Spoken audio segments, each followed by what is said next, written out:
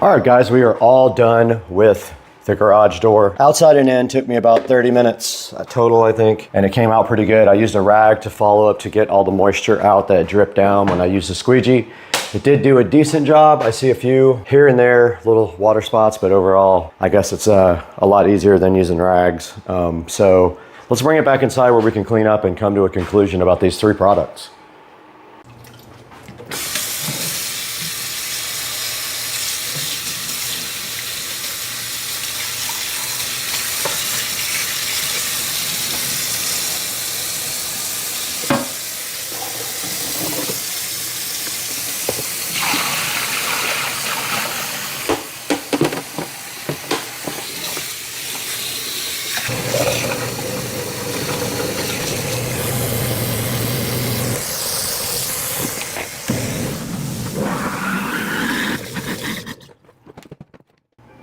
Okay, we got our garage door all done. We did use the Easy Glide glass concentrate. We used our collapsible bucket there, and we used this squeegee / window cleaner from Amazon. Now let's go over to the Supercar Street Racing editing studio and take a look at all three of these guys online. We are back in the Supercar Street Racing 4K production studio. I'm Brad. Thank you so much for joining us today. And we have three products that we want to show you today that we did use to clean the garage door. The first one is the Easy Glide glass cleaner. Now it has a 4.6 star review, and it only takes a capful or two to clean a large amount of surfaces on your windows. It takes 2 capfuls for 1 gallon, and we did use that out on the Supercar Street Racing glass garage door, and you saw how it came out. It came out pretty good. I made a mistake of not cleaning all the grass off first, and that was a huge problem. But it did come out very nice using the Unger streak-free Easy Glide glass cleaner. And next on our list here we have this very cool collapsible 10-liter wash bucket. And it did work out very well for using the actual squeegee because it's actually the correct size for the squeegee to fit into. And it's pretty simple. It's just a bucket that will collapse into a flat thing, so it works awesome. It does have a 4.4 star overall review right now, and it is available on Amazon for $13.59 at the moment. And the very last thing we have to show you guys today is this window squeegee cleaning tool. Now, I did look for a long time on Amazon for a professional version that has a wider track, but none of them had great reviews. All of them had some negative things to say about them. So I did go ahead and pick up this one that looks like one you would use for your car. And it did work pretty good. I was able to go ahead and clean the outside and the inside of the garage with this window squeegee cleaning tool, 2-in-1. Windshield cleaning, it just goes on forever. Now this guy is only $10. Today is Prime Day, so today is the day to buy it if you see the video today. But yeah, it's 32% off, so go ahead and pick up a squeegee for yourself as well. And that's going to do it for today, guys. I really appreciate you guys tuning in and helping Supercar Street Racing by buying all of your products through our affiliate links down below in the description. Please like and subscribe, and we will see you guys on the next one. We try to keep the content rolling, but right now we got to get out of here. I got to go to lunch at Cliff's.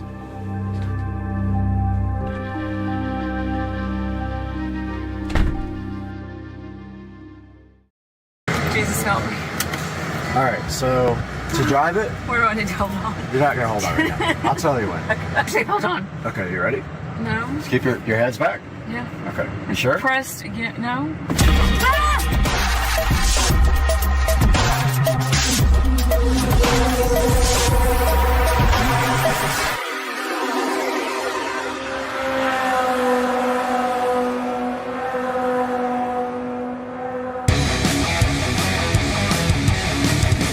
Just leave it recording, I'll edit it down. Jesus help me. All right, so I'll tell you when. To drive it, you just slide that forward, that's reverse. And you notice right here, you see how it's red? So it's showing you that there's something on the side. proximity. Yeah. Good. Don't even Proximity. And if we go here, so we have, you know, if you use the, 360. Yeah. And now everything after this, literally everything in the car is controlled with the touchscreen. Wow. And these controls here. So I have like cruise control and all that here, but now it sees the road. Okay. And you just go slow out of here because the car's a little low now. Oh, It's got an automatic. I hate this. It's automatically connected to the garage door, so it should close automatically. Let's see if it does. It didn't close last time, which was annoying. So it's not closing. Right there it says it's open, so I just hit close. So the whole thing's internet connected all the time, so it has, you know, internet radio or whatever. And then it has like autopilot, so if I hit this, It's so smooth. okay, it won't do it here in the streets too.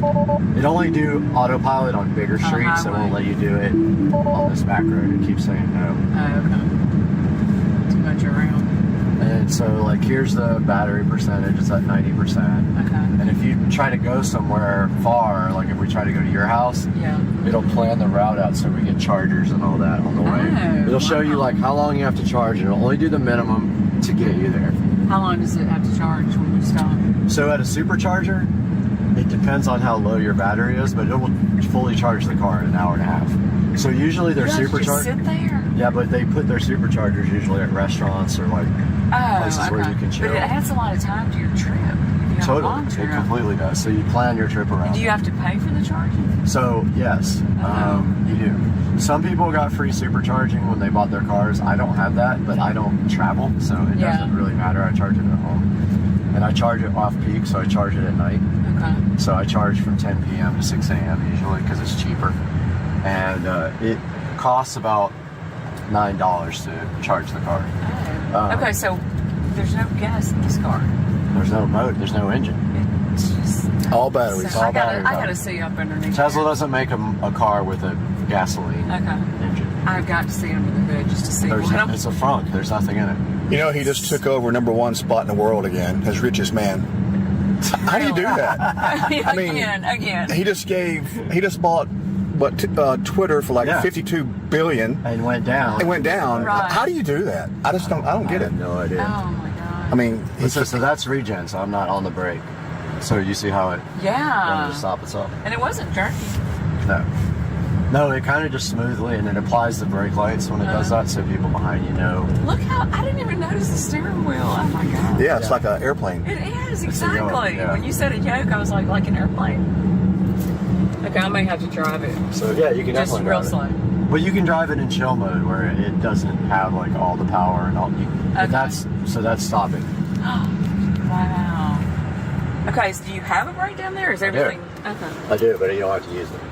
You get used to that when you drive it. You just don't use the brake unless you really have to. But like, it has settings for acceleration right here, so you can go from like chill or sport or plaid. Plaid is like the good one. Put your seatbelt on. Okay, you ready? No. Just keep your heads back. Yeah. Okay, you sure? Pressed again. No. Ah! Oh, fuck. Oh. Don't curse. I can't put that on. I gotta bleep that. Oh. You can just put some asterisks in there. Oh. It felt like we were fixing to come off the ground. I think we did a little bit. I think we literally came. Oh, fuck. Oh, fuck. We can do it again. Oh, God. One more. No. Okay, You get your head back. You'll get whiplash. it's fine. Ah! Okay, Brad, stop. Seriously, stop. Stop. Stop. Stop. Ah. All right, my foot's off it. So Okay. it's just regen now. Is that cool? All right, so you just experienced your first electric car ever? First electric car Ever. debatably on the planet. Yes. What do you think about it? I think it's amazing, but You're still in shock? it's, yeah. And I'm hyperventilating. I can't Wow. breathe. But it's in a good way.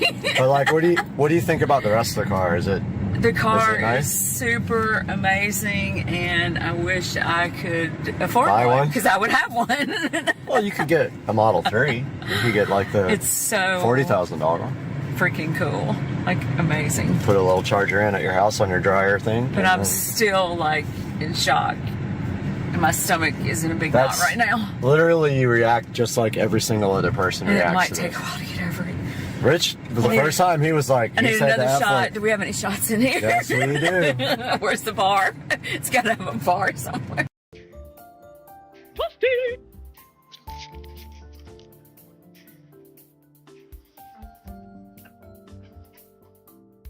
Gotta log in.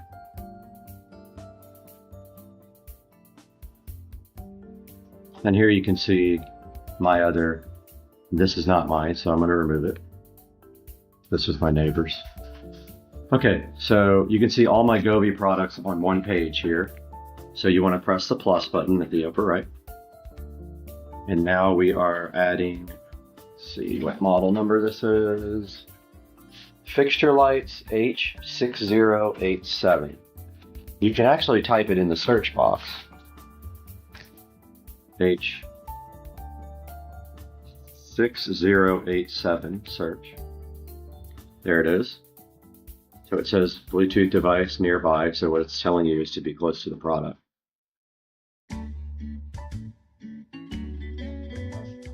Okay, so it looks like it found it. It's got the serial number. So we click on that. It's connecting. It automatically now it says it's got an upgrade screen. So it asked me if I wanted to upgrade it, but then it actually did not do it.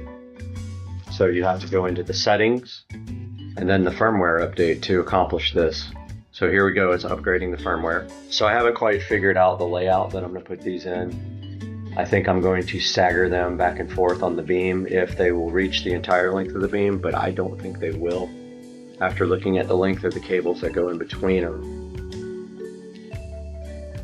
And I don't want to try to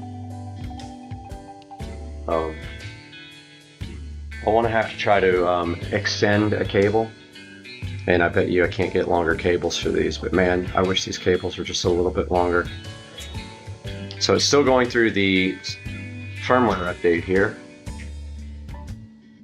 Now this might be okay, the length. Alright, we're at 76% guys. It is upgrading the firmware at this point on the sconces, on the lights. Govee does have a really nice app, and they do stay on top of all the support. 92%.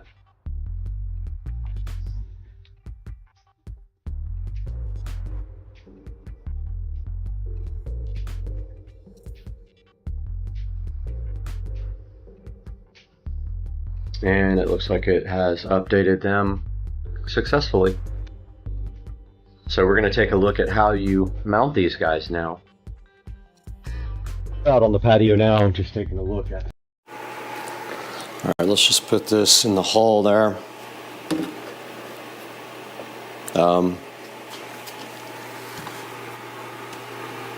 Oh.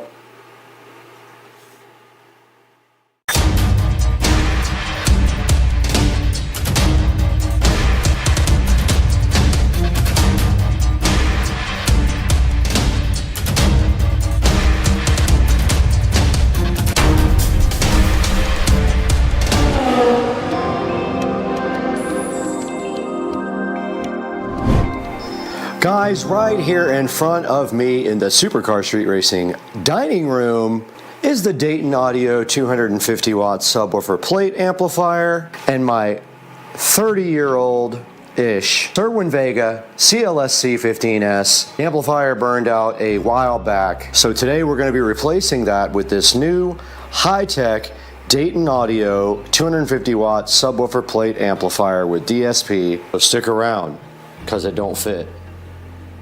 Alright, I have already unboxed the Dayton Audio plate amplifier just to see what I was looking at, and inside of the box here you can see that it comes with a power cord. I already had one, so I didn't use this, but I'm going to save it because it's my last one. It has a USB Type A plug to connect to the amplifier. It has a nice please visit our website for software and manual. And then right here and right now it has a innovative design catalog, not a manual. So in order to do anything with this guy, we're going to have to visit DaytonAudio.com to download the software, and obviously we're going to have to make some modifications to this cabinet to make it fit. So let's go ahead and get the software downloaded, get the laptop out here, and see what we're dealing with. Okay, we have the old HP unreliable laptop out here. The battery does not work on it, so it has to be plugged in 24/7. It is really slow, but really honestly, it's the only PC I have that's not dedicated to the studio or work stuff, which I can't install software on anyway. But it does have the required USB port on the side, and that's how long it takes to open up Google Chrome. As you can see, it hasn't even opened it yet. Okay, and you can see these stickers from where the subwoofer was moved twice across the country. Pretty cool. It's very old sub, but hey, it doesn't fit right in here, so I'm gonna go ahead and mark while this spyware is uninstalling. I'm gonna go ahead and mark, if I can, kind of where to cut this. I cut on the outside of this line, and here goes the installation of the DSP software. I'm clicking accept. It is installing. Meanwhile, we need to add about 1/4 of an inch to get this plate amplifier to install. So all we're gonna do is we mark where it goes right here and right here. And we're gonna take our jigsaw and go ahead and cut right there and get this plate amplifier flush mounted. Okay, we have some screws here. I'm gonna go ahead and run a screw on the top. These are the ones that came out of the original amp. There's one on the top. I'm gonna run one on the bottom now just to hold this in temporarily. And we got our screws in there for now. Let's go ahead and turn this heavy. This thing weighs a lot. It's very awkward. Very awkward. And on the back, I know it's dark back here, but on the back there is a input and outputs. Go ahead and hook up input left and right and provide power. Power is connected. Well, I thought it was. All right, the power light did come on. There's nothing on the display yet. Even when I press this button, nothing happens on the display. Not sure why, but I'm gonna dive into the manual right now and the software, and the included USB cable hopefully reaches. There's a USB, almost like a printer type jack on the back of this too, and there is the software from Dayton Audio. So this does use USB type A. Plugs right in there, and then right here to the laptop. USB device not recognized. Okay. All right, so of course, second day in a row I've gotten defective crap. This will not connect to the amp. The amp display doesn't work. The power light comes on, but no display. So this is going back to Amazon, and I'm super frustrated. All right, guys, a couple of days later, and we got the replacement Dayton Audio subwoofer plate amp here. And guess what? It actually does work, and it does connect to the PC via USB. So all we have to do right here and right now that this is working is connect it to the subwoofer amp. But we have to crimp and heat shrink some ends onto the subwoofer wire first. But looking at the software, you can see here on the front page, it has a volume and then a 0 and 180 degree out of phase button on the front. Supposedly you can do this all from the knob as well, but there's a low pass filter here, so this is the crossover, and then here's the frequency, maybe 50 hertz. How do you? Or you can just do the little thing right there. There's a subsonic filter. Who cares about that? I mean, this is subsonic is basically so your subwoofer doesn't try to produce frequencies that it can't anyway. There's an EQ there, and this is a dual band limiter, like a compressor slash limiter, which is kind of cool. And it's got a high pass filter out because it does have RCA jacks that go out right there. So yeah, guys, and then it has a input and output meter here, right on that side. But all we have to do right here and right now, since it actually works, is put some ends on this thing. I bought some new ends. I got a whole new thing of ends because those are the last two spade connectors that I had. So these are the style that you crimp first and then you heat shrink them. So we're gonna do that. All right, I got my new tripod here. I'm so hyped to try it. I'll probably do a video on that as well because I'm gonna be shooting on my phone now, not the GoPro. I'm so tired of that thing overheating. Had the GoPro out in 70-degree weather and it overheated the other day. Over it, and it's the second one. All right, we're on the brand new tripod now while I work on this subwoofer. And guys, it comes with a pigtail like this. We have our spade connectors here, female connectors. All we have to do right here and right now is crimp these on, then heat shrink them. So you take that, and oh my God, it's color coded, Becky. Look, there's a blue right there, like your mom. And then you just put this on the blue thing and go like that. And it's crimped. Then you take the other one, guys, and you put it right here on the black one. And take your crimp tool over it like this. On the blue one, listen to on blue while you do this, and then crimp it. That's that. Now you get your heat gun out just like this, and you ever so gently heat shrink. I didn't put the tip on, just That's the what tip. she said. That's all.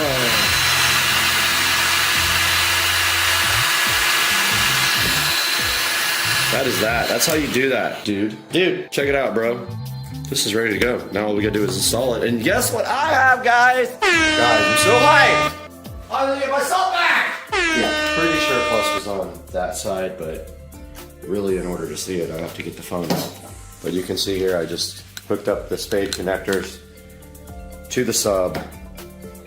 And now we will put the plate amp in, but I need my screwdriver to do that. Okay, guys, I don't know why I'm up at 2 a.m.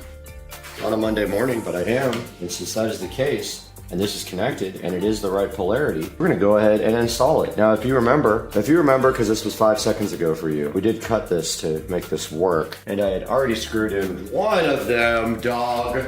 Oh, that was sick. Did you see that? Sick.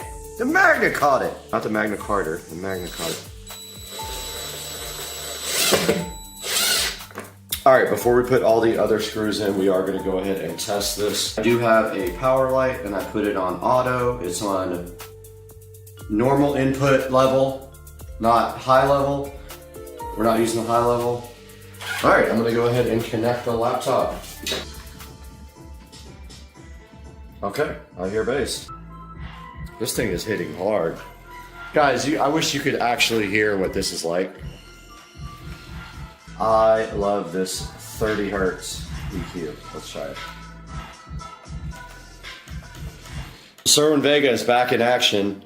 And if you can see the screen right here, we do have a input and output meter here.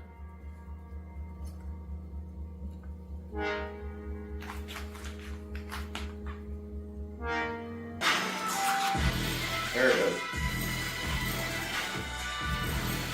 Oh yeah. Let's go!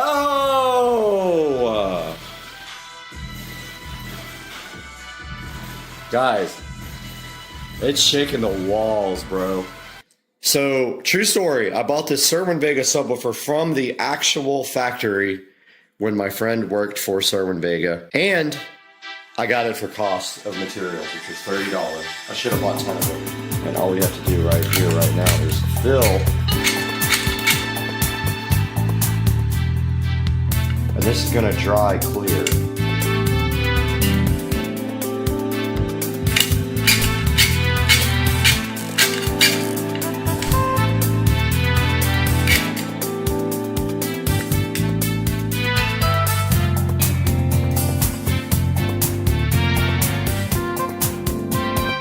Oops. Top. Wow, looks so good. Look at that.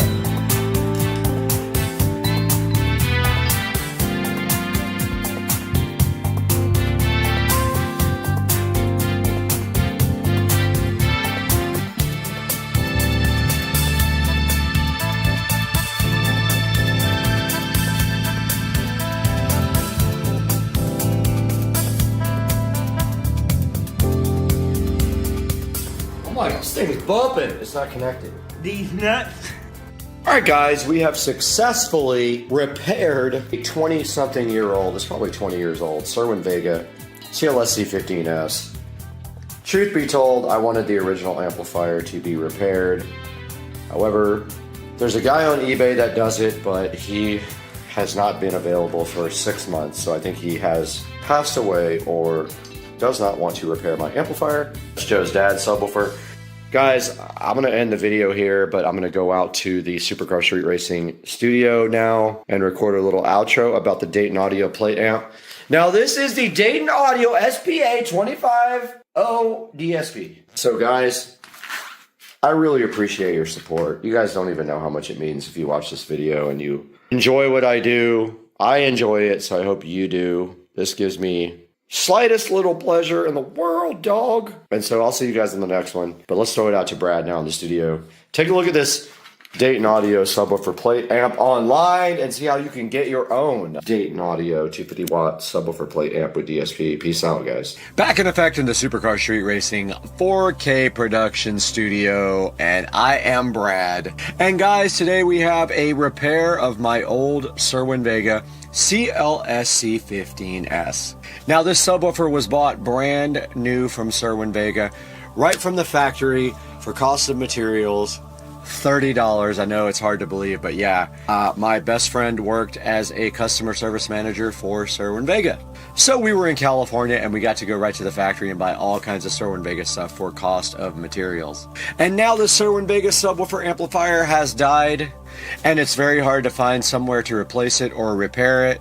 The one guy on eBay that repairs it has been gone for months. I don't ever think he's coming back. But we did buy this Dayton Audio plate amp to go ahead and repair it. Now here is the Dayton Audio SPA 250 DSP sitting so fresh in front of you. It is a 250 watt subwoofer plate amplifier. And you can see the technology is so much better than when we got the Cerwin Vega 10 years ago or 20 years ago or 50 years ago, I don't remember. And this guy has USB connections and it does DSP for all the things like equalizer, low pass filter, high pass filter, and everything cool can be done with the laptop. Now the first plate amplifier I got was defective. The light on the display would not light up and it was not recognized by the computer on USB. So it definitely had some issues. We did eventually get the Cerwin Vega repaired with the Dayton Audio subwoofer plate amplifier, and we did crank up the bass at 20 and 25 hertz. And now let's take a look at this online. It has 4.3 stars out of 23 reviews. And you can see right here and right now that it didn't actually fit my subwoofer enclosure. I had to jigsaw out part of it, and then I went ahead and put some silicone sealer clear around where the part where it was just a little bit too small. But right here you can see the quality of the Dayton Audio SPA 250 DSP, and it's a good choice for a replacement amplifier if you guys have a sub that has burned up, and it does happen eventually. I have 3 of them that are already dead. So it does have 7 PEQ bands, a low pass filter, a phase control, a subsonic filter, limiter, and a high pass filter. And on the back, if you look right here, there's a knob to do all that where you don't have to use the actual app. And it's a Class D amplifier and has balanced and unbalanced line level inputs and outputs. So go ahead and get over to my Amazon link, click through my link to buy this or anything else you need, and it helps the channel out greatly, gives us a few dollars, and shows your support for Supercar Street Racing. The bass is so loud I gotta go to the hospital because my ears are bleeding.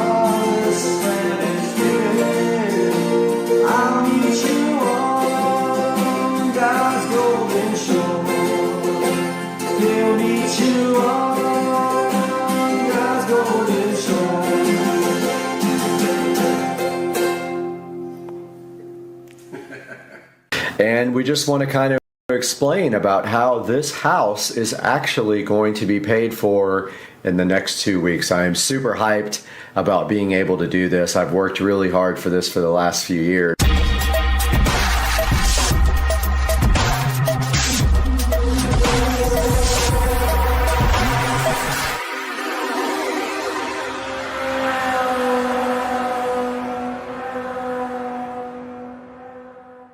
Guys, continuing our tour of Supercar Street Racing Mansion, so huge, 1,500 square feet total. We are heading out into the garage now. Let's take a look at what we have out here. And we actually do have some laundry going right now. And let's get some lights on in here. All right, so let's talk about the Supercar Street Racing garage. Now, the first thing you will notice out here is that we do not have a car at this time. We have a non-running mini bike and an awesome golf cart because I am in the process of finding a vehicle. Now out here in the garage, out in my garage, some of the things that have been done out here are when I bought this awesome LG Signature set of washer and dryer, I repainted this whole entire wall there. I did recessed lighting back in here.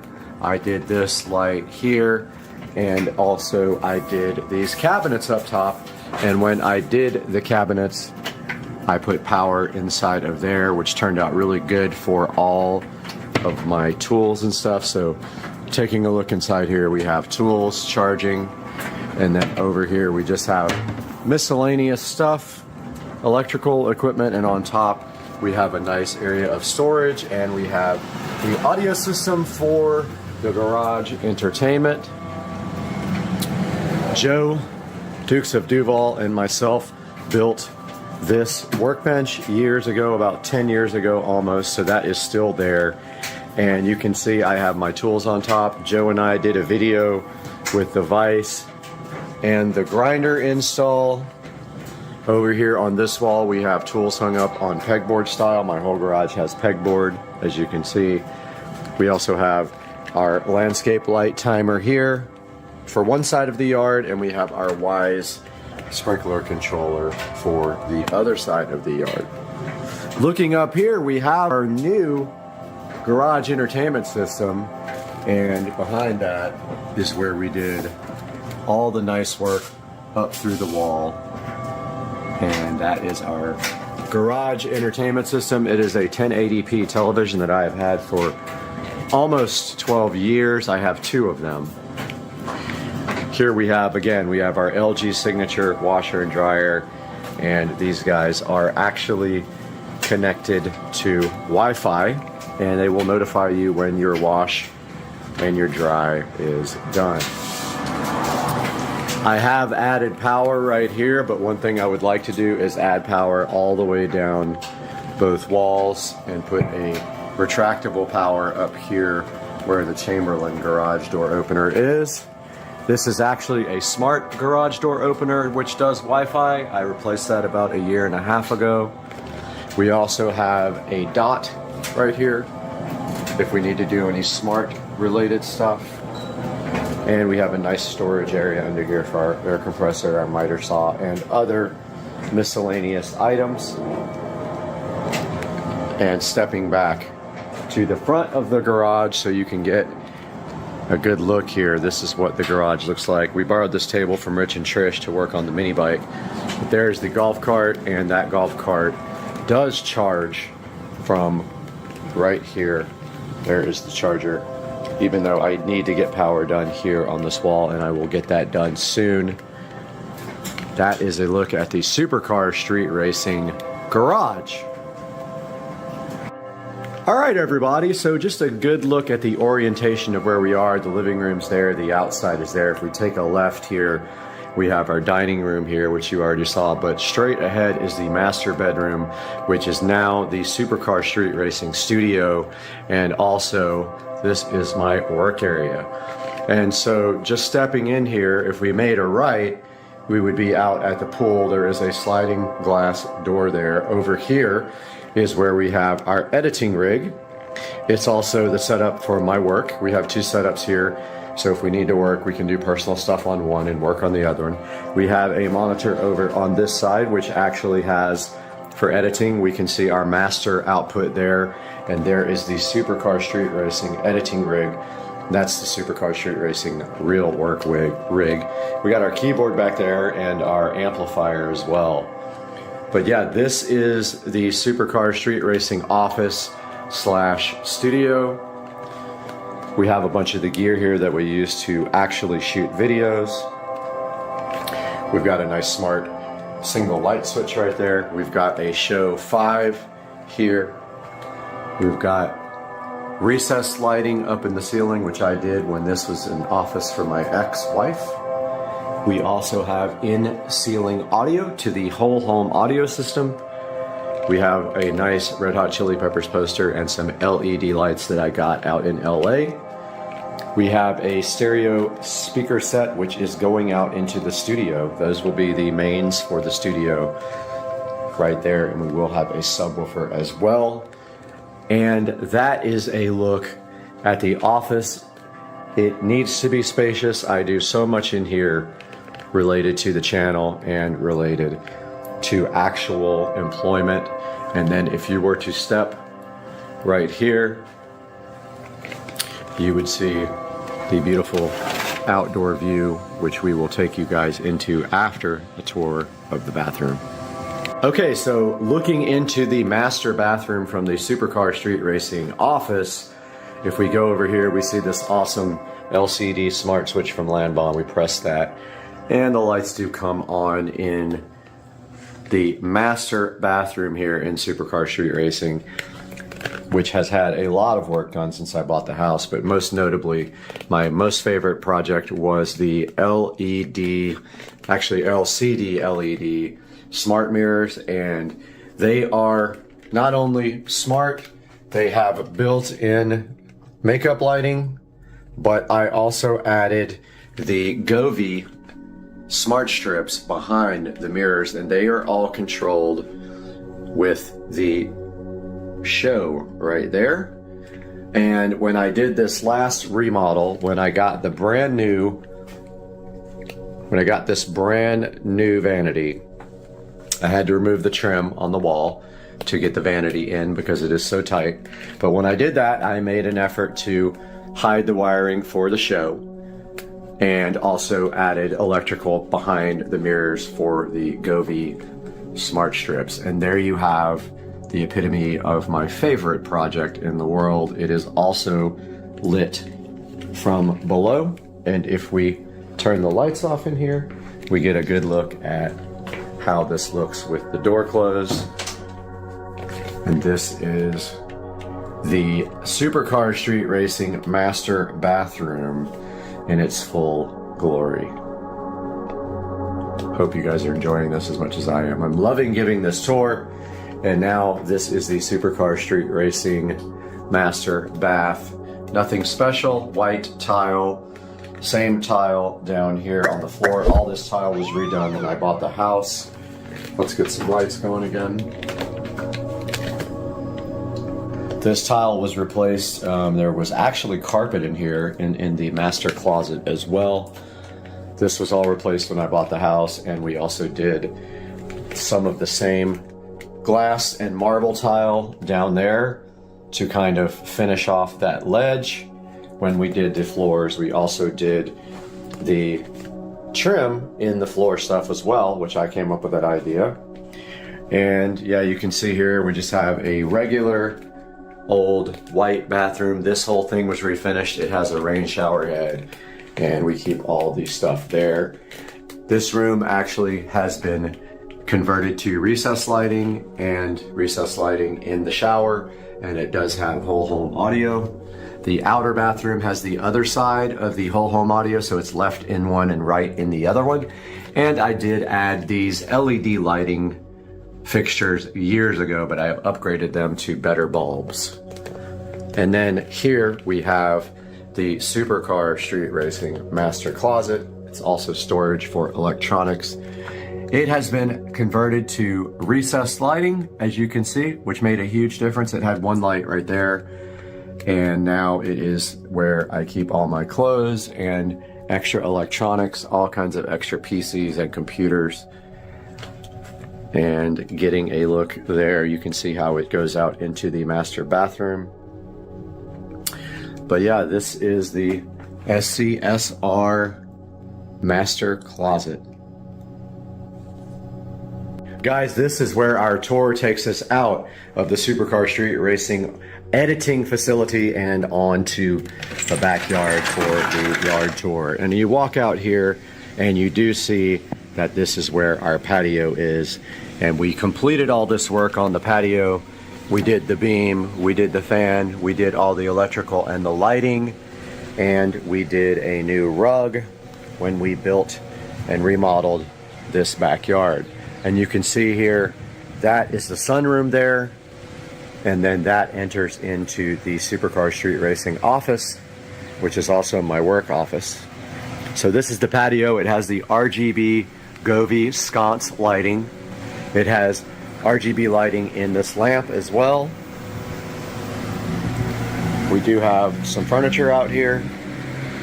We do have a television with a fire stick in it, and that is the entrance to the sunroom. We have a beautiful Sofucore fan with a remote control in there, and this turtle was found in the yard and refurbished. It was buried in the yard, and I painted it the nice copper paint color. We also have some things on the wall here, some art, and we have speakers up there that can either be run off of this television or the inside whole home audio system. And turning out here to behind me, we have the wonderful, beautiful Supercar Street Racing backyard, which we will give you a tour of now. We started by remodeling this entire pool and pool deck and adding sections on. We remodeled this pool with PebbleTech, and we did glass tile on the edge. You can see the glass tile there on the step tiles, and glass tile all the way around the edge of the pool. And it does have some pretty cool looking reflections when you walk around. Kind of hard to see because the sun isn't shining on it now, but this pool was redone completely with PebbleTech, and this pool deck was redone with travertine. This entire pool deck redone. Both sides of the house were also redone, but more importantly, this section was added with pavers so that I could put 2 more chairs out here, because the sun doesn't always hit those chairs and the sun doesn't always hit those chairs, but at certain times of day you can be on either one of these chairs and get sun. So the pavers were added. We also refreshed, that is my fish pond, by the way, my real fish pond. No alligators allowed in fish pond. Yep. Got a little bit of algae in it, but yeah, I built that fish pond. We did refresh all the mulch and all the landscaping in the backyard. The wind has knocked over my plastic chairs. We do have a fire pit right there. We have some lovely birds down there, and we will see some alligators today as well. We have some little cranes out here doing their thing right there that just took off. There's the fire pit, and those chairs go right up against the fire pit. I made those chairs out of palm trees, which there was a palm tree next to that, and we cut that down and use those for stools, which they're very hard on your legs. So not a good idea actually in hindsight. Your legs get scraped by the actual palm. They need to be sanded down. We had our existing patio furniture out here, which we bought new cushions for and placed over here. We were able to move, and we'll get to that in a minute, we were able to move our, well, we used to have an umbrella till it blew away in the wind. We were able to move that table and chairs from here over to the new patio. We will go over that shortly. We refreshed all this landscaping and added borders around it. And out here we have the dock that was built about 10 years ago. And we have a bunch of wildlife creatures around here, and we have turtles right out there, and we have an alligator right here swimming towards us. And he is right out there. Let's see if I can zoom in on him for you. He is right there. And there are other ones in here as well. There's another one coming this way, heading towards us from back there. We've got this guy chilling, and this is a look back at the backyard from the dock. The dock does have furniture on it. I just cleaned all this furniture and pressure washed the dock and the bulkhead there, so it all looks very nice. And there is the alligator and the other alligator and a third alligator coming towards us as we speak. Right there. See, we got 3 of them coming. One on the right, one on the left, and one straight ahead, all the way down there, of varying sizes.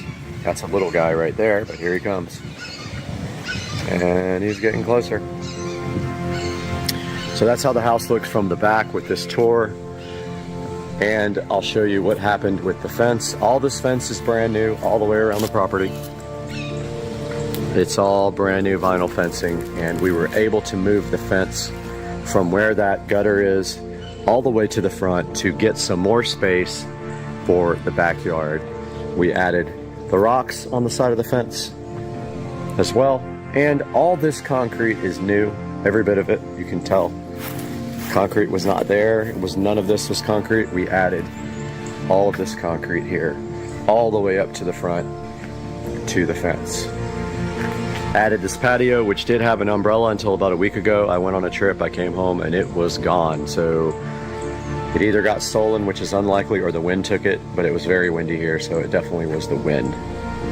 This is a cool little patio. I just need to buy another umbrella. And there's a look at the pool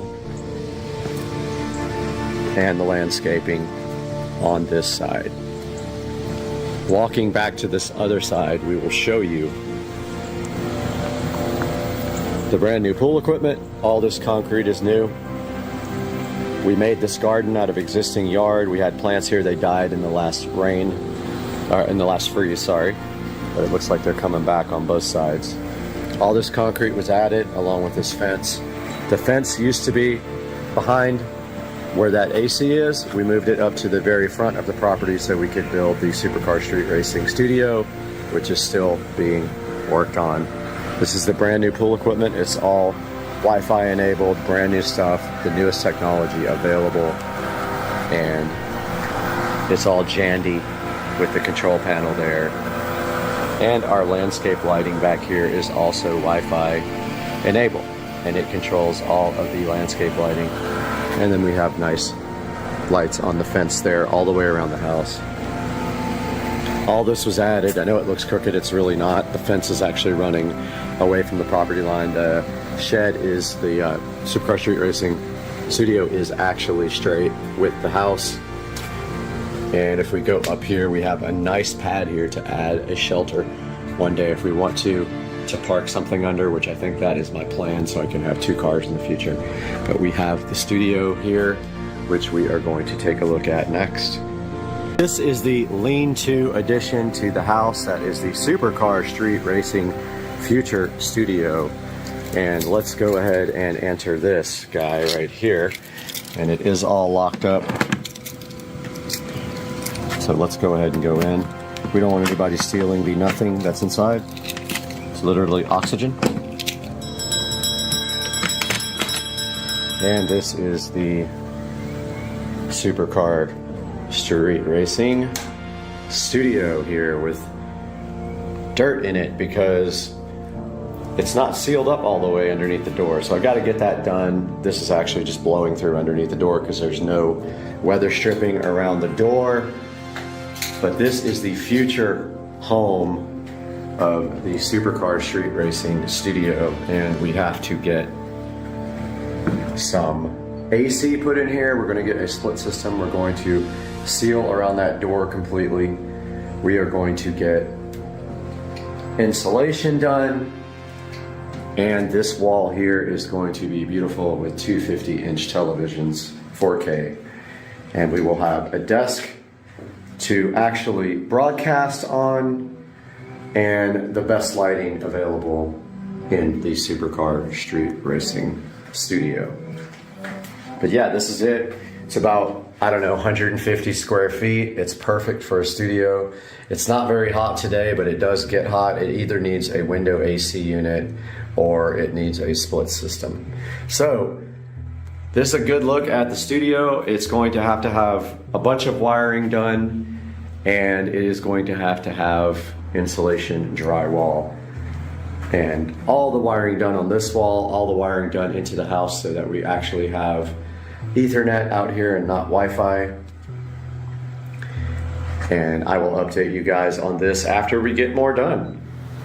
Here we are in the Supercar Street Racing editing facility, and you can see we have all kinds of editing equipment around here for us to create the Supercar Street Racing content daily. We try to do one video a day. It's very difficult sometimes, but now we are actually testing out our HyperX mic while we do this voiceover for you, and we just want to kind of explain about how this house is actually going to be paid for in the next 2 weeks. I am super hyped about being able to do this. I've worked really hard for this for the last few years, and I just want to tell you guys kind of how that can be done.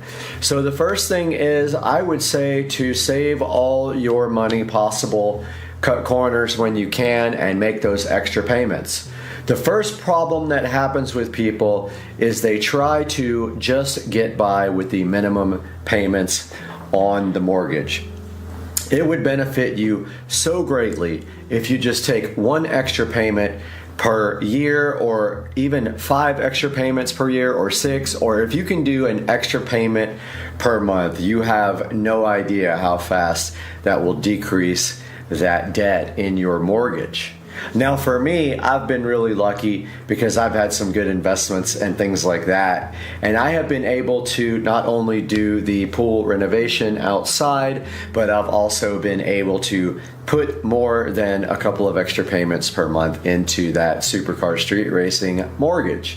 So I've been able to get the house paid down quite a bit in the last year, and it looks like around March the 15th, I will have paid off this beautiful house. That's right, I think it's about 20 years early if you calculate the time that I've gotten this thing paid.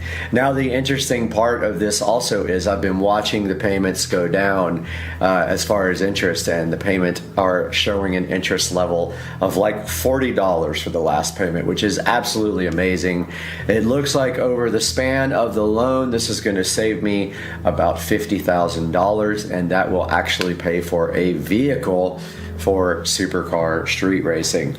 So how can you pay your house off early? Well, it's all about making good investment choices and putting that extra income into the house.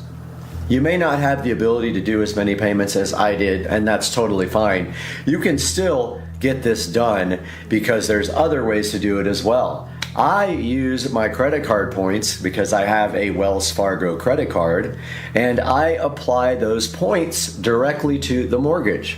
On the Wells Fargo site, you can actually pay off your credit cards or your mortgage if you have a Wells Fargo mortgage with your actual points from your Wells Fargo rewards card. And I have been able to get some payments done on the house, and like I said, looking like February 14th, this place will be completely paid off, and I will be just having to worry about property taxes and insurance on the place. Guys, if you have any advice for anyone else, or if you have some experience paying off your mortgage early or making extra payments, I'd love to hear about it down in the comments. I really appreciate you guys clicking through our links to purchase our products. It helps the channel greatly. I don't make money off the channel. I actually lose quite a bit of money per year on supercar street racing. Please like this video and subscribe, and I hope you like the house tour of the soon fully owned by me supercar street racing mansion of 1,500 square feet. And we'll see you guys next time on the channel.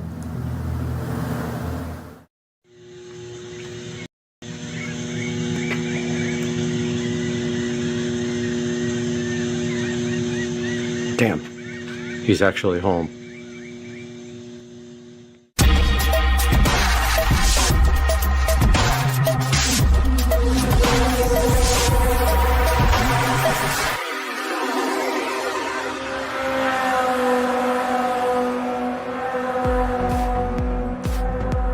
Hey guys, welcome back to the channel, and today we have a special treat for you because in the mail today, this beautiful box came in and it had this lovely case that says Tesla, and we're going to look at that right now on Supercar Street Racing. Welcome back to the channel, and today we have this Tesla mobile connector straight from the wonderful company of Tesla to my doorstep, and now it is sitting right here right now on this table, ready for us to crack open this beautiful upholstered condom and reveal what is inside. So let's go ahead and do that now.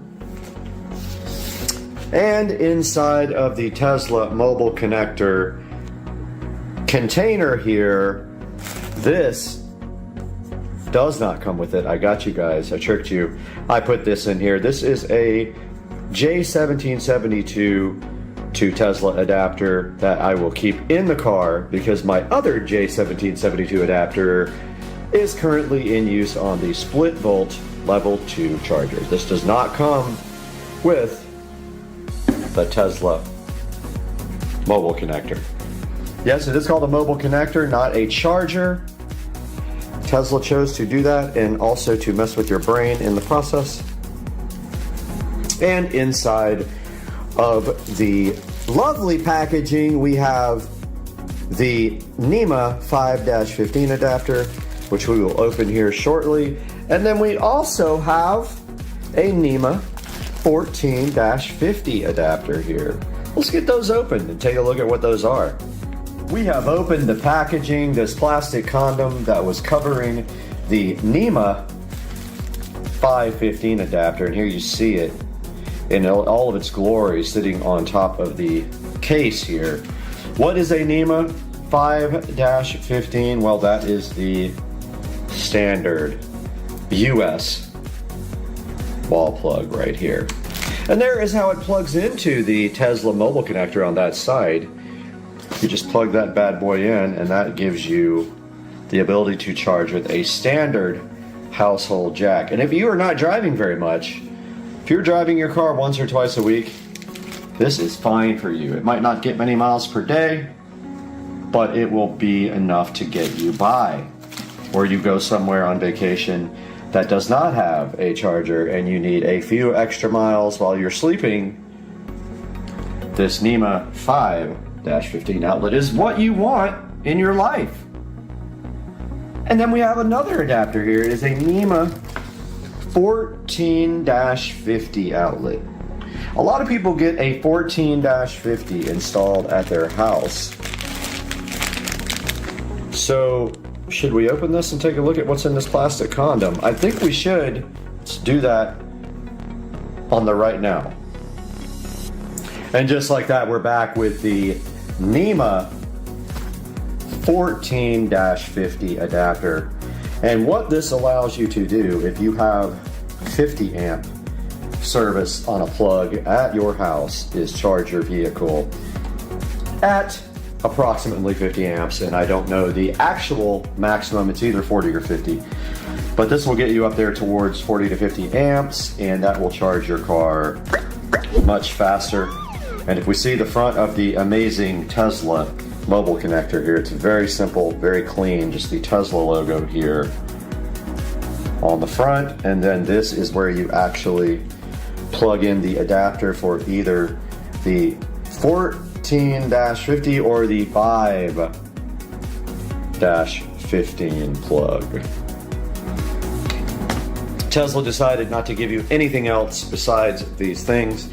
I guess they figured if you are smart enough to buy a Tesla, you're smart enough to figure out how to operate this device, which is basically plug it in and start charging.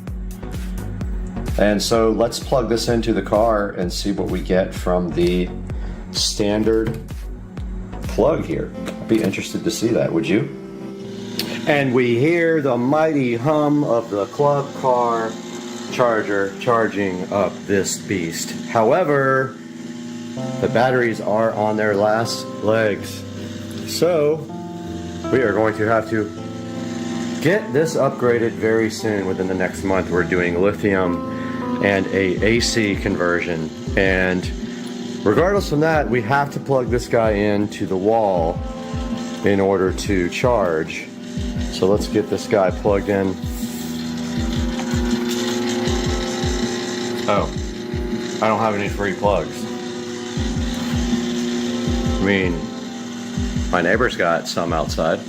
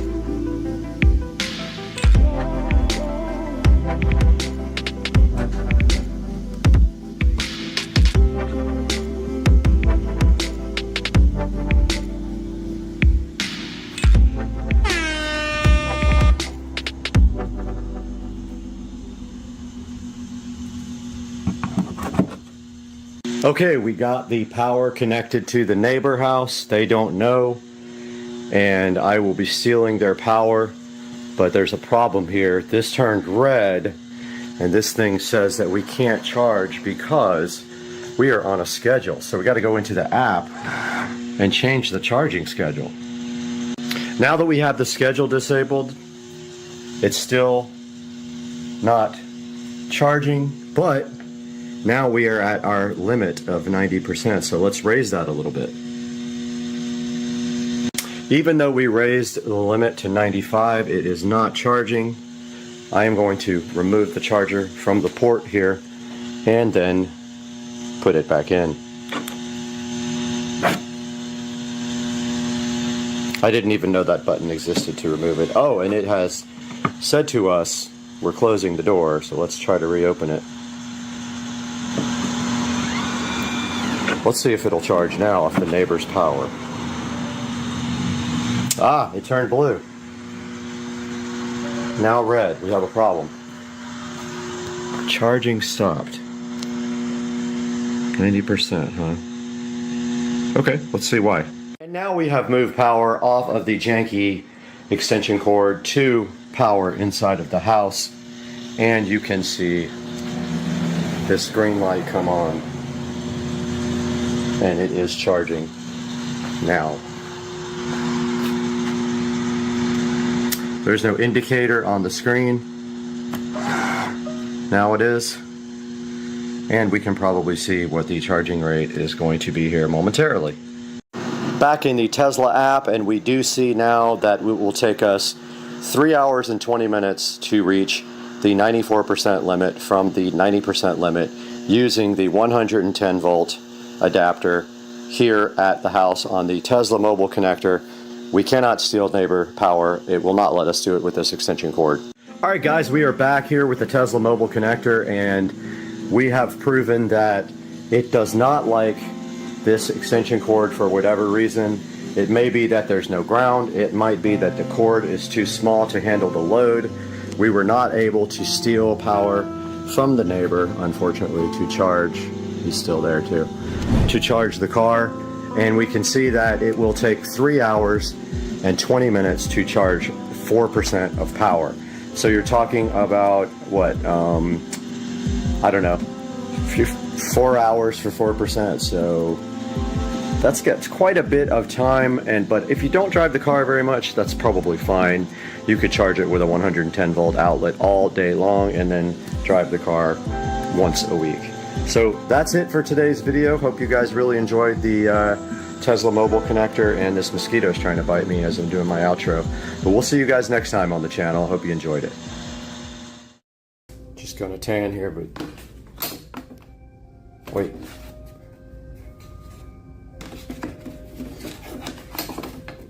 What the? How am I? How do you?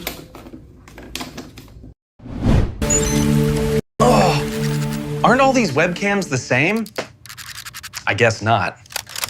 Hey, welcome back to the channel, everybody. I'm Brad, and if you found me, we're on Supercar Street Racing. We're actually out in the Supercar Street Racing sunroom, and it is cold in Florida. It was about 36 degrees last night, which makes it very difficult to do anything outside. But today, we interrupt this program for a special announcement. The pronunciation of the product is actually OBSBot. It is not OBSBot. I wanted to make that clear right now before we go any further in the video. Now back to the video. Did send us their new Tiny Light 3. Now, I might be one of the first people to actually have this, and I'm super hyped about it, and I love it. We have it right here next to me. This is the Tiny 3. They also sent me their wireless microphone here to check out. We're gonna be looking at this today. Also, we're gonna do this all on Supercar Street Racing right after this open hangout.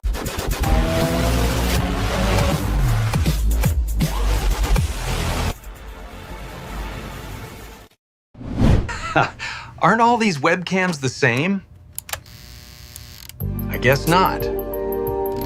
Welcome back to the channel, everybody. I brought you guys outside to the Supercar Street Racing sunroom because I wanted you to see this cold, cold day in Florida. But inside it is nice and warm, and we have something special for you. And I mean really special. This is the Tiny 3, and it's one of the first ones, and I'm really hyped because I'm gonna be replacing my camera in my studio, my main camera. It's right here next to me, and they sent me a bonus. They did send me their wireless microphone as well. It is right here. Here is the Tiny 3 package that we're going to be opening up and taking a look at today. It is brand new. I don't know if anyone else has this. They might, but I'm going to be the first one to broadcast with it because I'm going to do that today. Let's go ahead and get this guy unboxed right now and see what's inside of it. All right, guys, we are back with Supercar Street Racing reviews, and today, and in front of me, we have two different things. We have the brand new Tiny 3. It's called the Tiny 3 right there. And you can see by the package, I have not opened it up yet. Now, I did cheat and opened up the mic because I was very curious about this. And this is the tiny little mic that links right up to the Tiny 3 in the software. And then it came with this cool case that had a windscreen, a charger cable, string to put around your neck if you want to hold it like that, and it also does magnets. And this is the actual wireless microphone right here, looking so fresh right there. All right, I saved this for you guys. I just opened up the box, and inside the box there is a card right here, something in it, probably the user manual, and then a nice case. Check out the case that they did give us today. Nice hard case, and there it is. There's what's inside the case. The actual right here. Look at that thing, guys. And it is in a very nice packaging. It looks like right here we have. We are live at the 2026 Consumer Electronics Show with Supercar Street Racing. Hey, what's up, everybody? Supercar Street Racing. We're back at CES 2026. We're in the Chic booth, and if you look behind me, this is just some of the cool technology that Chic has this year at CES.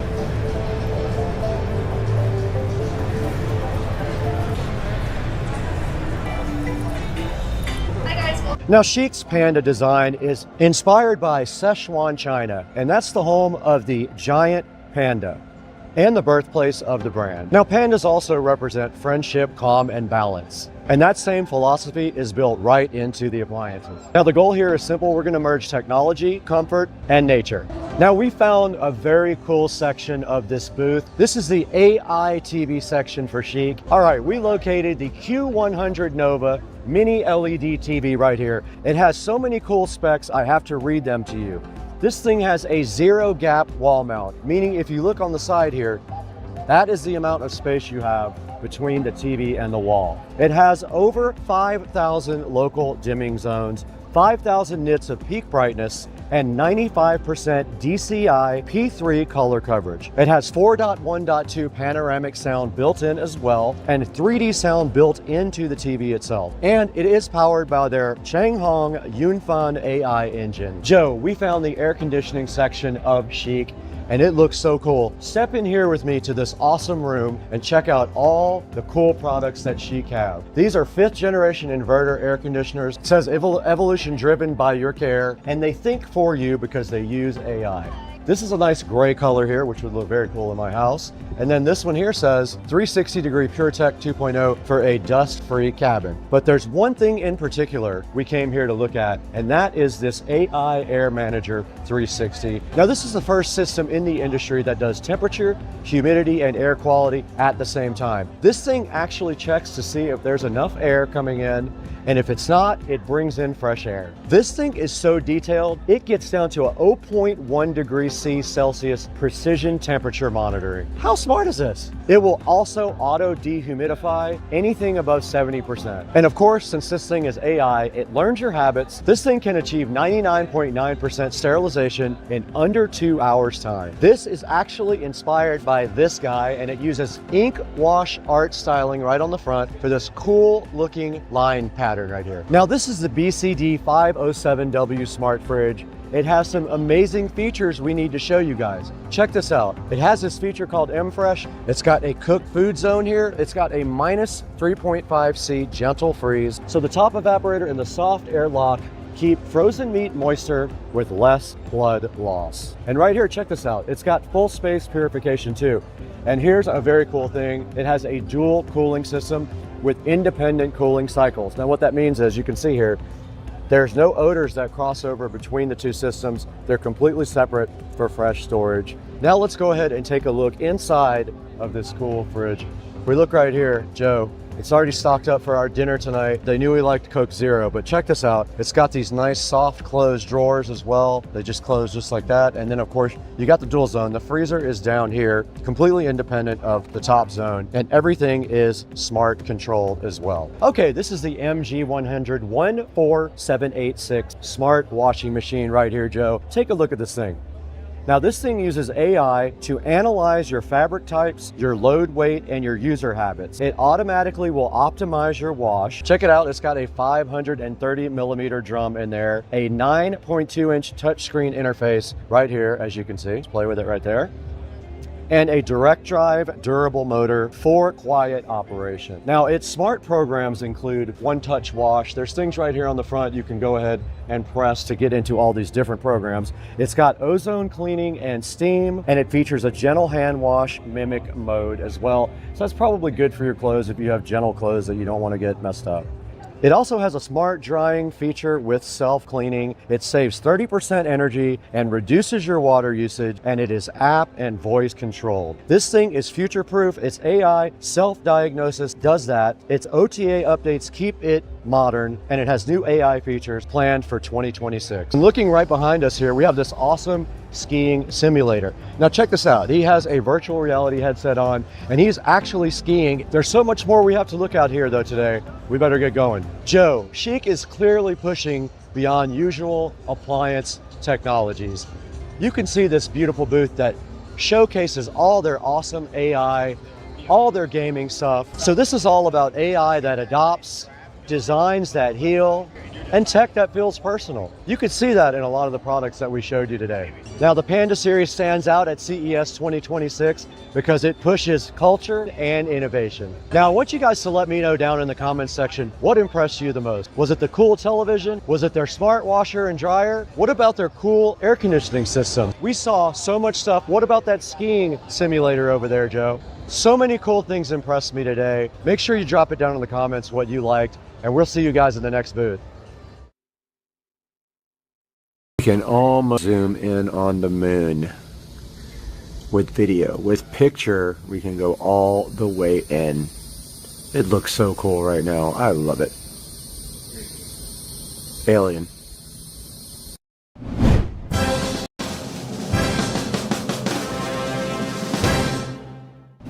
Hey, what's going on everybody? Supercar Street Racing here. We're in Studio B, and I'm here with the Mucar 892BT. Mucar was kind enough to reach out and send us several products. We have a bunch of Mucar products to check out. This is one of them, the 892BT. A big, nice screen on it. It does everything you need for checking out your car. It's a full bi-directional scanner, so it can do resets and coding and everything like that that you need when you are looking at a OBD2 Bluetooth scanner. Now let's get busy with this today. We got a lot to do. Let's check it out right now on Supercar Street Racing now.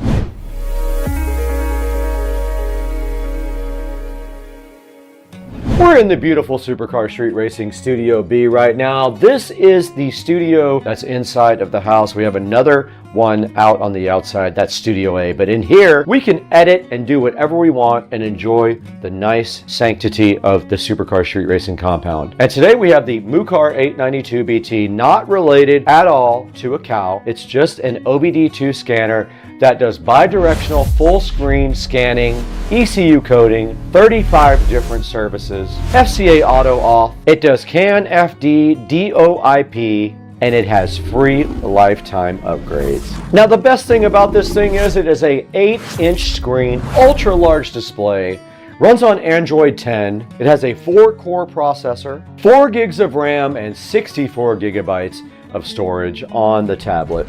This means that all the responses are rapid and in very big view. Now this thing also has AI technology. I know that is a buzzword these days, but it uses AI technology to retrieve and analyze your fault codes. It supports over 140 brands of cars. And the cool thing also is it interfaces with the actual actuators in the car so that you can interact with the vehicle directly through the scanner. You can reset things like the oil change, fuel injectors, BMS, and lots of other functions are available to be reset with the MUCAR 892BT. You can also do coding, so you can code your vehicle for special features that you might not have directly from the factory. Now this thing has both professionals and amateurs in mind, so it's designed to actually do everything you need. If you don't know a lot about cars or you don't know a lot about mechanics, you can still use this thing to check out your car and see what's wrong with it and possibly fix it without paying thousands of dollars to some dealership. And it supports CAN, FD, and DO IP for faster communications. Okay, now that we've looked at some of the features and cool things that the 892BT can do,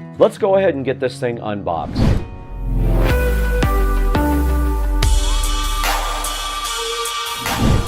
All right, everybody, this is the MUCAR 892BT that we're going to go ahead and take a look at and unbox today. You can see right here, very clean on the outside of the box, and there's what the top looks like right there. Let's get it flipped around for you guys. And on the back, it just shows you a lot of the product details. Professional automotive diagnostic tool right there, and that is about it. There's not a whole lot to see on the outside of the box, so let's go ahead and unbox it now. Gotta be smarter than the box. And inside of the box there is a cool case, very cool carrying case that comes with it. Very neat. I like the extra touch and the attention to detail by giving you a nice carrying case. Now let's see what's inside of it. And we do have a network cable and some manuals here. Now that is for when you don't use the Bluetooth part of it. And then here is the actual tablet, so flying fresh right inside of there. Really cool looking black with some blue highlights and a kickstand on the back. And it also does have a magnetic OBD2 Bluetooth reader right here. It sticks right on the back right there for you. And there's what the tablet looks like right there. And if you go ahead and power it on just like this, it should be charged up. Let's see. It is. You can see it starting up right there. There might be a slight glare on there. Now I cheated. I already powered this guy up and I did update it because it takes a few hours to go ahead and update. So I've already done that part, but it is booting up right now, as you can see. And checking on the inside of the box, we do have a wired OBD2 adapter with that network cable that you can use, or an OBD2 cable that you can use. We've got a Ethernet adapter to USB. That is for this side of the tablet. If you were to get on this side, with the network cable, we've got a USB charger, and that is basically it. The rest of everything with the MUCAR needs to be done in the actual truck, which we are going to do. We're going to take it across the street and check it out over at Rich's house. Let's get across the street right now and go check this thing out.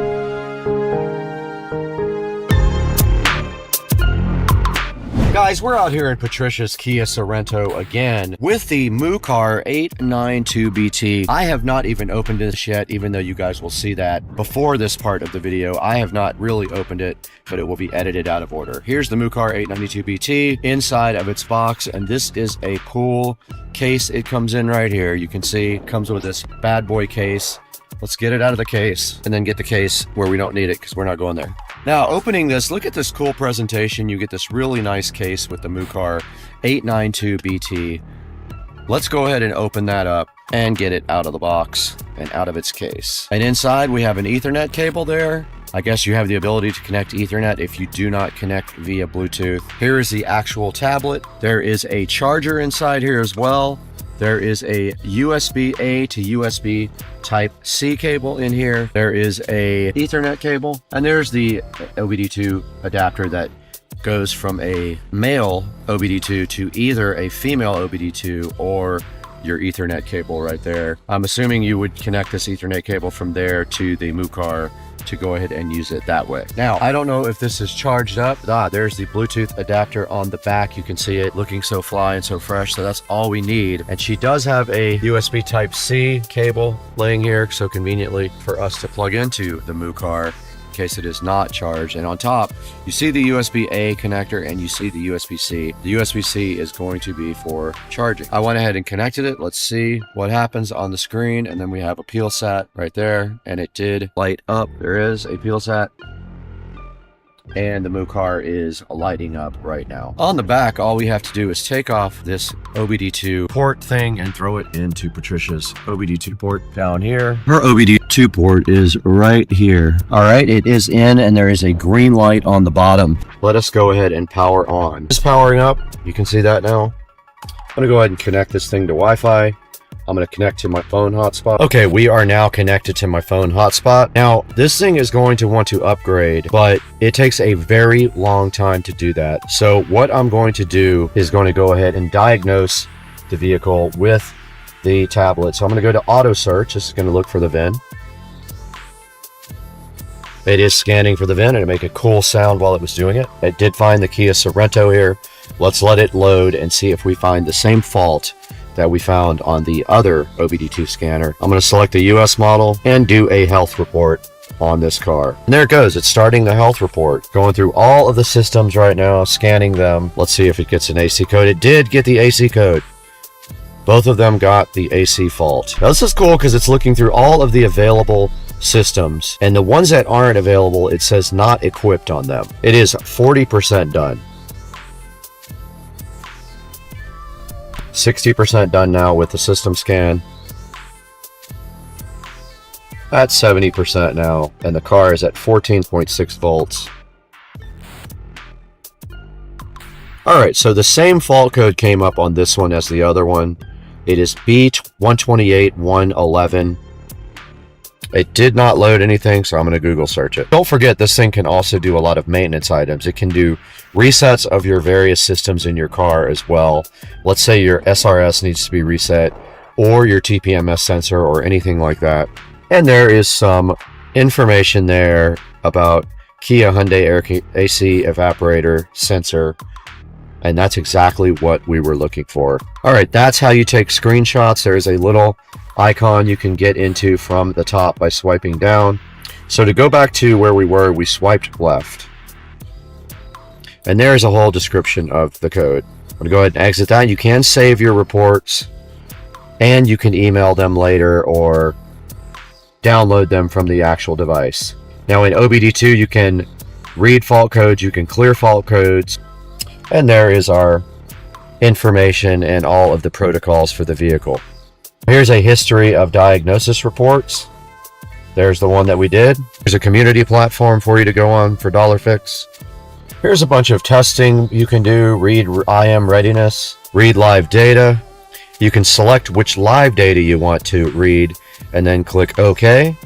Now here is a bunch of live data about what's going on with the car right now in real time. Throttle position sensor, catalyst, things like that can all be read in real time. You can actually record these and make a report. Now I didn't select everything, I just selected some of them. But there are plenty more down here. All your different types of data for your car. Engine fuel rate, engine coolant rate, fuel level, everything can be looked at in real time. I can select all these guys right here and click OK. And we are reading all of that data right here on the tablet. But yeah, this thing does some cool stuff. There is a lot of things you can do with the MooCar, like resetting diagnostics on your car. You can read your codes. You can look up your codes online or with AI. You can create reports and then send them out. And just so many cool things. This thing just does everything. Here's all the reset functions: air, fuel, ABS, AdBlue, adaptive lighting. There's just all kinds of different things. Airbag, brakes.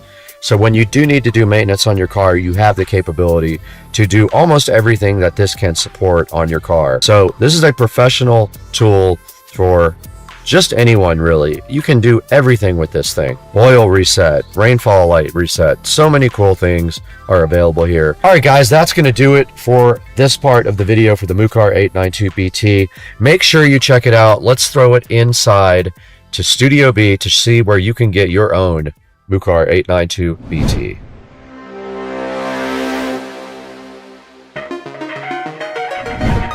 All right, guys, we're back in front of Studio B here to show you guys this 892BT by Mucar AI-assisted bidirectional scan tool. You can see right here, it is $519. It is 20% off right now if you try to go ahead and get one. And this thing does a lot of cool stuff. It has so many cool features. It has an 8-inch display, 4 gigabytes of RAM, and 64 gigabytes of storage. It has AI-assisted diagnostics for you, a full system diagnosis, a bidirectional control active testing, 35 plus services, advanced ECU coding as well, and of course wireless Bluetooth freedom. You don't have to use a cable. And here's a look at some of the different features on this guy. There's all your things that it can do: bidirectional, 35 plus services, do IP, can FD. There it shows you the AI assisted analysis also, and of course advanced ECU coding for enhanced vehicle performance. It makes general vehicles be like deluxe vehicles. You can open up some of the hidden features. There's the bi-directional controls that allow you to change things like your headlights, read your codes, clear your codes, mess with your mirrors, your brakes, your wheel speed sensors, etc. And here's all your system diagnostics here. And it says it does 34 services and functions. And here they are all listed on the screen right now. Now this thing says that it has global car coverage. It can reach 99% of all the cars. And here's some of its features as well. It's a lightweight design, powerful processing unit, 28 languages, online support, simple pages, wireless sharing, and lifetime free upgrades for updating the hardware. Mucar is a huge sponsor of Supercar Street Racing. Please tell them that I sent you if you go ahead and pick up one from the link in the description. I think you're gonna like this thing. It's gonna make any shade tree mechanic become a pro, and I am very happy to be partnered with them. And thank you guys for 225,000 subscribers. I could have not done it without you, but make sure you buy anything you want from Amazon through any of the product links. Doesn't have to be that exact product. All you have to do is click through one of my links and it helps me out greatly. We're gonna get out of here right now though. It's getting late in the day and we got a lot of stuff to do.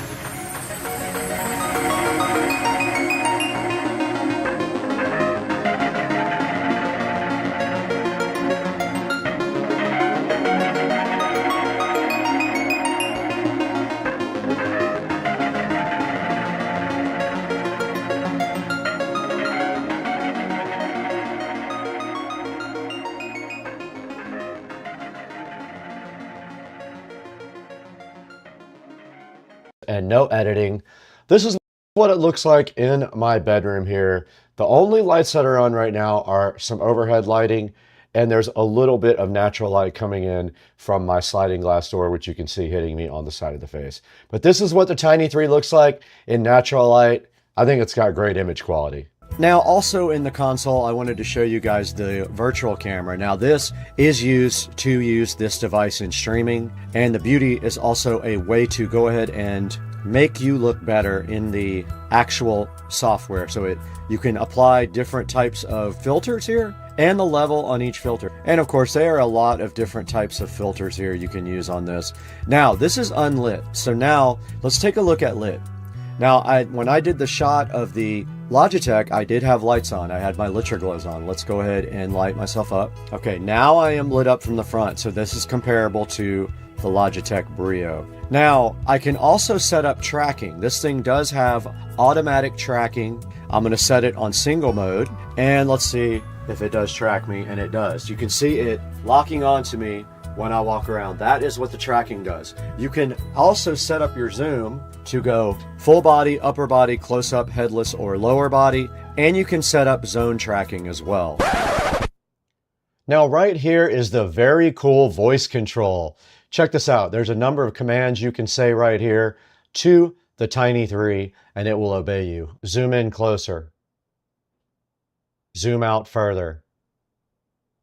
So that's how the voice control works on the Tiny 3. Pretty cool. I want to show you guys zone tracking. This is pretty cool. It's right here. You click this switch on here, you click the settings, and what you do is you tell the camera how far you want to go to one direction, like right there, and then you update that side by right-clicking there and clicking update. Then you go to the other side here, and let's say we don't want to show this mess on the bed or any further than right there. All we have to do is click update on that side, and now watch what happens when we get up. Okay, the camera is tracking me right now, and if I walk over here, notice how it did not track me, and it went back to the original setting. So that is how zone tracking works.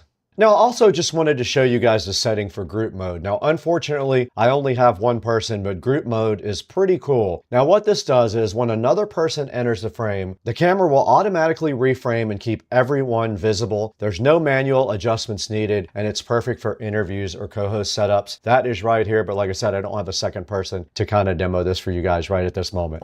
Now, you also are able to put the tracking speed on normal, slow, or fast. On slow, standard, or fast. I got it on fast now. So this is me lit up. Now back to the image mode. Autofocus is on, HDR is on as well. Auto exposure is on, and the auto exposure mode is locked onto my face. There's no compensation. Over here across the street in the Rich Street Racing shed, and the flow switch I think is bad on this Pentair because it no longer shows salt levels. So we ordered this new flow switch off of Amazon right here, and today we're gonna go ahead and install this for the Spivey team.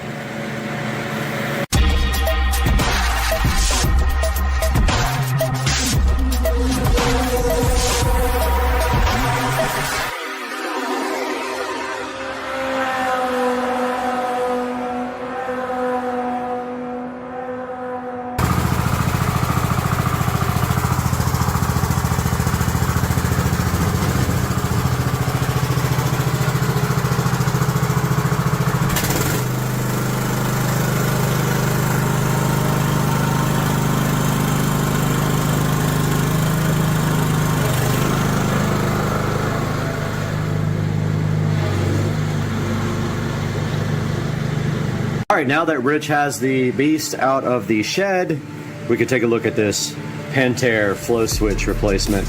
Now, Pentair wants you to spend money and get a whole new salt cell. If we go underneath this little cover here, there should be a flow switch that is probably bad and causing not to show a salt indication on the app.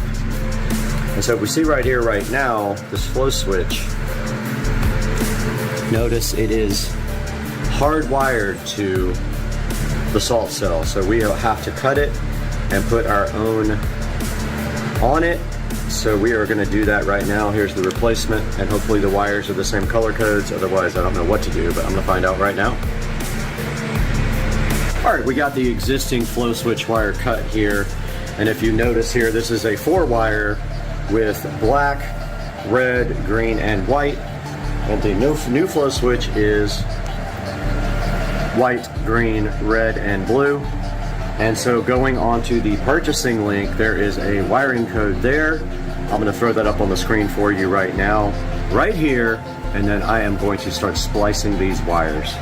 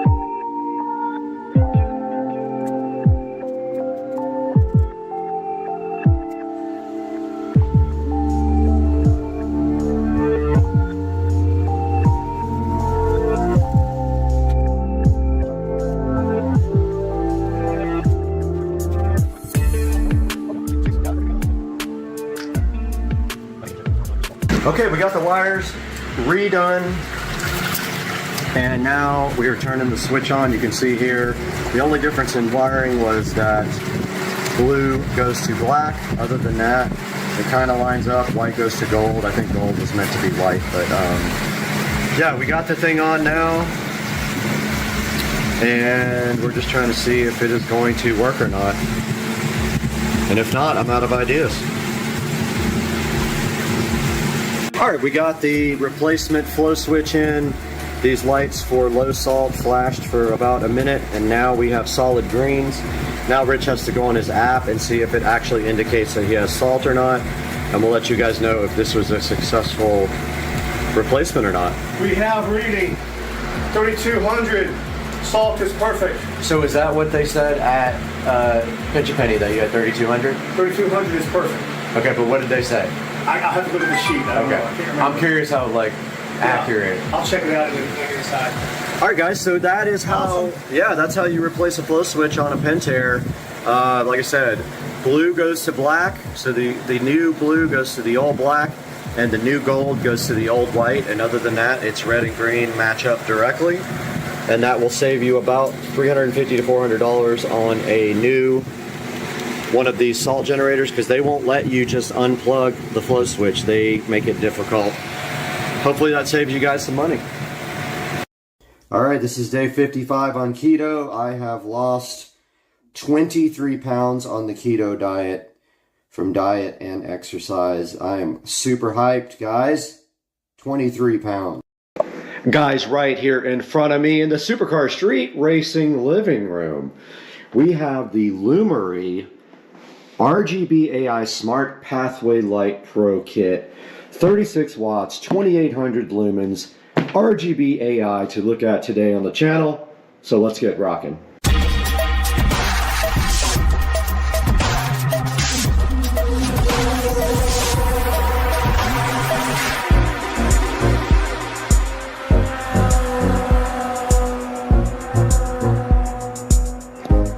Looking so fresh in this box, and it's sitting right here in front of me, and it is right now also in front of me. The Lumery RGB AI Smart Pathway Light Pro is a 36 watt, 2800 lumen smart RGB AI light designed for outdoor use.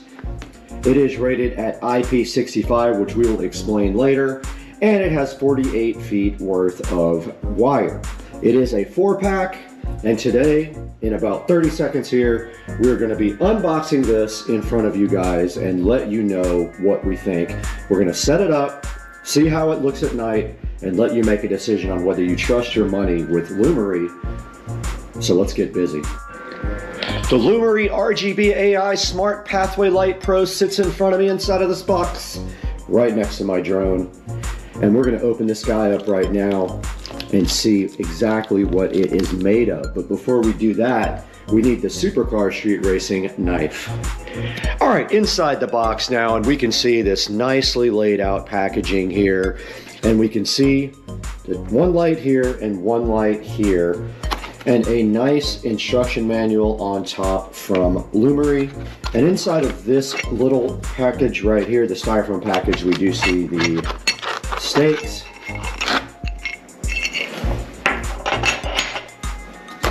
And here is one of the lights, and they are very, very solidly built. Pretty heavy. There is a good look at them. And if you're wondering if these rotate, they do. So the actual light will rotate.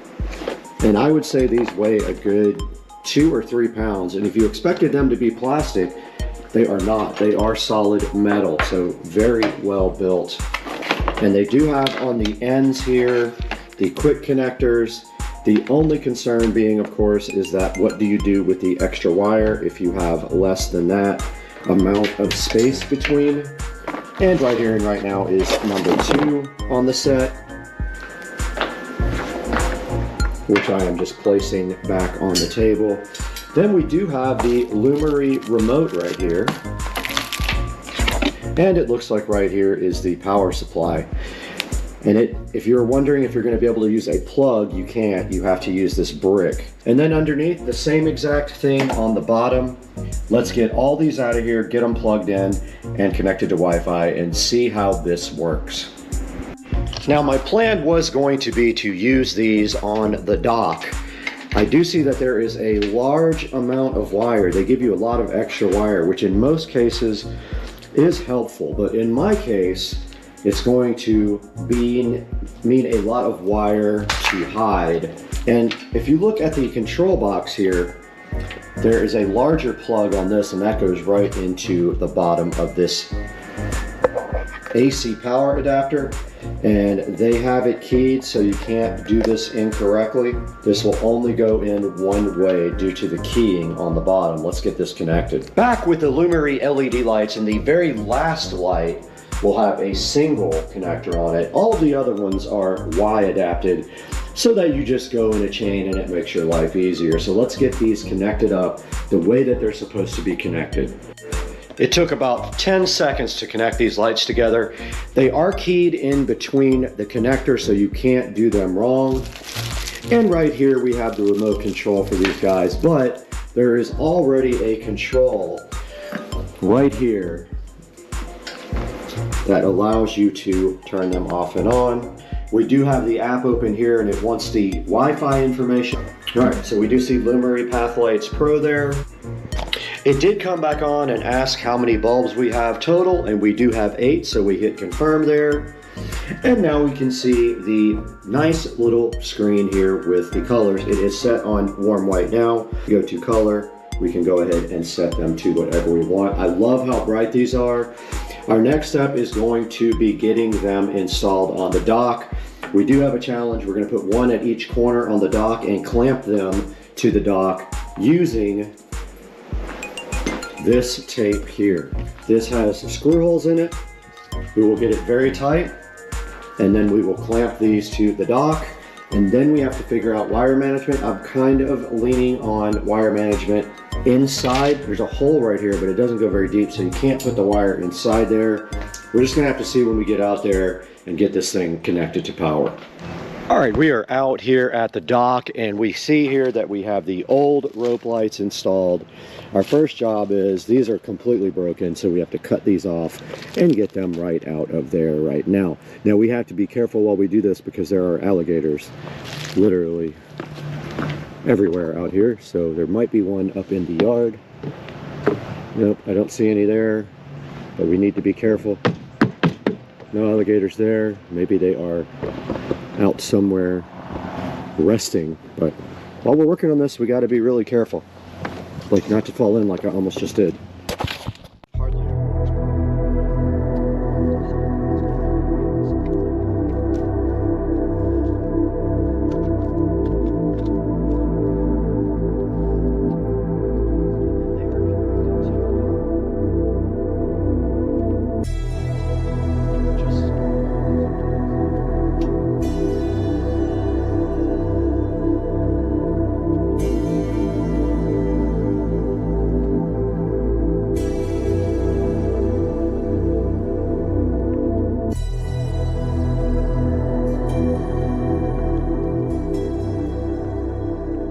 All right, we have our little friend out here watching, but we have our first light.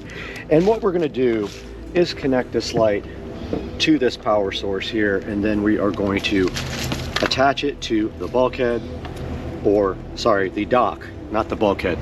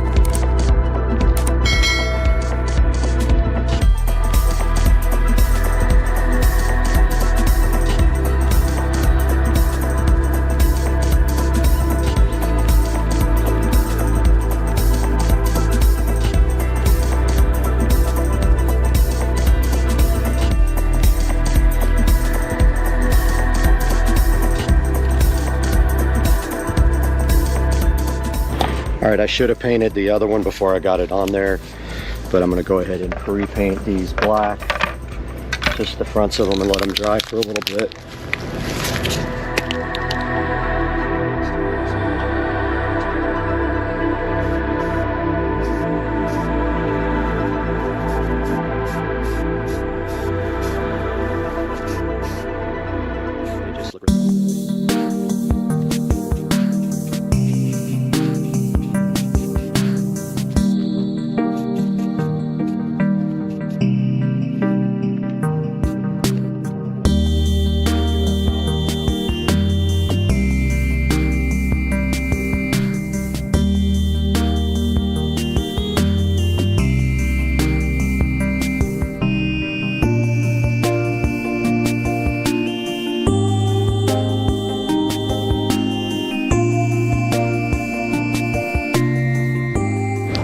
Alright, I went ahead and taped up and painted the existing strap so it would not stand out so much.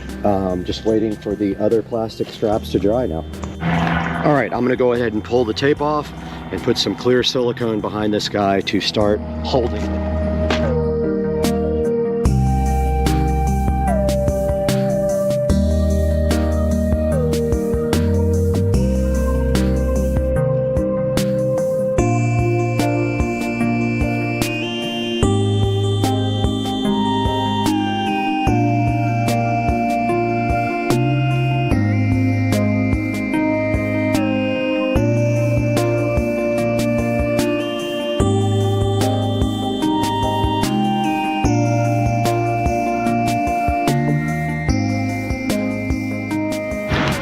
Our next light is going to go right in the corner here, and we need to make sure that we have it the same distance above the dock. So we're going to grab our measuring tape and just see how many inches we have it below the edge here and match that up completely and try to get it just as tight this time, and then go ahead and silicone seal it together.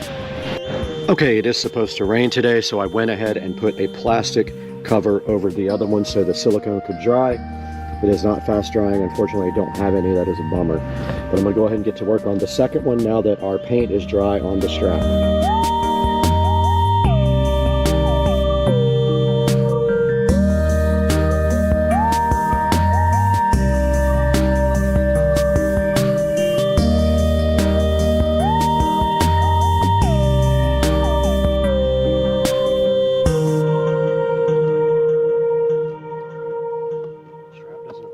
Okay, I did get the third light installed. It is a little loose, so I brought some long screws out, and there is an alligator nearby, so I just have to be careful if he starts coming towards me. But I'm going to throw another screw in this one.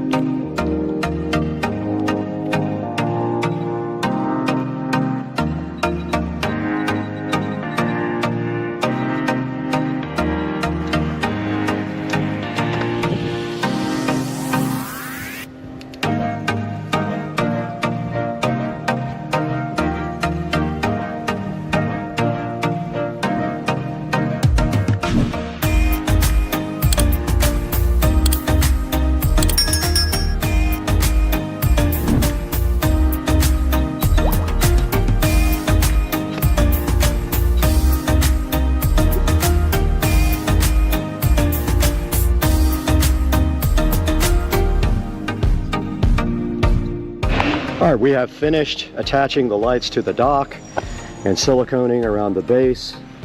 And now all we have to do is run the wires and clamp them up. And I brought clamps out for that. I have a whole kit. So I'm gonna go ahead and connect these and try to keep them from going into the water. And then we have this big control box that we have a lot of wire going to here that we don't need. So we have to tie that up somewhere too and get this control box out, probably up on top of the deck here, the bulkhead. So let's figure this out. All right, we have a ton of power wire and control box wire. We are fine there. That would be the last thing. But we need to get this wire secured under the dock somehow.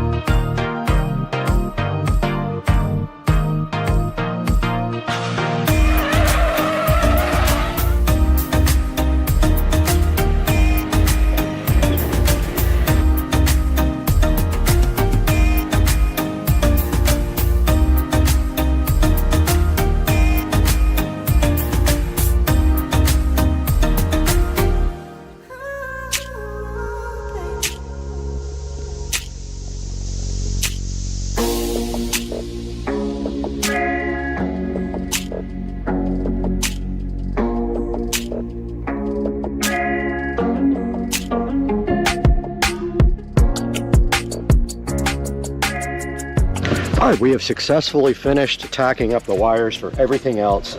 Now we have to worry about this super long amount of wire for the controller and how we are going to get that. And I think that we are just going to have to bite the bullet and just tie it up here and be done with it. So we have a good amount on each side here to zip tie up and somehow tack the controller somewhere. I'm thinking right about there.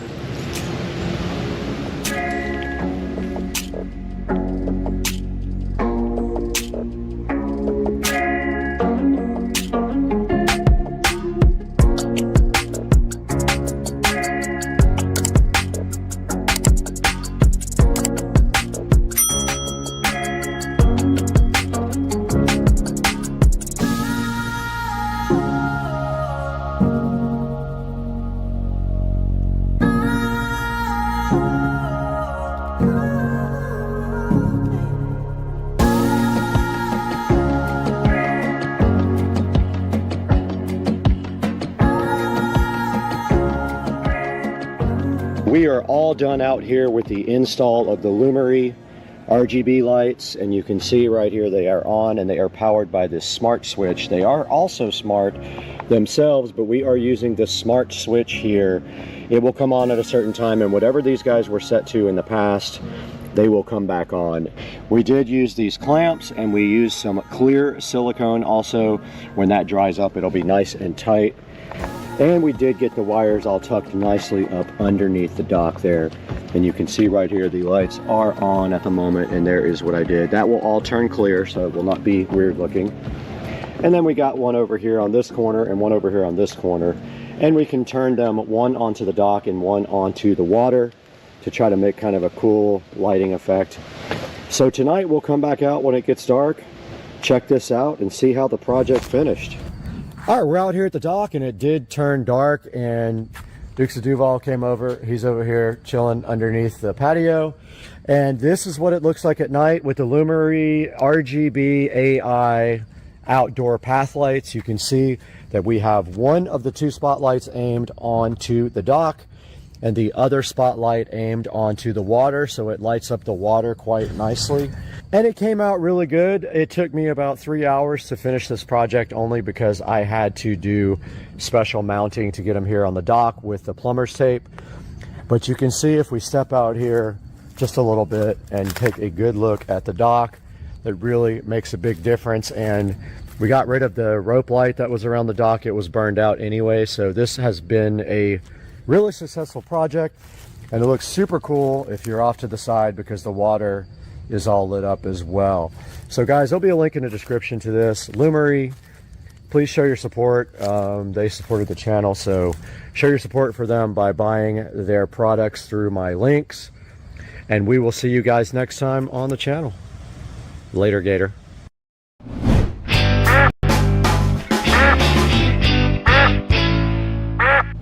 What's up, everybody? Welcome to Supercar Street Racing. We're back out here in Studio A, and today we've got the Cam Duck security camera right here in front of me. This thing is very cool. I cannot wait to get it unboxed with you guys and check it out and test it. It's the Cam Duck security camera. It looks like a USB charger.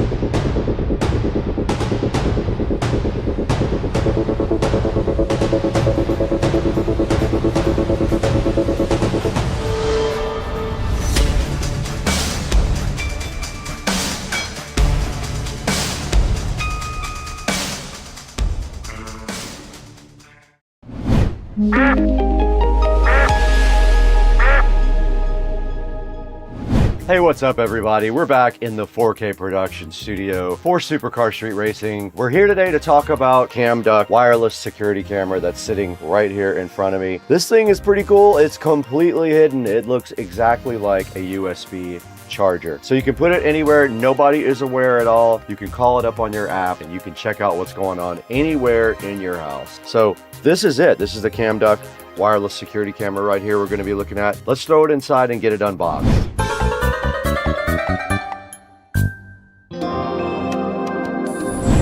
Okay, we're inside Studio B now, and we have the cam duck. Now, I have worked with cam duck in the past, so they did reach out and see if we wanted to go ahead and take a look at their new security camera. There's not much on the box. It's pretty generic, but it does have the cool little cam duck logo. And I think they are kind of thinking that that might be the little camera right there on the duck. And then there is a barcode on the side here. This is a 4K wireless camera, and when you open it up, you are greeted with this cool little cam duck manual right here. Little user manual tells you how to get the app and download it and install it, and shows you how to install a SD card and get this thing up and running. Here's the actual cam duck. It does just look like a USB charger. Check it out, guys. This is cool. Can't wait to put this. I'm going to use this in the garage.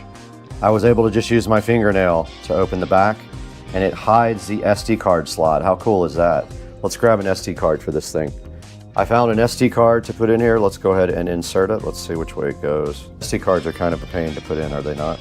All right, I did put the SD card in, and then all you have to do is slide the plate over it to hide it. And there is a little warning label on the front and a reset button right there, but this is cool. It just looks like a power brick, right? But what you don't see is there is a camera right there on it, and also allows you to charge your USB Type A or USB Type C devices. Now here is how you download the app. It's right here in the instruction manual. There's a Android app. I already have it because I already have another device. All right, that's it. It's kind of an easy unboxing because there's not really much to see here. Let's put this back in the box there, and then let's go see how this thing actually works.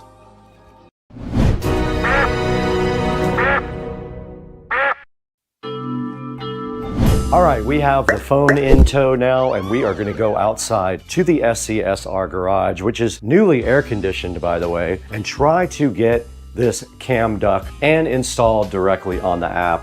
Let's head out to the SCSR garage, which is air conditioned now, which is amazing. Putting out some serious AC right now, and we're gonna be putting the cam duck right here in the garage. Only thing I have right here right now is this Eero device, and we already have the app installed because we have another cam duck. That is it. It looks like a USB charger. Okay, I am trying again to connect to Wi-Fi. I finally got the camera to be recognized again by resetting it. I had to stick a little needle into the front reset hole. Looks like it might have worked. I see camera now. Yep, there I am. I did select 4K on it. I am up on the screen right now. You guys actually can see me right there. This is a whole view of the kitchen. Now my thing is, can we take this outside now and connect it to the garage and get it to connect to Wi-Fi? Let's see, let's pull the plug and take it directly outside. Pretty wide angle, I like that. I could pull the golf cart up a little bit, but let's see what we get in the app. Okay, we are back out in the garage and the device is booting up. I believe it takes about 1 minute for it to boot up, and we're just waiting to see if it is going to be able to connect to Wi-Fi or not. Okay, I do see something in the app. Let's hit play.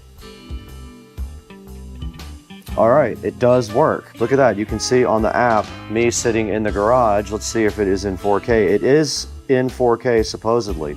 This is kind of perfect for garage security. I love this. The cam duck did come through in that case, and it is working perfectly. So that's how you actually set it up. It was kind of a pain, but I figured it out eventually. And then down at the bottom, of course, you can take pictures and things like that. But I'm gonna pull the SD card out, and then we'll take that inside and see exactly how that looks on the actual computer. But that is footage of me, and we'll take a look at that footage from the SD card, directly out of the SD card on that. It has motion detection recording and loop recording, so that should be recording now.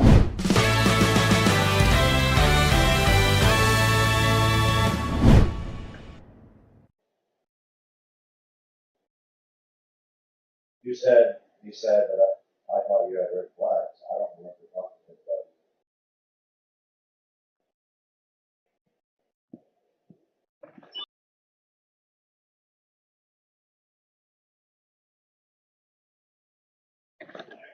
What's good? Are you at home? No, not yet. I get off at 7. As soon as I get home, I'm going to get home and take a quick shower and go run somewhere. You do that? Yeah, I'm gonna head up to close and get a drink, and I'll just be up there. Alright, And then, yeah, just so you mess up. yeah.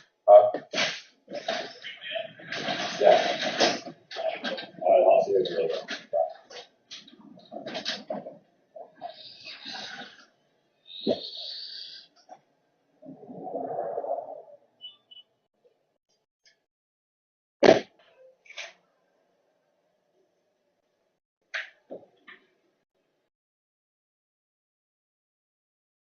We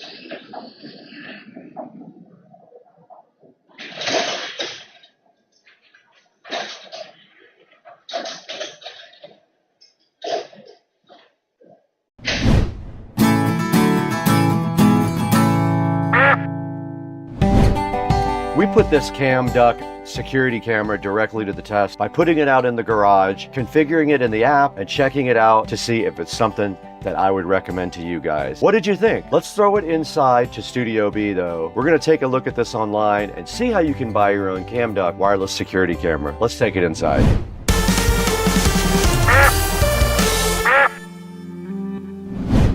Hey guys, welcome back to Supercar Street Racing Studio B. We are out here every day doing hard work for you guys and showing you the latest cool product. And this is a company that had reached out to us before and they said, do you guys want to work together again? And I was like, of course I do. I want to show you guys this very awesome security camera.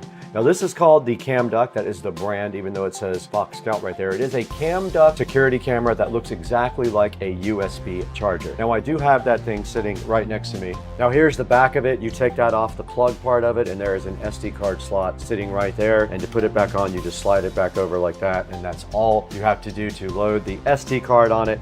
And then on the front, you can see it has charging ports. And when you do go to start to set it up, you will see lights inside there indicating what is actually going on with the unit. There'll be like a red and a blue light inside there. I showed you guys the app. All you have to do is get into the app and add the camera and then also connect it to Wi-Fi and it does the rest for you. Now this guy does do 4K. It does loop recording or it can do motion detection. We put some video up of it in real time there that it recorded onto the SD card. I will also upload that to YouTube and have that available as a link that you guys can check out as well. But this thing is 99 bucks and it has 4 5-star ratings. I like the thing personally. I'm gonna put it back in the garage, reload the SD card in it and go from there. But I really like the way it looked. Its night footage is okay, pretty good. It's a little noisy, but there's hardly any light in the garage at that time. It is very dim. So there's almost no light for the camera to even operate on. And you kind of saw what that looked like. Now there's a few of the features right there: 4K hidden data security, Wi-Fi access, and a wide angle. And you can see here that it's completely hidden. If you want to keep tabs on your children or someone else, you can easily hide this thing in their room. They will never know. They think it's a charger. It does do 4K and 1080p. You can take your pick from either one. And it is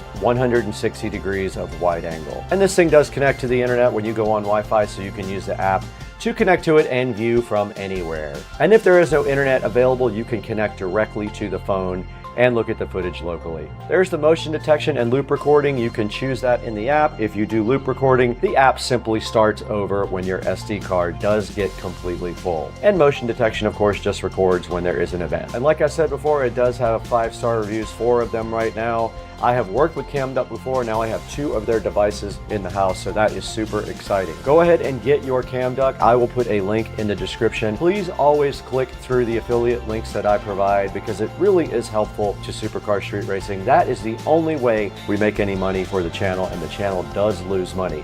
You don't have to buy the Cam Duck here even. If you want something else from Amazon and you click on that link, you can go ahead and buy anything you want and I'll get an affiliate share of that revenue, and I would be so grateful to you guys for that. And this is the Supercar Street Racing dashboard. You can see we have 214,654 subscribers. We couldn't have done it without you. The channel is built on you guys. You are the main part of the channel, not me. So thank you so much for all your help and support and watching and liking all of the videos. I got to get out of here though. I have to go to happy hour.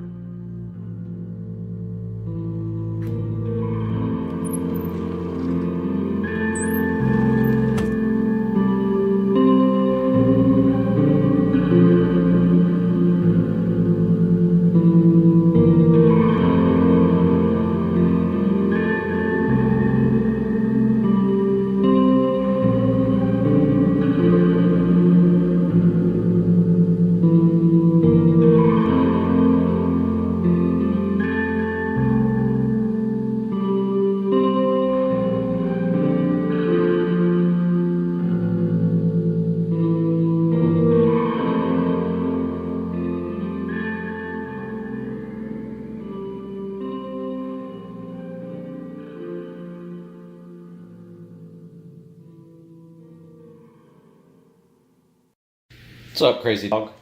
Supercar Street Racing here. I am going to show you guys how to MHD flash your BMW. Now, just be aware that some of the newer BMWs require a bench flash first because the DMEs are locked. But you can look it up on the website for MHD. It explains to you how to look it up and to see if your if your DME is locked. If it is, you have to take your DME out and send it to someone to unlock. Also be aware, on the first flash, you will want a battery charger like that one. You have to have one. There's no way you can't do the first flash without one. The reason being, it takes over 30 minutes to flash the car the first time. So you will take your battery charger and hook it up right there where that cap is over. Hook your battery charger up right there, positive, and hook your negative up right here to this big Torx. And then put it on about, if you have a 9 or 10 amp setting like that one does, put it on that. Now, once you flash your car the first time, all the other flashes only take 3 to 4 minutes, and you do not need a battery charger for that. Now, I will be using this phone to flash, so I will not be able to take video while I am flashing, I don't believe. But I'm going to show you how to hook it up. So you undo your OBD2 port. Now this is a tested K plus DCAN USB interface cable with a USB Type-C to on-the-go adapter. So depending on what phone you have, you may need the old school USB side for your phone, or you may need a USB Type-C, which is that one. So you plug this into your port right there and into your phone, and then you go into MHD, which I will show some screenshots of. Now my car is modified. I did buy a front mount intercooler, and it does have downpipes. The intercooler is not installed, but I am going to flash the E85 map, which requires you to have an intercooler and a downpipe, and I'm just going to stay off the throttle. So you'll see some screenshots of these, how to get there right now.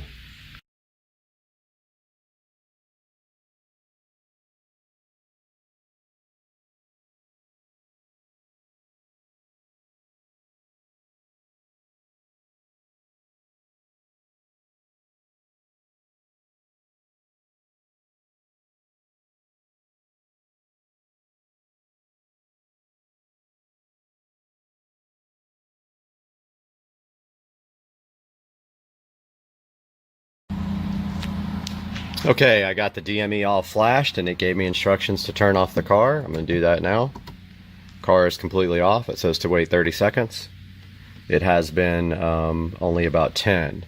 So yes, I did flash the E85 mix map. What that map is, it allows me to run 30% ethanol with the car. So yes, that is in the car now. And I'm going to go ahead and turn the ignition back on. And I'm going to power the car on.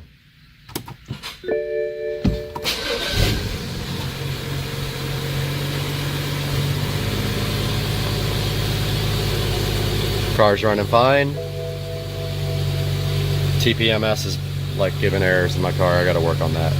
So the car is flashed, and that's how you flash with MHD to run ethanol.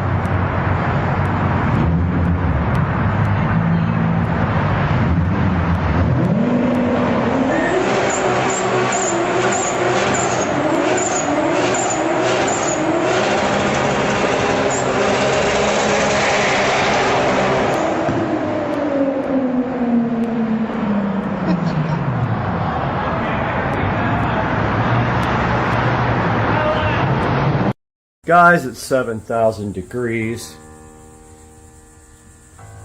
And Mr. Binks is here.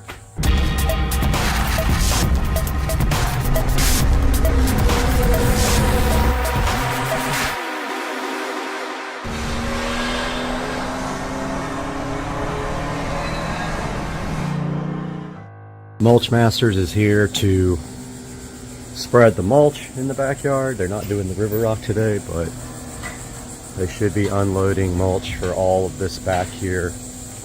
And then we will give you guys an update as they get this mulched up here in a little bit. But it's going to be all the way around the outside of the property there. And then this will be river rock right here. Guys, it's 7,000 degrees.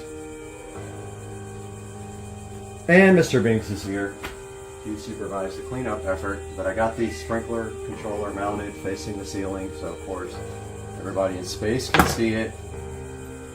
And now we have to clean up this absolute disaster.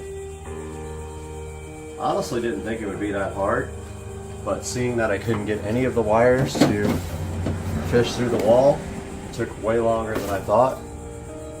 But I did get the wires fished through eventually, even though I had to make some extra holes in our pegboards. Which, by the way, I don't like the pegboard, but it kind of is what it is now. I'm not changing it at this point. So, the key to all good projects is to clean up. If you don't clean up, you won't have your tools for next time. I'm a mess. I have been out here in the sweaty heat for hours. And it is time to clean this mess up now. So you guys are watching that.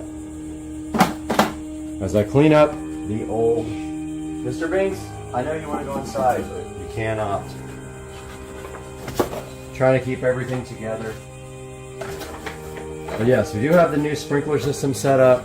It's not ideal because it's angled up towards the ceiling, which I don't like. It is working. It is a clean install.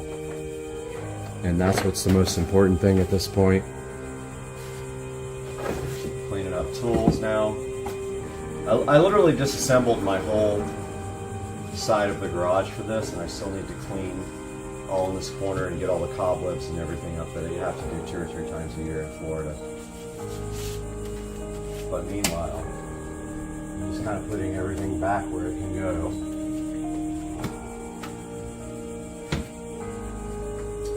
Yes, it did take a lot off the wall.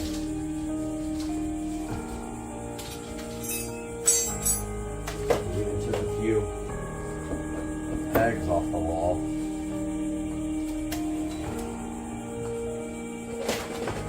So next up I have to do my smart landscape lighting timer, which is ordered, and it is going to go probably right here. Makes the most sense. But the cool thing about that is I can cut a pretty big hole back here because it's going to be covered to get the wires through. That was the worst because the wires did not want to fish through the wall at all. And that sucks. But now we get the next box in. We'll cut a big hole there. Use the same hole down here, hopefully. Fish all the wires through, and we will be done with that project too. And then that's just for this side of the house, but the other side of the house will have its own Wi-Fi,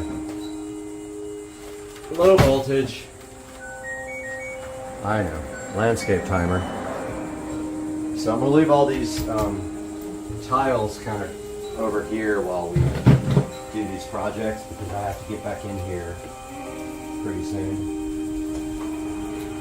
And so a lot of the stuff I can leave, but I do need to clean up most of my mess. I can't handle, like, I'm OCD about messes. Nobody watches these videos anyway, so who cares? Get like 5 views per video. Hey man, it is what it is. You know what I'm saying? Try. Do your best. Your best isn't good enough. Like the song. All this stuff is trash. Let's hot trash needs to be hung back up on the wall. God, no mess. Look haggard. That's because I'm working. Things are happening. Making moves, you know what I mean? All this I will clean up because I want to vacuum all this and everything on the back of the wall as well.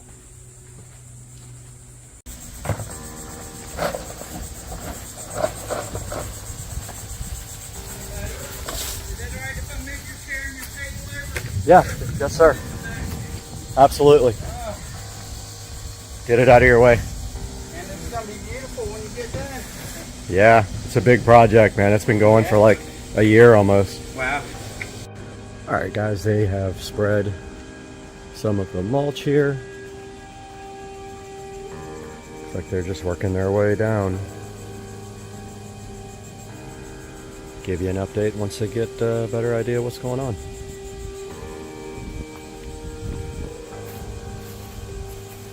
I don't think I ever showed you guys this new rendering rig in action, but this is the new system that I bought.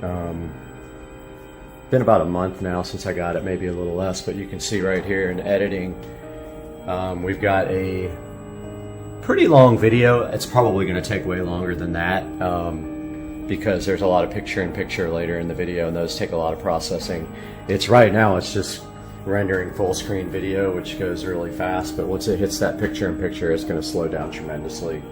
But as you can see here, our CPU, we got a 12-core Ryzen 9 5900X. We got a 3080, GeForce 3080, and it is maxed out, and the CPU is at 100%. I have it's actually water cooled as well, so the CPU is water cooled. So I've got the water cooler fans on high while it renders, and it is chomping up data right now. And there's a look at the CPU. GPU doing its thing. So yeah, it thinks it's got 22 minutes left, but once it hits the picture-in-picture, it's going to be probably an hour. All right, these guys went to lunch. I started putting the mulch on pretty heavy over here. I asked them to give me a little less down here. I don't need it that thick, but you can see how good that looks now with it covering the nasty dirt. This area back here has never really been exposed, but when we put the fence in, we were able to cut all that stuff back. The only thing I'm really concerned about is right here. Just don't want it really thick so it flows over the wood, because right here is just going to be river rock all around this pool area, and it's going to continue all the way over here and keep going until there on the corner, and then everything from that point back will be concrete from that point all the way down the side of the house, so we don't have to worry about mulching that anymore. That should save, it'll pay for itself in a few years. This mulch is not cheap. You're looking at probably $1,000 worth of mulch for the front and the backyard that we have to do, you know, once every at least 2 years, sometimes more than that. Little front yard update too. Totally forgot about that. I did spend about 2 hours this morning here in the middle of my little island here, cleaning up those plants which grow out of control. They got pretty beautiful flowers, but they grow like crazy. I removed probably 75% of these plants. I also changed my landscape lighting out. It was AC, so it was 110 volt landscape lighting out here, and it causes nothing but problems when it gets wet. I did convert that to DC, and I have a smart landscape timer on the way for this guy. That's going to replace the old school photocell timer. But yeah, he just finished with the island, and then they will be remulching that, this, and this little spot over here.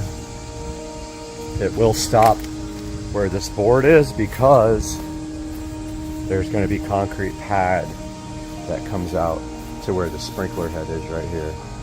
Where it goes on there, and then all that will be concrete as well. I did finish all the bush removal. The plumber came and capped off all the sprinkler heads on both sides that were never even used. I put them in way back in the day thinking I would need them, but I never actually used them. But all this will be concrete, and then there will be a shed right up against this AC that I will have to get big enough that I can get a golf cart in and out, because I don't want to park the golf cart in the garage, I don't think. But yeah, I worked on the landscape lighting here as well. We are moving that one into the garage next to the Y sprinkler timer. And so I converted the actual power wire that was out here to the low voltage wire to run the landscape lights for this side of the house. I bought 2 smart Wi-Fi landscape timers. One goes in the garage here, and it's going up against the wall that I'll show you here momentarily. And the other one goes here on this power wall where that old school. This powers the whole side of the house, this side, entire side. The one in the garage will power the other side, and then we have a separate one in the backyard. This morning I spent the entire morning, about a good 3 hours, over here where the old Rainbird was, which is now for sale for 20 bucks. I spent the whole morning cleaning all this up, rearranging my tools, cleaning up my workbench, wiping everything down, and getting this ready for the low voltage landscape smart Wi-Fi timer, which is going to go right here underneath the Y sprinkler, and it will be powered right down there in the corner. And I have the low voltage wire here ready to hook up to it to power the yard lights. Just waiting for Amazon to get here, and that goes right there, and that will all be part of this video as a little update to the landscape. But so far so good. Right now I'm really going to try to get this edging fixed before they start throwing down the mulch. Out here in the garage with a little garage update. I spent a lot of time yesterday in the garage cleaning up this area and prepping it for getting the new outdoor Wi-Fi sprinkler controller for this side of the house, which is actually the mailbox side. We have 2 different front yard zones for landscape lighting, and they each are going to have their own 120 watt smart Wi-Fi timer. And I wanted to show you guys a little bit what I did here. So the first thing I did was clear this entire wall off. And after we got the Y sprinkler controller, I probably should just turn some light on in here, huh, with the nice blinds that I have now. After we got the sprinkler controller installed right there, I was really wanting to get the new outdoor landscape timer mounted below it and such where you couldn't see the wiring. As you can see there, the wiring is from the bottom. So I took everything off of this wall, all the pegs, all the tools, everything else that was on this wall, and I redid the whole entire wall. I had some old metal signs that I got from the market, from the flea market, and I hung those right there. And I went ahead and mounted the new Wills 120 watt low voltage landscape light timer controller right below it. It came out great. Here is the controller. I didn't show a lot of this because there's really not much to the install. I literally put 2 screws into the pegboards and then hung it, and I have everything zip tied nicely down there and power through there. Now the old system had 120 volts running outside, or 110 volts, whatever you want to call it, and the timer was mounted on the outside wall. I took this opportunity to use the same wiring for 12 volts to power the actual lights outside, so I didn't have to pull a new wire through the stucco and all that. I used the same ones. There's the Y sprinkler controller looking good and sleek, and then I hung some signs up around it to kind of give it a nice look, and my tools are all over here. So I did check the skill and routine last night. I have these guys coming on at dusk and going off at dawn, and it worked great. They did go off when they were supposed to go off, and I have 2 of these doing. I will have a third one. It'll be here today actually, and it's going on the other side of the house, although it'll be outside. I went ahead and took my label maker and made some nice labels for this. So that is a good update, and I also cleaned the entire, I redid the shelf underneath my workbench. I redid the entire top part. I cleaned it, I wiped everything down, and I moved a lot of the wiring, that like extra wires that I had, into this storage bin, which I still don't know where I'm gonna put that. But yeah, so it came out good. It looks awesome. Hope you guys like what I did with my work area. I'm a stickler about, you know, wiring and things like that in the presentation, and I think it came out great. Let me know what you guys think. Welcome to the front yard, guys. So all this was remulched. I don't think the backyard used as much as they originally said it was going to use, but they had a lot on their truck, and this hasn't been remulched in a while, so I told them to go ahead and let it happen. So over time, this mulch just blows away. It gets, you know, caught in your lawnmower, etc. So it has to be done. And this is what it looks like after the front yard got totally remulched. I spent about 2 hours in this garden yesterday cutting away most of these plants. I don't know what they're called. They're beautiful. They have really pretty flowers, but they were taking over this whole area. So I removed a bunch of those and got this landscape lighting updated to 12 volts instead of 110 because it was causing issues with power, obviously. Oh, we got moles in my brand new grass. Look at that mole. Climbed all the way under there. Yep. So yeah, that's what it looks like, guys, after the remulch. And now we just have to get river rock and concrete done and a shed. This is interesting. So this was actually buried in my yard. It's a big piece of concrete, and I actually took it out and sprayed it with stone spray paint to make it look like a boulder. Now it's a nice little garden boulder. Anyway, hope you guys enjoyed this update. I'll update you more when we get the river rock installed on Monday. All right, we're over here at Dukes of Duval, and we're making some steak tacos from this New York strip. How do you do it? Real quick, you got 5 seconds. Pan-seared on high with garlic and... I just finished cooking a burger, and my air purifier is going insane because of the smoke. This thing is losing its mind. It's like, yo, let's roll. You just saw the unboxing and assembly of the eWin Champion chair. Now we're going to get into the controls a little bit. And by the way, this thing is super comfortable, but the first control you need to understand is the seat height adjustment. Now on the right side under the seat, there's a little paddle-like adjustment gear. You just pull up on this while you lift your weight off the chair, and you can see the chair raising right now to a comfortable position. Now to lower the chair is very simple. You do the same thing over again, but you let your weight kind of settle the chair down to your comfortable position. Now on the left side, you've got your tilt and recline controls. You pull that lever up to unlock the tilt so you can lean back and relax. And then when you got it where you want it, you just move the lever to the opposite position. Now, if you want the recline to feel tighter or looser, that's where the tension knob underneath the seat comes in. If you turn it clockwise, it'll create more resistance.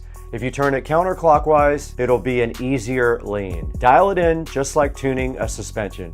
Now on the right-hand side here, you also got your recliner control. You just pull up on that and you can tilt the recline back like this, and it can go all the way back to the back. You can see literally here, I can go even with the floor.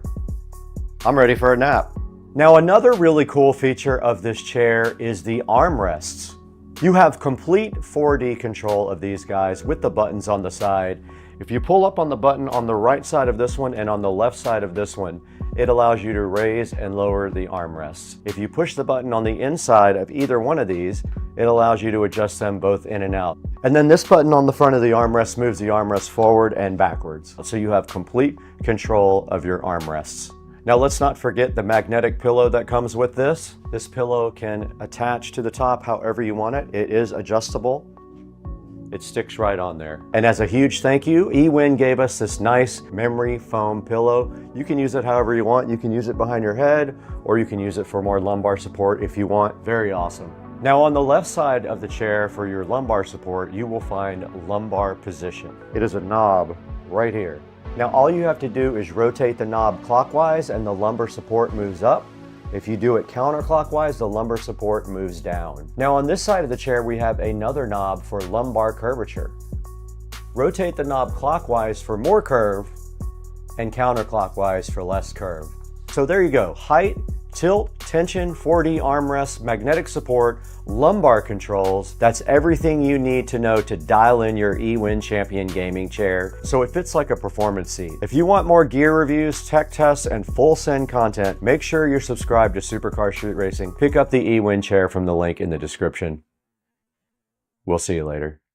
In front of me, we have the Alcatel WP100 Titan that we're going to be unboxing today on Supercar Street Racing. Let's go ahead and get this thing out of the box. All their boxes look about the same. They all have like an AI logo.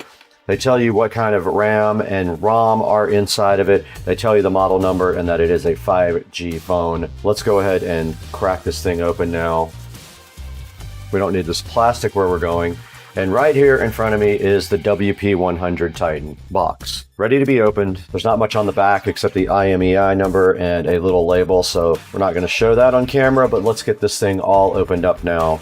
And there is the fly and fresh Alcatel WP100 Titan in the case. It does have the Alcatel brand on the little cover. Now this thing is heavy, guys. Now I am telling you right now, this might be the heaviest smartphone that I have ever felt, and there is a reason behind that, and we will get to it in the unboxing video. But there is the WP100. Look, it is made of metal there. You can see, look at the buttons on the side here.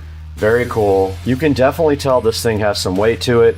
You can see on the back it does have a camping light like the other phone did. You can see its triple camera system right there as well. Yeah, on the side there's your card slot right there. There's some buttons and there's some more buttons down here. There's a USB Type-C port right there, and I would say, I don't know the exact weight. If I had to guess, I would say a pound or more, and we're going to get into why that is when we get into the specs of this awesome phone. But yeah, for right now, this is the WP100 Titan, and what else is inside the box is a user manual, and there is a charger down at the bottom here. There's a warranty certificate, there's a USB Type-C, and yes, they do actually give you a charger brick, which Samsung is not doing anymore. So that is it for the WP100 Titan. Let's get that thing back in the plastic now. It's very heavy and very solid. What a phone. This thing looks like it could last through a war.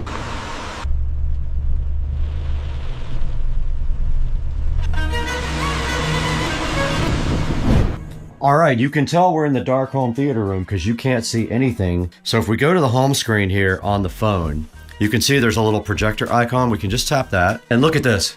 We actually have projected the phone onto the screen. Now notice it's much wider. You can actually see light on the edges of the square. There's our video. It's pretty small. I'm sure we could back up a little bit and make it bigger. This is what we just shot. Now let's look at it in regular light. You can see right here, it is shining directly on the wall right there. On the side of the phone here, right on this side, there are two little buttons that control the focus. You can see right there, it's in focus, out of focus, but I can actually do it myself with the buttons, which makes that much better than what we were looking at before. That's the only controls that I could find. It does tend to autofocus, but at the same time, if you... It's my golf cart more than my swing. At least one of them goes where I aimed. Yeah, that's fair.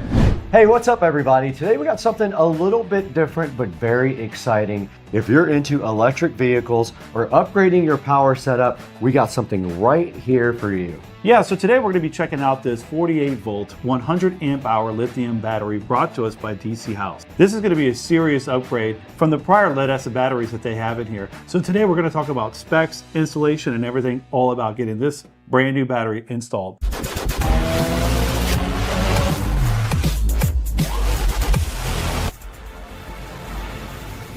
My golf cart goes 0 to 55 in 3 seconds, mostly because I'm late for the snack bar.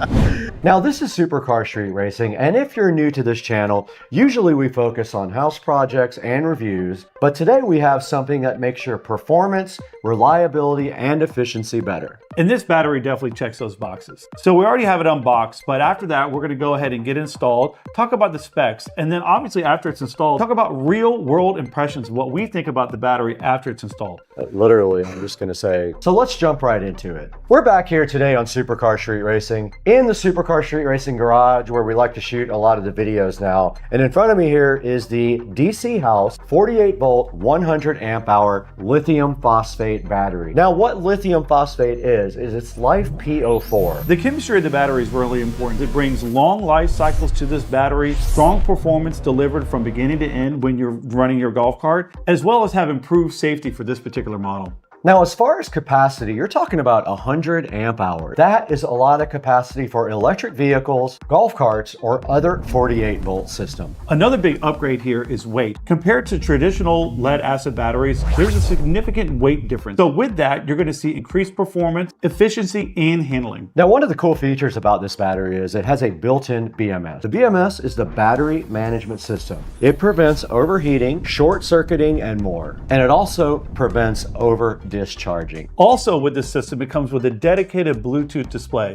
This thing is really nice to have because it's going to be able to show you your voltage, battery percentage, and your system status. Very helpful. Now we have everything in front of us right now that came in the box. We basically got two packages. One was the charger right here. This is the charger that mounts inside of the actual vehicle. You can see it has a standard 110 volt plug on the end right there. We got the battery itself. We got this cool Bluetooth display. It runs on any number of power voltage inputs. It has two tiny little wires there for positive and negative. There's a mounting bracket for that also. There is a cable to connect the charger to the battery, and there's some miscellaneous hardware there to help us install it. Everything that we have here is pretty much what we need to install this, so it's great to not have to hunt around for stuff. That said, the only thing that did not come with the package is a way to mount this particular battery. And having installed a few of these batteries, I actually kind of like the idea of having create our own way to install this battery. So we'll show you how we installed it to make life easier, because there's certainly many options that we can take. Now this thing doesn't intimidate me at all. So this is going to be our first installation of a Yamaha, but we checked out the battery bay. This thing is clean. It's in pristine shape. So now that we talked about this battery, all of its specs, everything that came in the box, we showed you all the parts here. We've got everything literally sitting right here and right behind here. All we have to do right now is get this thing installed. Let's do it. We're gonna figure it out on the way. Golf carts are just sports cars for people who say things like 4 and a back 9. That's actually pretty good. So the first big step of doing any battery install is that we're going to take this seat off here, put it to the side, which will expose our battery bank that we have in here. Currently as it sits, there are 6 12 volt lead acid batteries that are tied down, and also there's cables connecting them all together. So this won't take long, probably take about 10 minutes for us to go through there, rip all the batteries out, get all the cables, get everything kind of out of the way. We'll take the extra step to go ahead and clean the bay up a little bit, make sure it's nice and clean, and then from there, we'll start the install process. All right, so now we're going to start the process of getting all the batteries removed. So this is a Yamaha golf cart, and admittedly, we've done a lot of work on club car, so this is going to be a little bit different for us, but I can tell you, like most golf carts, it's pretty straightforward. So what we figured out pretty quick is that there are 6 bolts that are tie downs to the batteries. These are all 12mm bolts. So we'll get those removed, which will expose the batteries and all the cables. And then from there, we're going to start taking all the cables off of here. And then any other wires that may be tied down in the way, it looks like they have a charging port that we'll no longer use that goes to the battery. So we'll get that out of the way. And then we'll take the time to individually remove every single battery out of here, which is going to expose the entire battery bay. We'll take a few minutes to get in here and detail it out, make sure it's pretty clean, which, as you can see, this is one of the cleanest battery bays that I've ever seen for a lead acid battery. So this individual has taken the time meticulously to clean this thing, which is good for us because it's going to be a lot easier. So we're going to get to getting these out, and then we'll flip right back to the next part of the process.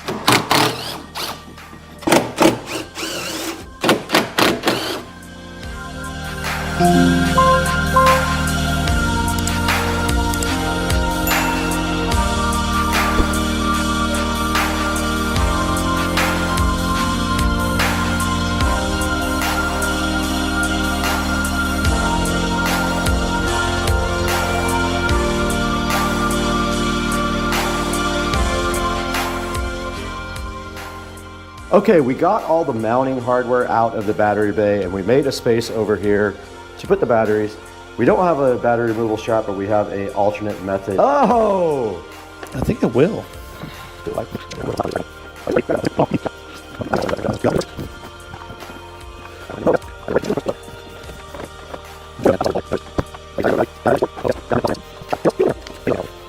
£67, dude. I said 70 earlier. 67. They're heavy. Woo! Think about that. That's a small child. So all in that battery right 400 there. pounds. Yeah.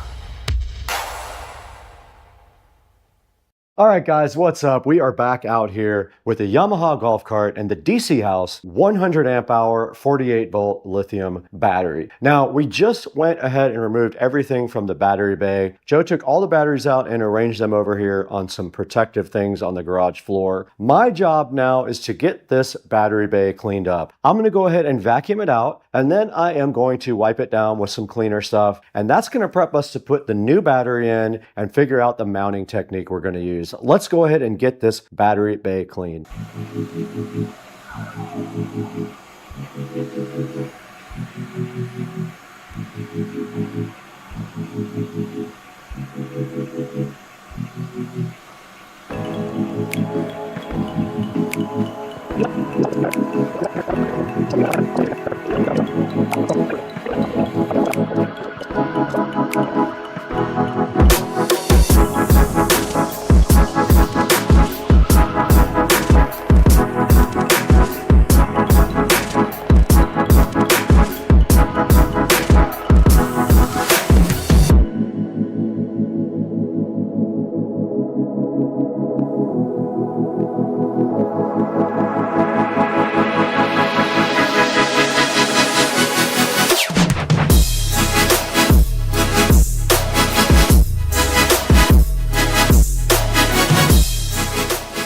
All right, so we've taken the time to go through the battery bay and give it a good washing. We sprayed it out at first. Luckily, there wasn't a lot of acid sitting in there, which is great. And then we took the time to kind of wipe everything out. So a couple of things that we're dealing with here, which are very easy things to figure out, is one, when the battery sits inside this tray, unfortunately, the stock positive and negative that come off the controller are short. So we're gonna have to get some things to extend this. So what we're gonna do is add a little butt connector in here to extend this out. We're gonna utilize the some of the other cables that we already have.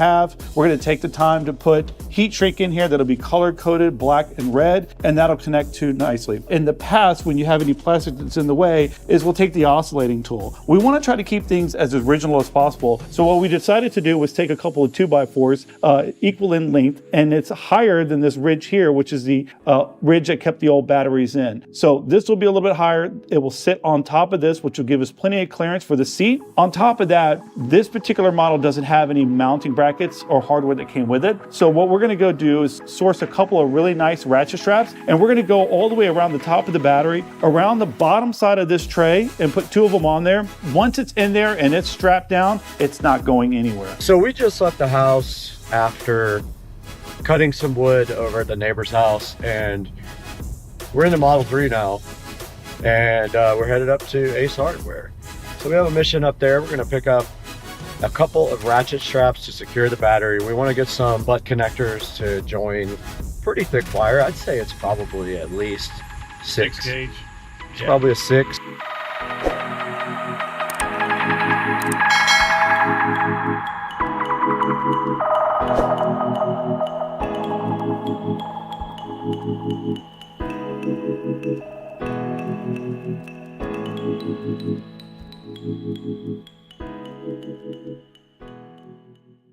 All right, so we just had to make a run, had to get a couple of things from the hardware store. One of the things that we needed to do is that when this battery gets installed, the positive and the negative terminals where we're going to be connecting are going to be a little bit short of the factory wire. So what we're going to do is we're going to use a connector that we got here that's going to allow us to take another wire, extend it by butting it into both ends with this heat shrink that's going to give it a good nice seal so we don't have any electrical issues or any kind of exposed electrical that's going to spark or anything like that. So we'll get these installed. Thunderbolt just as soon as we get the battery in so we can see how long we need, and that'll be a nice fit for that. Additionally, we got the straps to take and strap this battery all the way around. With 2 of these straps here that I think are pretty strong, they're 1,500 pound brake strength. We're gonna really ratchet these down. This battery's not going anywhere. It's gonna be secure for the ride forever. All right, so our next step now is Brad and I are gonna go ahead and take the battery and fit it in here. I think that we're gonna be able to get it immediately in. We're gonna make sure that everything fits in there good, and then we're gonna go ahead and get it strapped down. After we strap it down, we're gonna work on extending these cables so that we can go ahead and make our connection to the positive and negative. And then from there, we're gonna go ahead and install the battery charger, which will take just a few minutes to do. So let's get working. So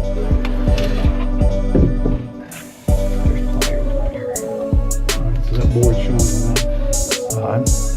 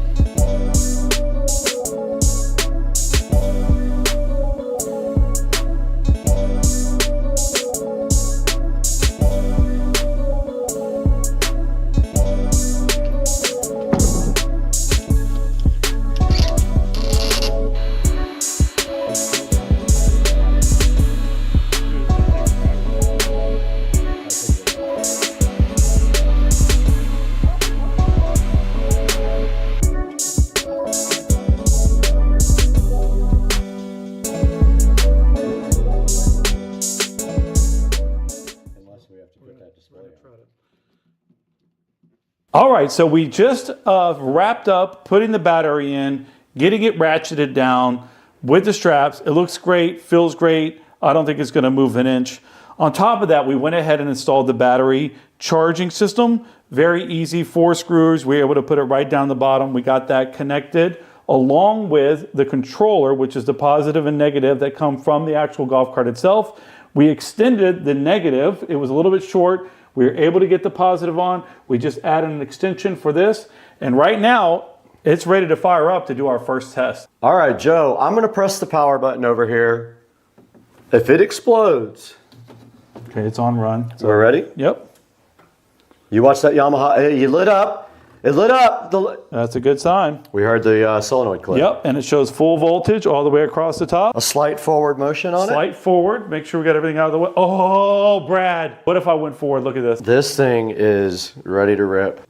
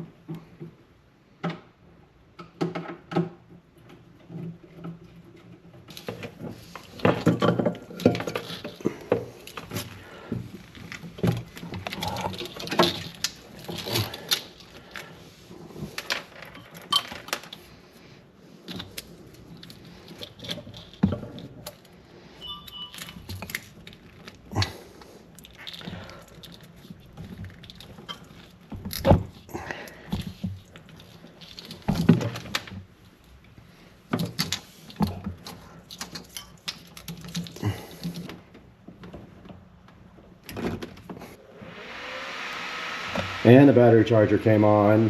It is working. Just gonna tie the wire back up nicely and hide it.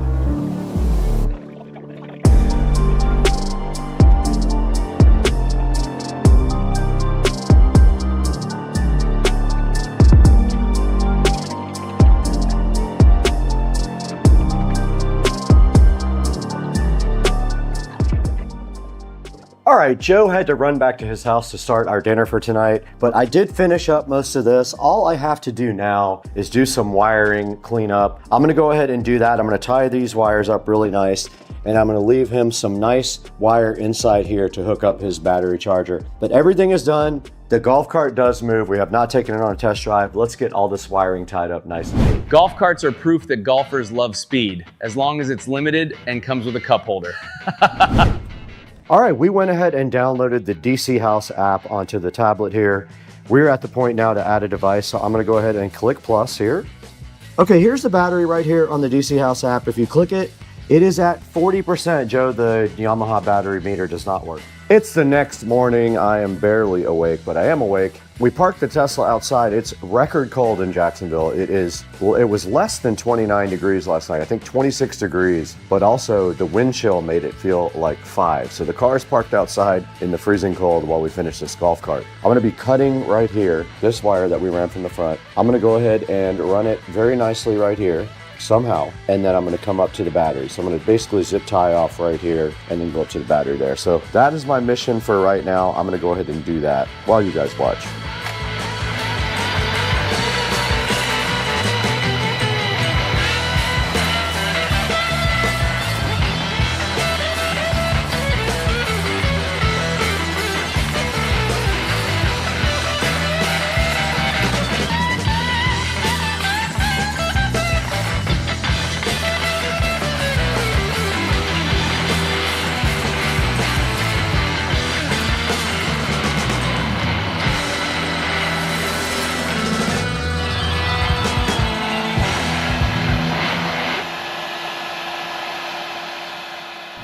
The most accurate thing on the course isn't my putter, it's the golf cart GPS. Good one. Right? Let's talk about the power behind it. We just got done installing this DC House 48-volt lithium battery, Joe. This thing was so easy to put in, it was ridiculous. We got this thing done so fast. We only had one hang up, but we figured it out eventually, and it was nothing to do with the actual battery. So why don't you talk a little bit about how we did this, what we decided to do with the mounting, and what we decided to do with the display. Yeah, certainly. So like Brad said, this is a really easy setup, super clean.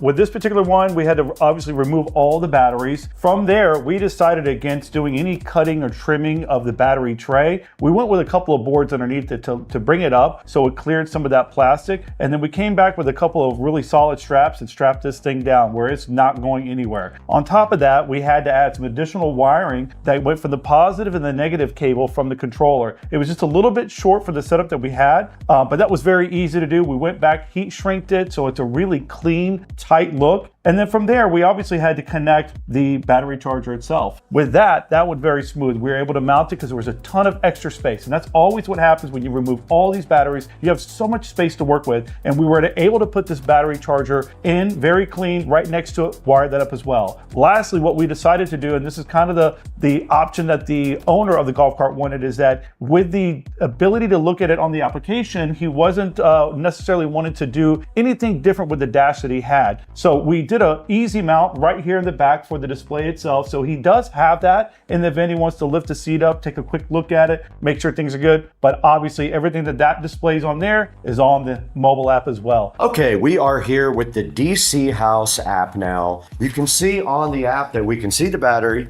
and we can see the power, we can see the battery status is in standby, we can see the capacity, 99.97 amp hours, and the remaining time. I think when you start running, that will actually show you that.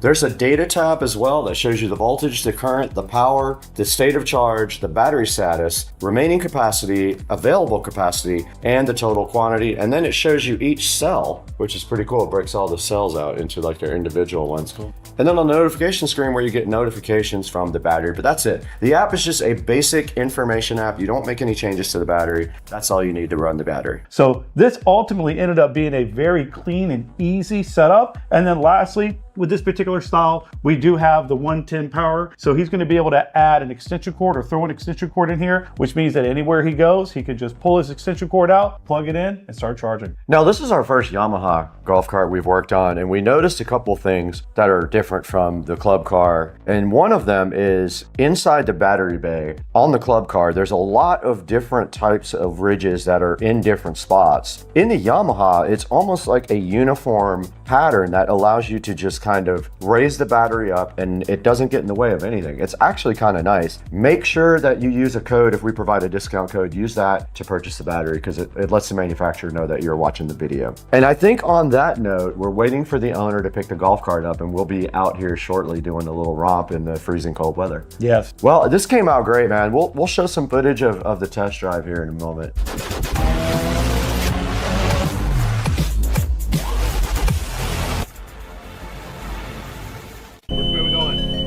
Whatever you want, man.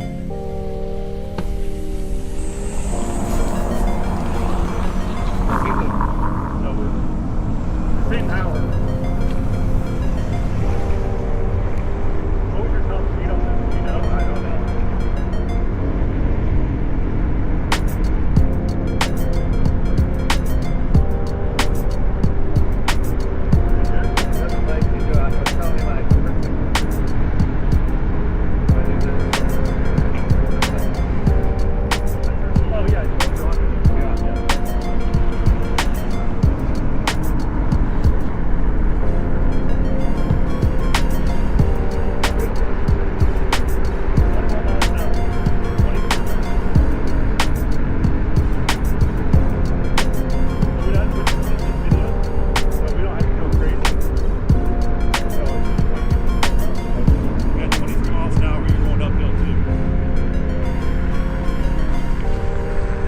We'll be okay.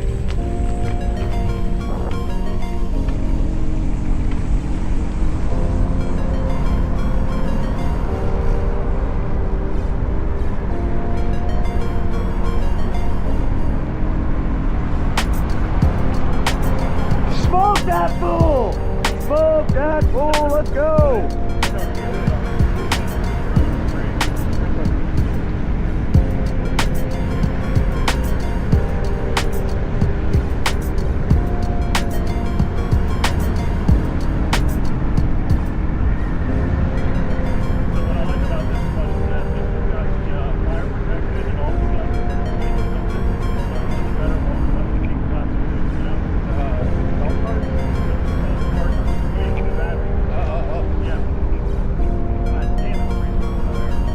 Nope. Nope.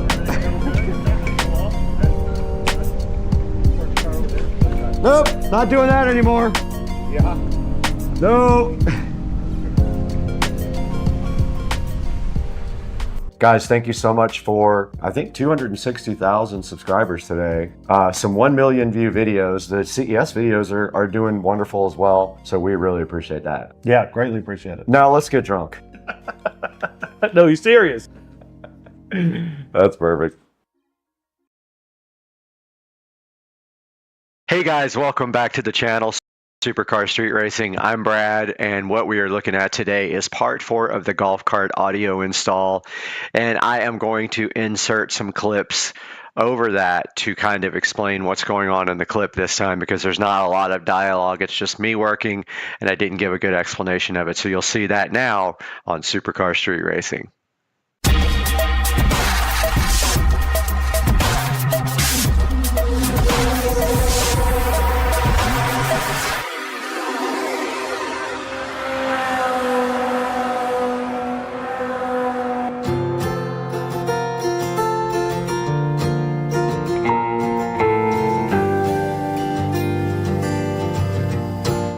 guys, welcome back to the channel, and today, as you can see here, we're going to be working on the golf cart audio system again, and we are doing some electrical wiring.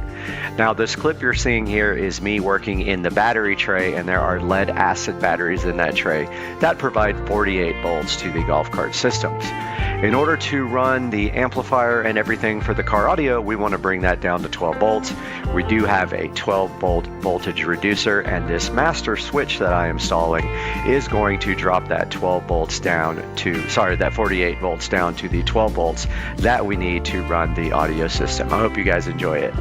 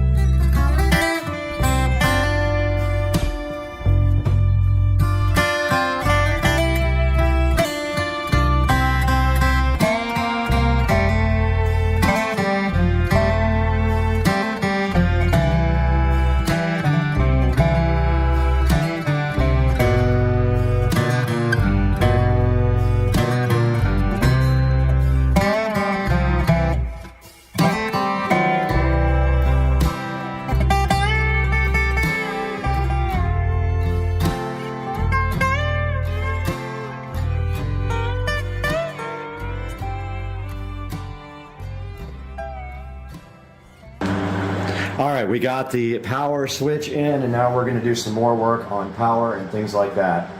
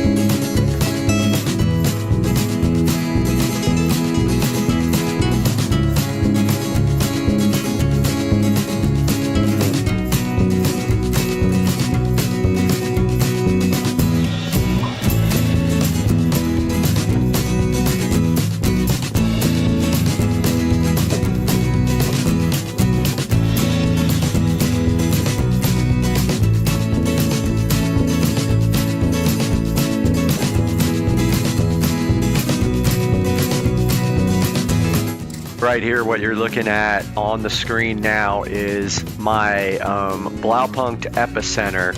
Comes with a remote control for the base stop, and it has a little LED on it. Well, I was going to put this in the dash, but I decided to put it in the back because you really don't adjust it that much. I mean, it would look cool in the dash and all that, but I decided to put it right behind me. I could reach back and adjust it if I ever need to. So what I did was I removed the Epicenter volume control from the actual metal mounting plate, and I removed the LED from that as well. And now I am soldering the LED back to the wire. I made like a longer wire to connect the LED to the little circuit board, and I'm soldering that, drilling the hole for the LED, and mounting this stuff in the back of the golf cart.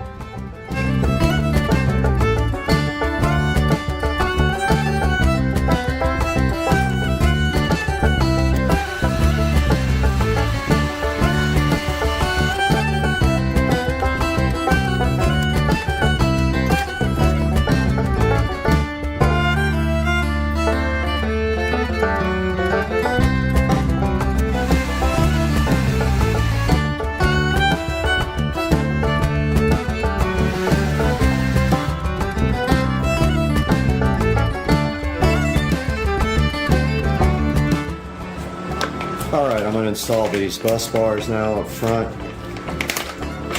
One for positive, one for negative, so we have a place to actually run wiring.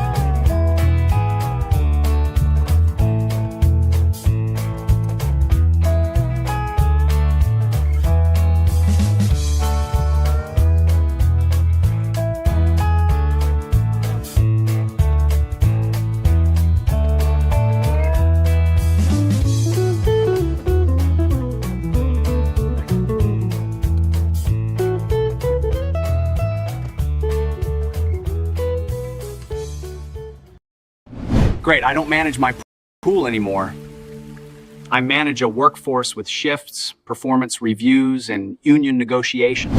We're right in front of the Toolless S1 Pro pool cleaner. This is the smaller version of the pool cleaner. The other one is much larger and much more expensive. This one is made more for smaller pools.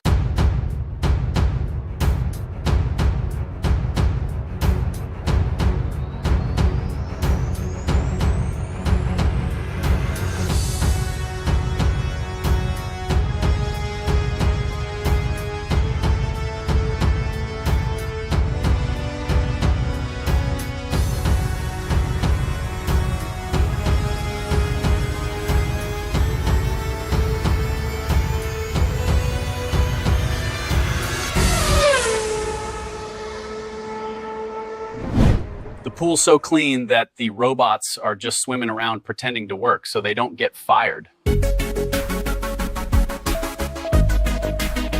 Hey, what's going on, everybody? We are in pool cleaner mode today. We have a cool little pool cleaner to show you guys that have small, flat bottom pools. Maybe like an above ground pool would be perfect for this. By Toolless, we have the S1 Pro pool cleaner sitting over here on the table to take a look at. Let's get this thing open today and see what's going on. I'm glad to have you guys here.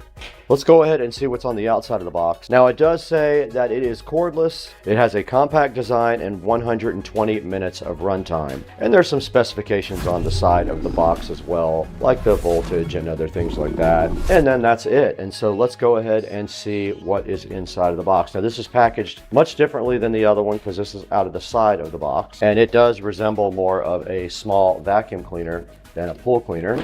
It is a smaller version, and it is packaged up upside down in this plastic condom here, which came off very easily. And then inside of here we have our charging adapter. Now, this adapter has a same kind of plug as the other pool cleaner does. It is a little appliance type cable. Now, there is instructions right on top for hooking it when you want to get it out of the water. Charger port is right there at the bottom, so you have to turn it upside down to charge it. And then you just place it directly into, it's keyed, so you can't do it wrong. It can only go in one way. And I'm gonna go ahead and plug in the S1. Now, a blue light came on at the bottom. That is the charging indicator. I'm assuming it will go ahead and flash like the other one. You did see it pulsing there, meaning it is charging. Further inside of the box, we have the instruction manual. Let's go ahead and break that out and see what we can find out about this S1 Pro. Okay, there is a little quick start guide here.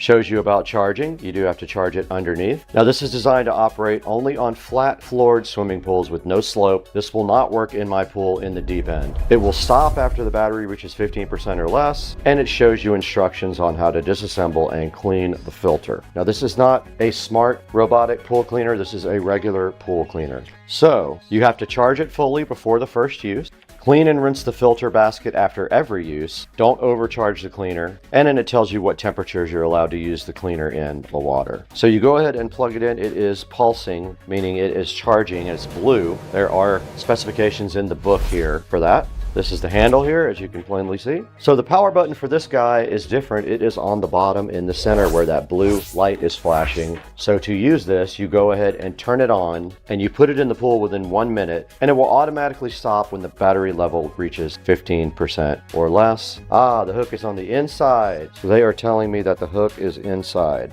So that means after this charges, the hook will be located in the inside of here, and it is snapped back together. But that's how you get the filter out. You open these two things on the side, and the filter will come directly out. Now, you're supposed to wash the filter after every use, and there's instructions on replacing the brush when it gets worn out. And that's about it on the outside. These are part of but that is the S1 Pro. And so the next thing we need to do is get this thing charged up and figure out a way to test it. With 50 pool robots, the water's so clean, it's technically a lab sample. We are going to go ahead and place it in the pool. There are some leaves at the shallow end. All you should have to do is turn on the switch at the bottom and place it in the water within 1 minute. Now, remember, this is not designed for deep end pools. Let's see what it does there. I'm gonna get my net ready when I have to get it out. There it goes, doing its thing. Headed the other direction now.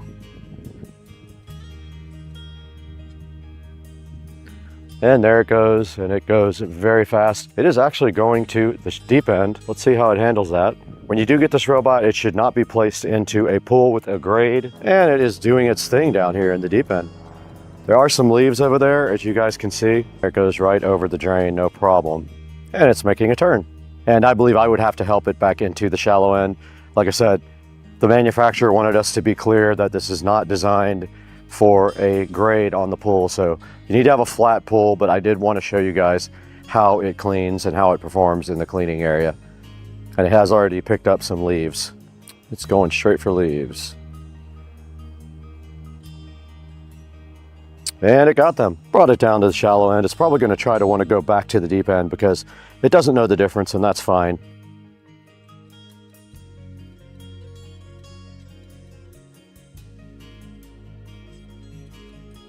Okay, we have the S1 Pro back out of the water now, and I just wanted to show you guys really quick how you clean the filter on this. It's very simple. You just take these two latches off the side and lift off the top. The filter is right there. You empty out the inside of the unit and wash the filter, and that is it. And the thing is ready to go again. So this is not made to be put in a large pool like I have, or designed to go up a slope like that. Remember that if you buy this, it's like more for an above ground pool. Let's throw it back inside and see where you can get yours.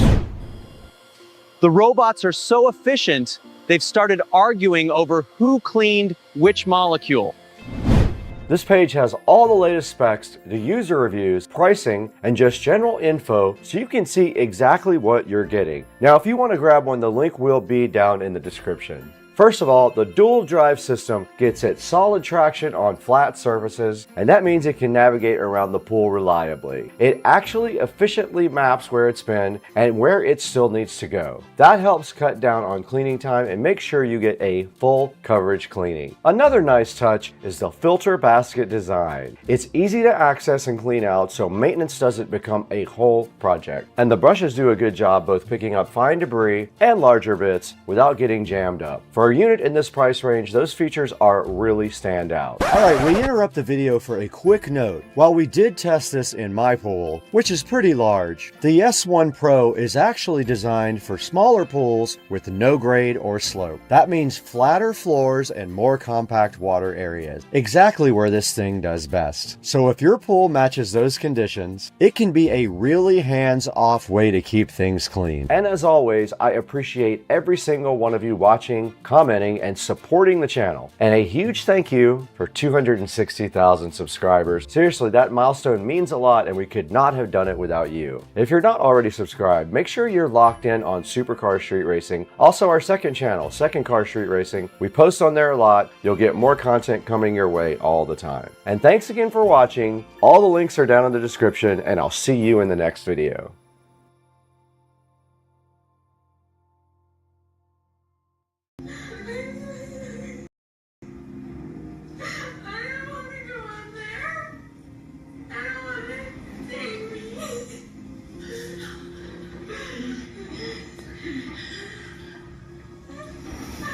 Hey everybody, welcome to the channel, and today we got Dukes of Duval here, and we have his 2013 Chevrolet Silverado truck sitting right here behind us. We have one mission today, and what are we going to be doing? Change the spark plugs.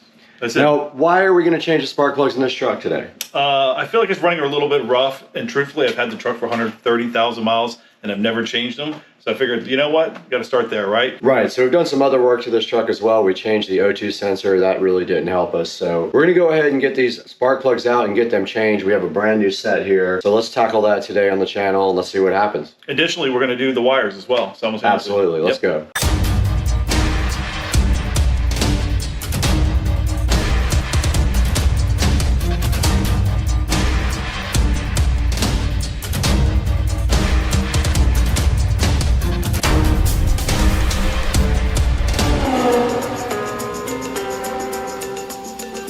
All right, we're back again with Dukes of Duval here in his 2013 Chevrolet Silverado truck.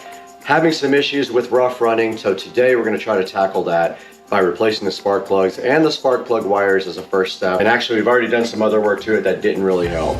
So what do we need to do first? We already went online, we looked at what we needed, and we got the tools ready for the job. What's the first step after you have these plugs out of the box? Yeah, so first step for me is always just checking the gap to make sure they're correct. So we'll confirm the specs on those, make sure they're all gapped. A lot of times I think they're supposed to come from the factory pre-gapped. I don't trust that, to be honest with you. So I just go through each one to make sure they're exactly at spec where they need to be. And then from there, we're gonna go right in and start taking the wires out completely and then pulling them out. These newer motors are pretty easy. You're not having to like figure out where the long wires, short wires are. They're all the same length of wire, so it's very easy to go by each individual cylinder, just one after the next, and boom, it's easy. All right, so have you checked the gap on these yet? I have not. I'm gonna confirm those right now. So I'm gonna confirm the specs, which I think is at 0.44. I'm not sure, but we're gonna do that, and then we'll go one by one and check them. All right, so we have the old school gapping tool that looks like a big coin. We're gonna get that out right now and show you guys how we're gonna check the gap on it right here with this guy, and then we'll get straight to work. Yeah, man. All right, we're back with Dukes of Duval here, and we did some research online, and apparently the correct gap is 0.040, And these are about 0.45. So what we're gonna do is just tap that head a little bit right so it Yeah, we'll tap it down a little bit to reduce it. Hopefully it's pretty easy, a couple taps. And it moves pretty simply with just a tiny tap. You don't have to do a whole lot. It's more than that. Or you could tap it on the ground, either way. All right, so we got this one gapped pretty close to 0.040. And they were all off. They were all around 0.045, so we're gonna go and do all of them. So how much was an entire set of plugs for this truck? That's a great question. I think I paid plugs and wires around $120. All right, not too bad, not too bad. And we'll go ahead and gap these and give you guys a time lapse of that right now.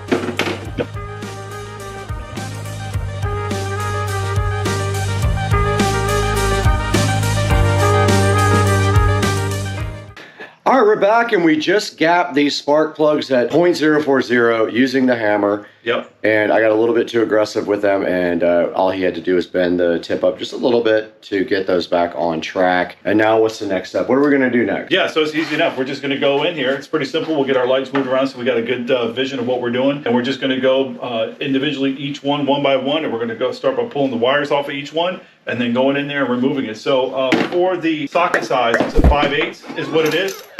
Nice if you have a spark plug socket, which is very specific because it has a piece of rubber that's inside of there that helps kind of grab that socket so that when you're going back in or trying to remove it, it kind of sticks in there a little bit nicely so that you're able to, you know, obviously get the threads on there and then obviously take it out. All right, so first things first is, you know, we're just gonna make things a little bit easier to get in here. I don't think this is necessary, but I like to get this thing out of here a little bit, just kind of expose stuff, especially for the other side. Right, so that's just the engine cover, so it just clips in. Yeah, exactly. So as you can see, we got each individual cylinder here down the way. I don't know what number cylinders they are. It doesn't really matter. Again, this is not old school where you had to worry about what cylinder, what wire, and the length of the wire to make sure everything lined back up. Every wire is individually exactly the same. As a matter of fact, let me go and pull the plug wires out, the new ones. And my recommendation as someone that's had this truck for quite some time, I will tell you personally from my experience, there are just certain things that when it comes to specific parts, that using AC Delco on Silverado, I highly recommend. You pay a little bit more for it, but I've had so many issues in the past with buying certain parts that were aftermarket or made in China or whatever that were terrible, and then I just find myself having more issues. So I paid the price to get AC Delco. That's what I would recommend highly. And you can see right here, Joe is just taking a look at the new spark plug wires there. And basically what happens is there is a metal sheath that goes around the spark plugs. You take that off of the old spark plugs and you apply it to the new spark plugs.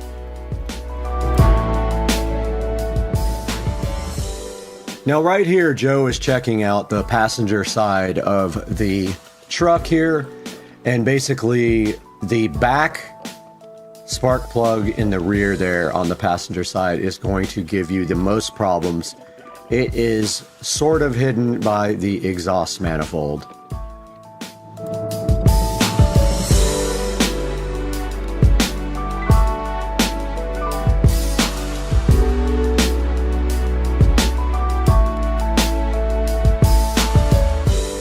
Now in this clip you can see me bent over the side of the truck here, and I basically had a very difficult time getting that rear plug out, but I eventually got it, and you can see me now here inserting the new spark plugs. And you want to go to 11 foot-pounds of torque if you're going to be using your torque wrench for this.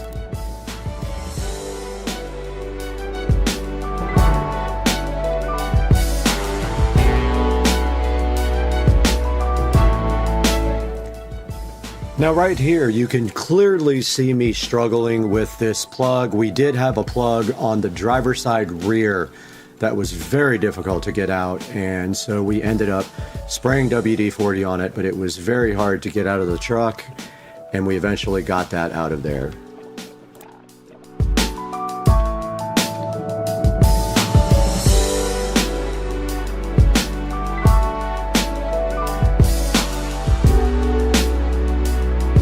Shot of the new versus the old.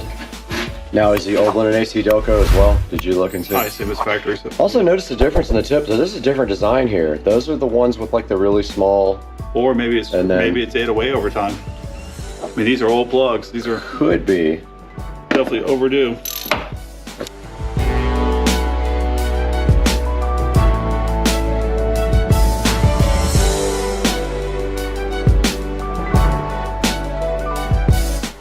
Now here is where we kind of made a revelation in the whole process, and that is if you get on top of the engine bay and just lay on top of it, you have complete access to this back spark plug and probably better access to all the spark plugs.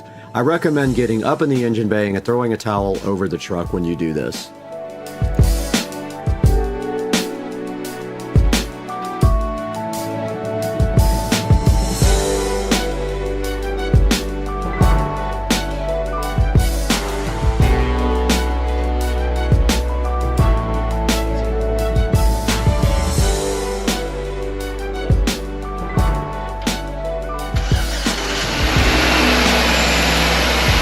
It ain't missing. It's not missing.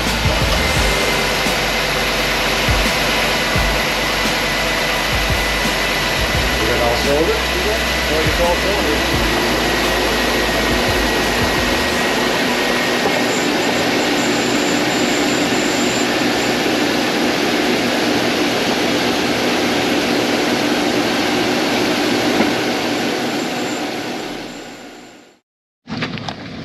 We just got done replacing the plugs and we are going on a little test drive. We almost slammed into the golf cart. So we did get the plugs replaced about, I don't know, 2-hour job, maybe more, yeah, 2 or 3 hours. But I think I figured out the key at the very end is to be on top of the engine. Curious to see if this helps. Well, it definitely feels a little bit smoother. It was running a little rough. You think there was an improvement? Can't tell. Hard to tell, but we'll see. Okay, so Joe has the new truck syndrome. New shoe syndrome. So he thinks it's run so much better. Yeah. And we just ripped it. I can run faster now with new spark plugs. Do you think it's better or do you just not sure? I'm not sure. Okay. It seems to be right. I feel like it's like an idle in other areas. It was running really rough. Okay. But it feels to be a little bit better. So. Okay, cool. So we need to reset the codes. I think it was an improvement. Again. I think it was an improvement. Yeah, we could reset the codes. It definitely needed it. Yeah. It's never had plugs done, ever. Correct. Or wires. 135,000 miles. It's recommended at 135 to change your spark plugs, I think. Oh, that we did it right on time. Right on time. Yeah, the main. I think it says 1,000,000 miles. Oh, I might have misread that. Maybe it's 1,300,000. And now you know. Now you know. You got to get in the engine bay and get on top of the engine to get leverage on a lot of those spark plugs. I think we could have done a lot better, I think, if I would have crawled in the engine bay. Like, it wasn't terrible though.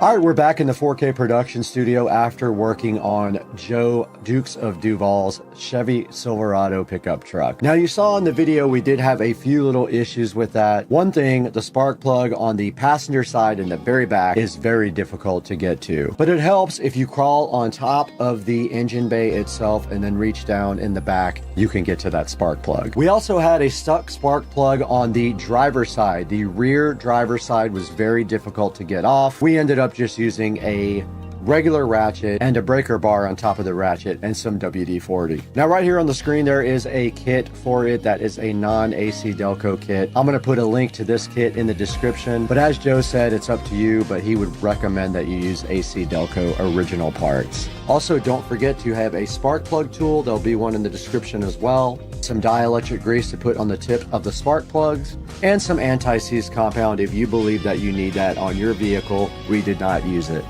Guys, thank you so much for liking and subscribing. Please support the channel by buying all of your Amazon products through my product links. It doesn't have to be this exact product. You can click any of my links and buy anything you want from Amazon. And it does help the channel greatly by giving us a few dollars, because as you know, we lose money on the channel. We do have another project coming up for the Silverado. We're going to be doing the rear brakes next, so please stay tuned for that. But I got to leave right now. I got to go open up an automotive repair shop.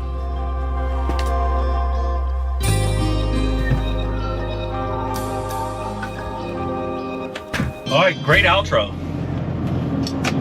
Later, guys. You're not going to get me this time, you son of a...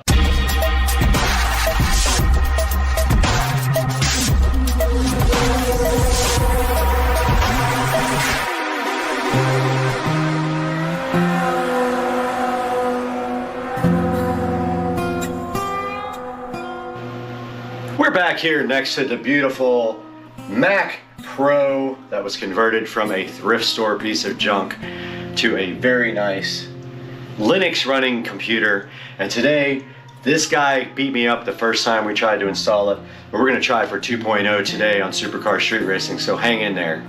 Welcome back to Supercar Street Racing, guys, and as you can see today we have this Lanbon LCD smart switch right here next to me and right here on the screen. And previously this thing kicked my butt because it actually shows a black wire in the instruction manual where it should have been white, but it's my fault because I should have known it was the neutral wire anyway.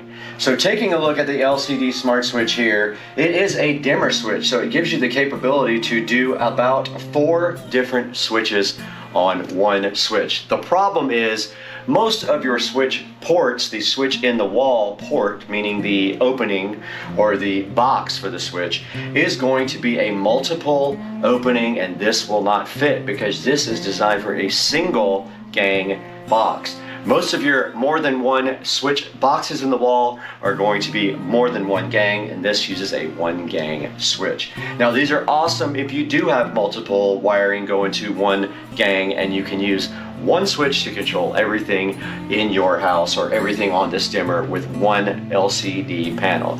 And today we're going to take a look at this one more time because I did it once and I really failed, but today I refuse to lose. Alright, we're out here in the garage in front of the smart switch that exists already. It's an LED smart switch. It has been giving me problems, so the routines no longer work. And instead of trying to get this guy working again, what we're going to be doing right here is removing this old switch. And you can see it has one of those screwless faceplates on it. But we're going to be removing that because the new guy has everything we need included with it. So first we take off this faceplate.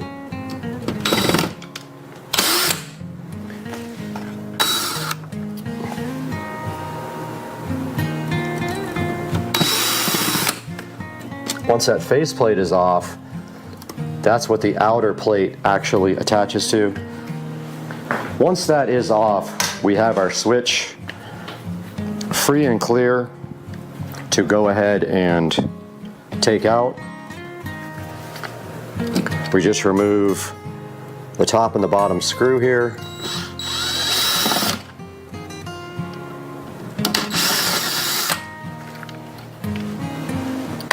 And that switch should just come right out. Trying to get my microphone working.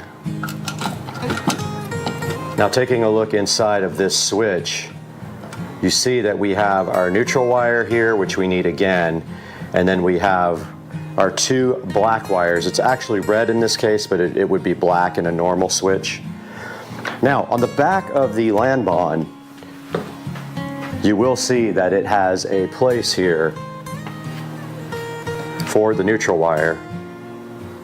Neutral wire goes right here where it says N, and what you do is you just loosen up this screw on the bottom and put the wire in there, and then your load goes here, and then your other load goes to either 1, 2, 3, or like you have 3 different places to put loads, but your common here goes to L. So the black will go to one of these 2, L or L1. So we're going to go ahead and get that disconnected here real quick.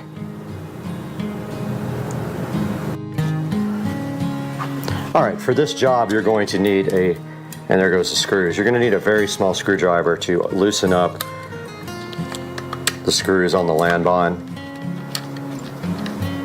Go ahead and loosen up the neutral wire, the L, and the L1. If you're only doing one switch, you only need L and L1. Now, I do have the power on at this point, so I am wearing gloves. I advise you to turn the power off. I never turn the power off, but as a safety precaution, you should always turn the power off.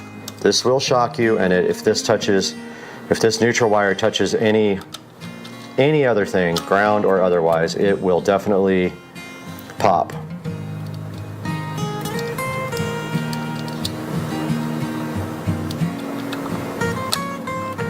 Go ahead and put the neutral wire in there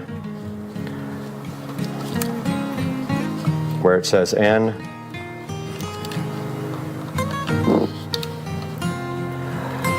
Insert that all the way, and then of course drop your screwdriver.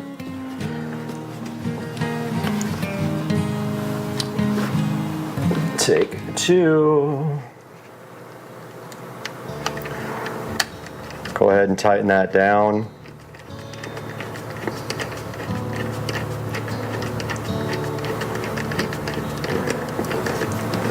Don't be scared to torque it.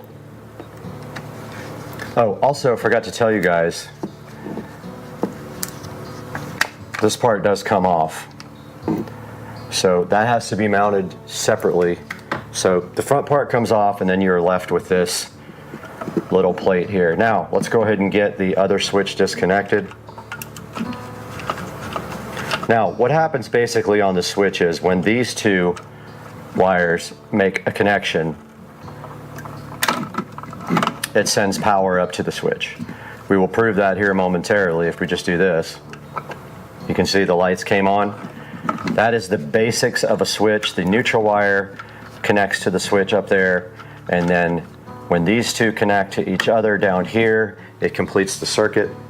The white wire will always be connected up in the ceiling to the switch, and then down here you will have the hot wire, and when it makes a connection like this, the lights do come on.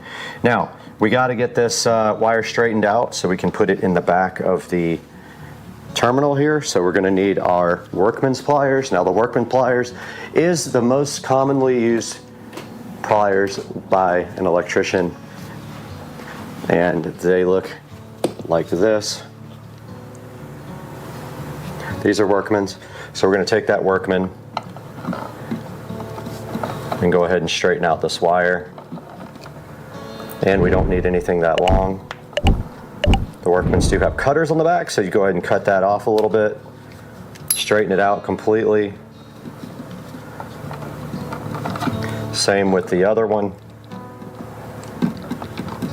Don't need that much wire on this, nor do I need that right this moment, but I am going to need it momentarily. Now we just take our back of our switch.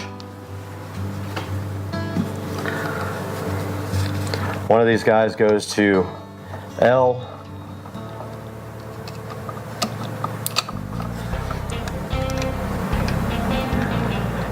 We'll test it and see if we got it the right way.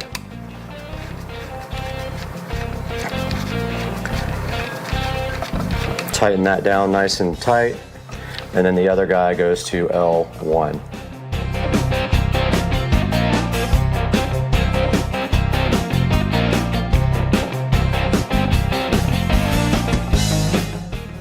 Okay, we got the LAN bond smart switch wired. Now the second part of the equation is testing it before we mount it to the wall. And so here is the faceplate, and you can see here the way it connects is it goes on and then it slides downward. It can only go on one way, and you can see right here right now we do have a light in there and it is booting up. So once it comes on, we will see if it lights up the lights in the garage. Now it is wants to know if you want to be a dimmer. Confirm that. Edge lighting on. You can also find it in settings, edge lighting. It's telling you how to turn on the edge lighting.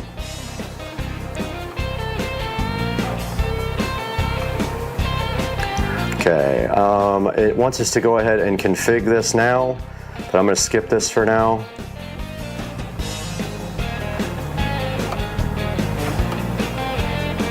And my lights hate that it is a dimmer.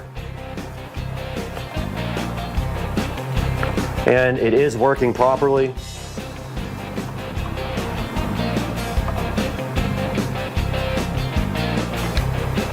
They don't like the fact that it's a dimmer, but at the same time it doesn't matter. They're just going to be on and off 100%. If we go anything under 100, they're allowing themselves to be dimmed to about 25%, so that's perfect. All right, cool. Now we just got to install the switch back into the wall.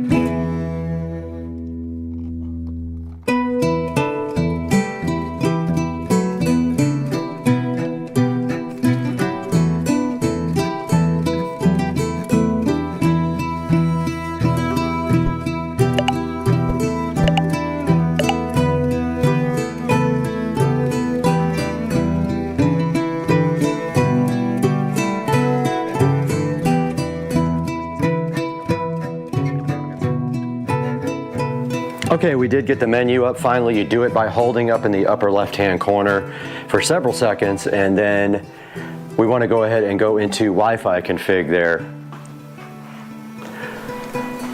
And there is an easy mode and a hard mode.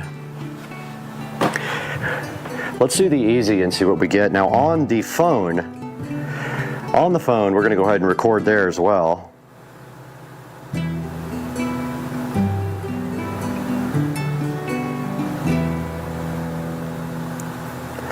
So I'm going to open up X Recorder here real quick and record on the phone. Okay, so on the phone we want to go to Smart Life. All right, now let's go to mode config here on the front of the device. Oh, it already sees it here.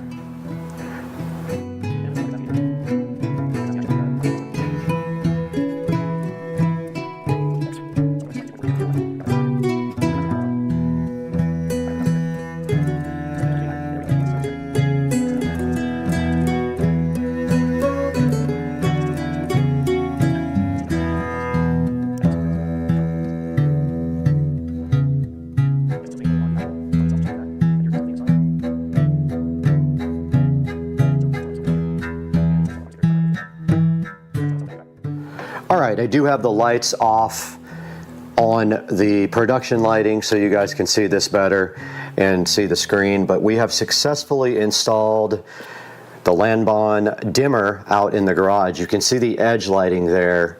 I'll do a separate video on how to configure this thing, but it is on right now, so I'm gonna go ahead and power it off. And you can see the garage lighting did go off, and you see the better now the edge lighting, which is configurable.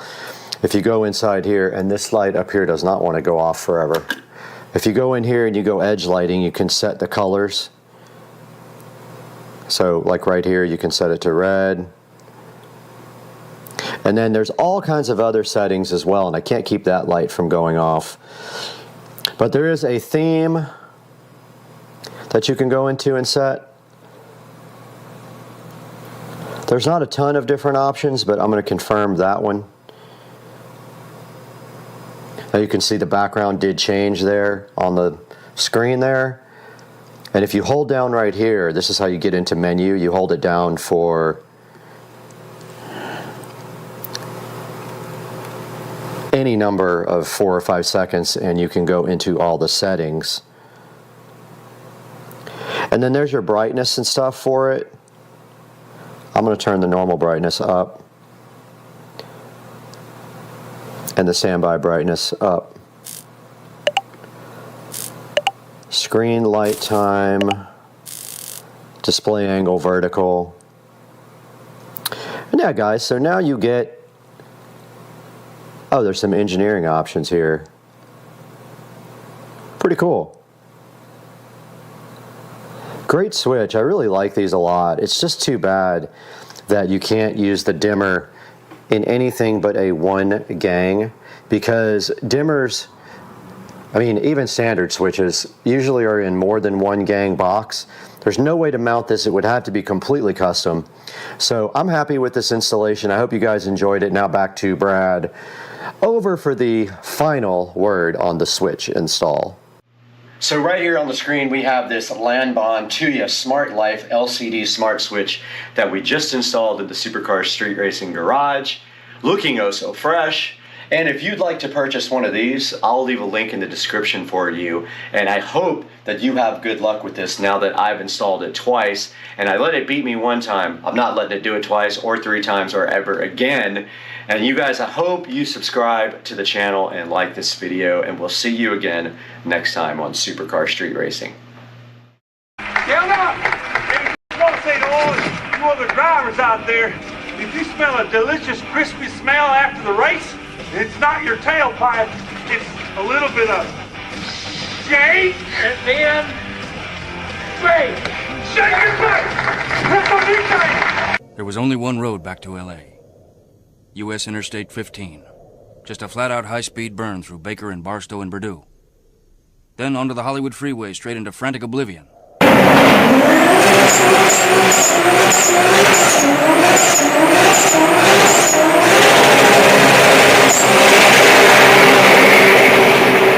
of the dumbest driving I have ever seen in my life.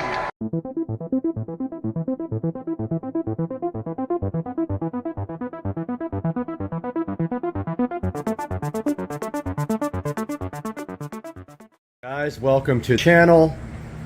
And this happened.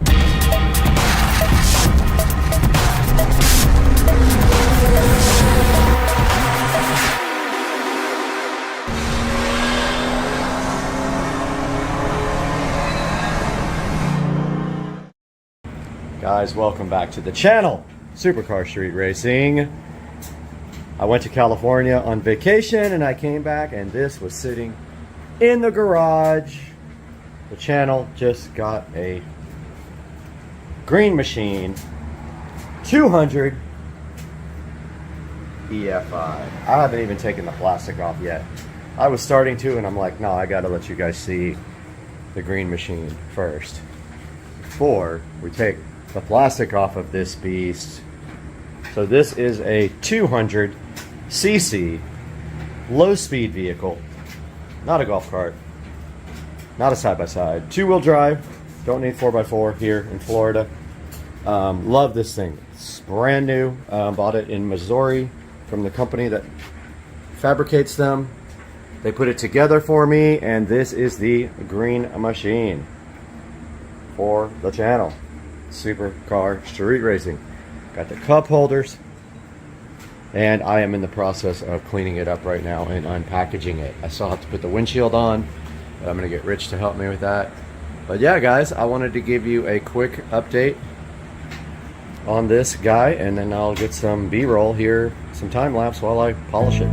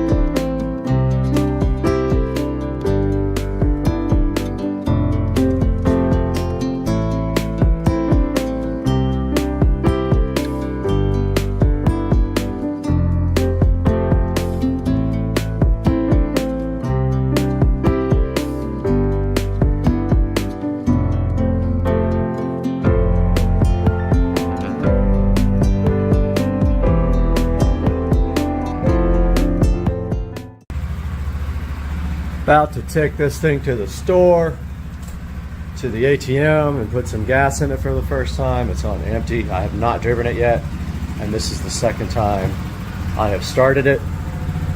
So that's the sound. And the only thing I'm worried about is the skies.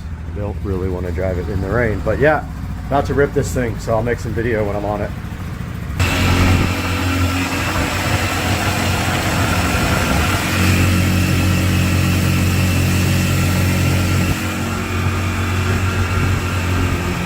So it's a lot louder than I thought it would be, honestly.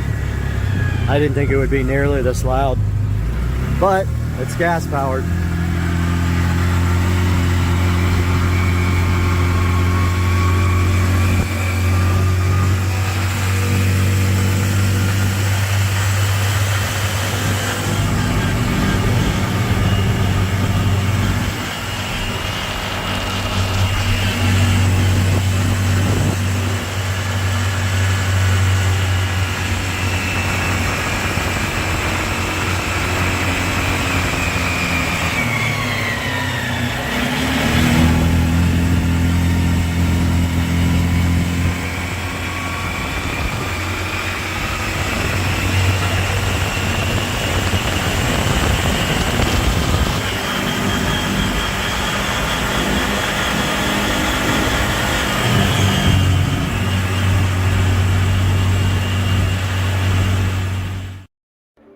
Hey guys, Supercar Street Racing here with an off-top rant. I just wanted to talk to you guys about the absolutely ridiculous state of waste pickup in Jacksonville, Florida. Duval County should be ashamed of themselves because they are ridiculous. This is what I come home to. All my neighbors as well. So they have a new contract for waste pickup. They don't pick up recycling anymore, which is bad enough. But now they have this new company that a person actually does it. There's no truck. But do you see here? Look at my neighbors. They don't even close the lids on the cans, and they leave them literally out in the street. It's annoying, and it's ridiculous, and I don't know why we have to deal with this stuff. Oh, there's actually still garbage in there too, so that's another thing. They don't even pick up everything. So Jacksonville, Florida, Duval County takes your tax money, and they decided to stop doing recycles. That's why this is painted blue. You know why? Because I ordered a new trash can months ago and they never brought it. And that's another thing. That trash can has been ordered for probably 4 months now, and the lid is broken and everything else. But look at the neighbors. Theirs is all in the street, like opened. And Duval County does not care. They're not doing anything about this. It's only getting worse. We got this new company. I forgot the name of it. I wish I knew off the top of my head. They're absolutely terrible. Look at this. That's how you get your trash cans. They're out in the street. They throw them on the ground. They break them, and then they never bring you another trash can. But hey, that's my rant. Poor neighbor here, Chris. I mean, look at this. It's just literally out in the street. Somebody's going to run over it. But hey, guys, call the city if you're in Jacksonville. Call Duval County, whoever it is. It's Duval. Let them know you don't like the way that they are handling your tax money.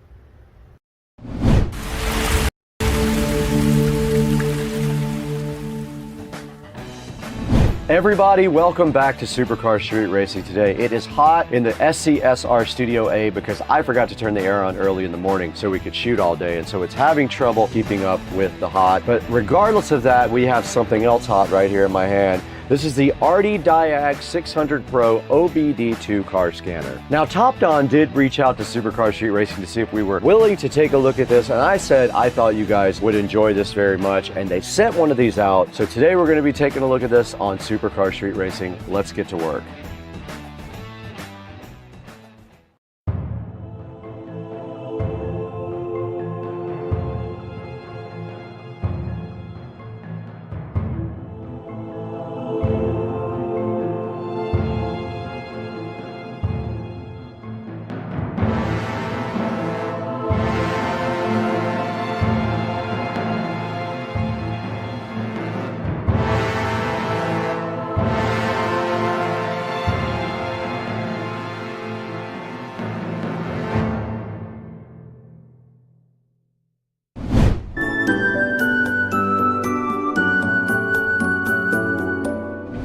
We're back in the hot but beautiful Supercar Street Racing Studio A today. One of my favorite places to be if it's not hot. It's probably about 75 to 76 degrees in here because I failed to turn on that air conditioner early enough for it to keep up, and it is very hot. If you reach up here, you can feel the heat coming directly out of the ceiling. But what else is hot is also this RD Diag from Topdon. The 600 Pro they sent out to us just to work with you guys on and show you how this works. So what we're gonna do today, our plan is we're gonna unbox this thing first. We're gonna take a look at this guy and see what's inside the box. We're gonna walk directly across the street over to Rich's house also, and we are going to hook this up to his truck and see what this thing can do. Thank you so much for 200,000 subscribers. It's amazing. It took a while to get there, but I am so happy with the progress of the channel, all because of you guys. You made it possible for us. Thank you so much. Now, this RD Diag 600 Pro is the upgraded version of the last model. It does use Android operating system. If you were wondering, most of these do use an Android operating system. Now, this RD Diag is able to analyze a lot of the different systems in the car, like the engine, transmission, sensors, and things like that,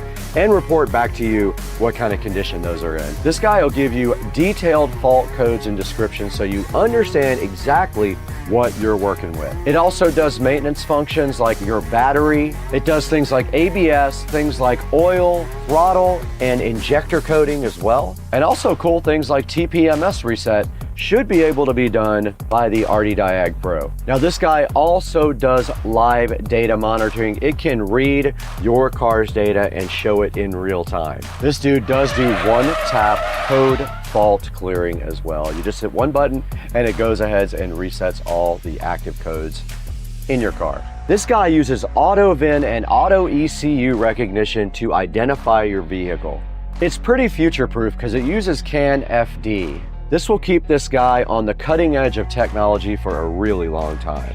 This powerhouse is compatible with 90 different vehicles and also 12 languages, so no matter where you are, you probably are able to use the RD Diag 600 Pro. It says that it has 2 years worth of updates built in. And now right back behind me up here, you can see some of the essential features it does for maintenance. It does things like oil reset, ABS bleeding, DPF reset, throttle relearn, SRS reset, brakes, battery matching, injector coding, and SAS reset as well. This guy has been on quite a few automotive sites online. You can see here, it's been featured on a lot of different places. You can see some of the technology right up here that it has: a 7-inch touchscreen, 3350 milliamp hour battery, a 4-core 1.5 gigahertz processor, and also it runs on Android 11. Now, I am really hyped to get this RD Diag 600 Pro directly out of the box and see what's included with it. Let's go ahead and do that right now.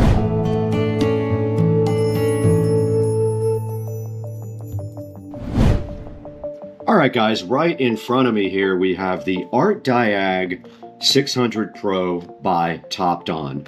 Now, Topdon sent us the 600 Pro. They call it their mid-range diagnostic tool here. They wanted us to check it out with you guys and go ahead and open it up and then maybe fire it up inside of a vehicle. So what we have right here is the Topdon RD Diag 600 Pro, and we're going to get this opened up right now. Now, taking a look at the box first, though, you can see right here just a picture of it on the front and a little car logo right there, RD Diag 600 Pro by Topdon. On the side, all it says is Topdon. So there's not much on the side of the box right here, but on the back we have a lot of information here. It says master the essentials. There's some contact information. They do have a North American phone number, and they do have other country phone numbers right here, and their website, www.topdon.com.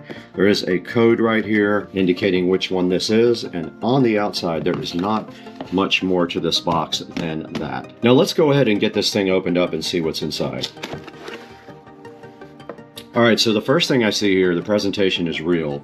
We have a nice bag with all the stuff for the Topdon inside of it, so we don't need this box anymore where we're going. And nice looking case here for your OBD2 scanner. Let's go ahead and open it up and see. Has a nice handle on the top also for you to carry it. And inside of this, we do have the OBD2 cable.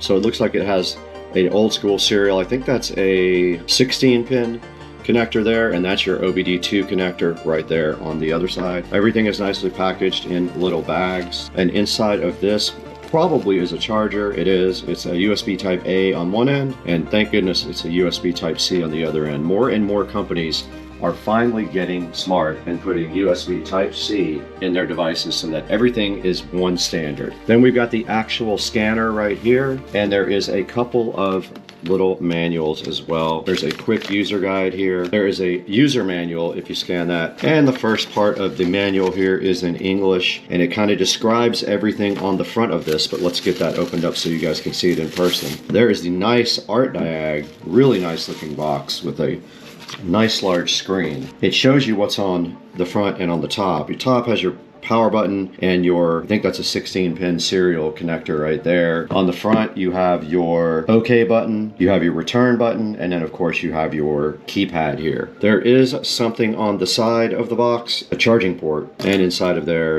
is your USB charging port. So there's not much else to do here except charge this. I'm not going to charge it right here. This is a slow charging. This is from the computer, so it won't have much amperage. So I'm gonna go plug it in the kitchen and start charging it, and I'll let you guys know how long it took to charge.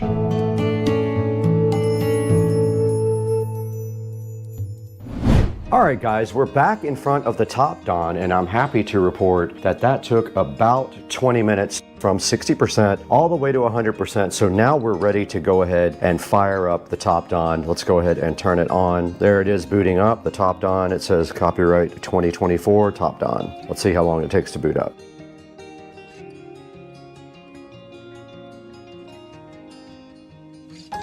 Now I'm assuming this thing has Wi-Fi that it can download new things. Let's see, so we're in the setup area right now. It is a touchscreen, nice, okay, cool. English US, next. That is the correct time zone. Now it's looking for my Wi-Fi network. Here it is right here.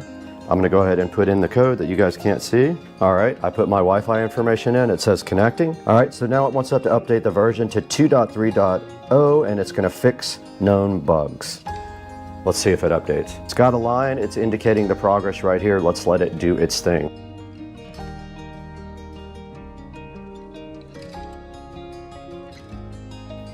And finally, it is at 100% on the download. Now it's telling you here when you first use this thing, there goes the firmware update. It's gonna probably restart and update the firmware. Let's watch that process.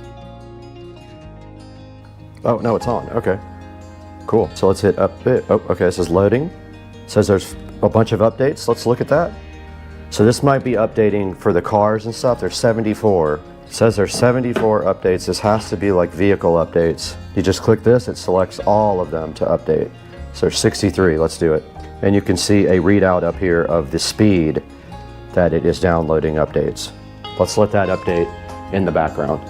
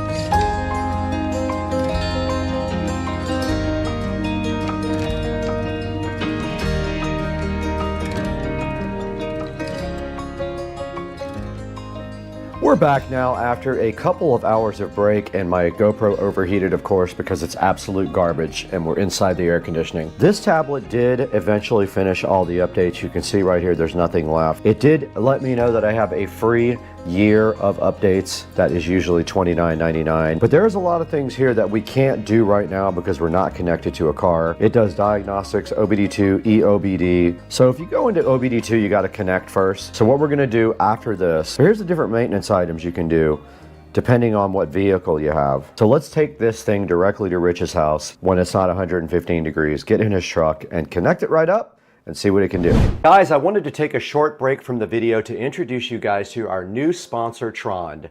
They sent us this very cool desk lamp right here, which is sitting so fly and bolted directly to Studio B desk.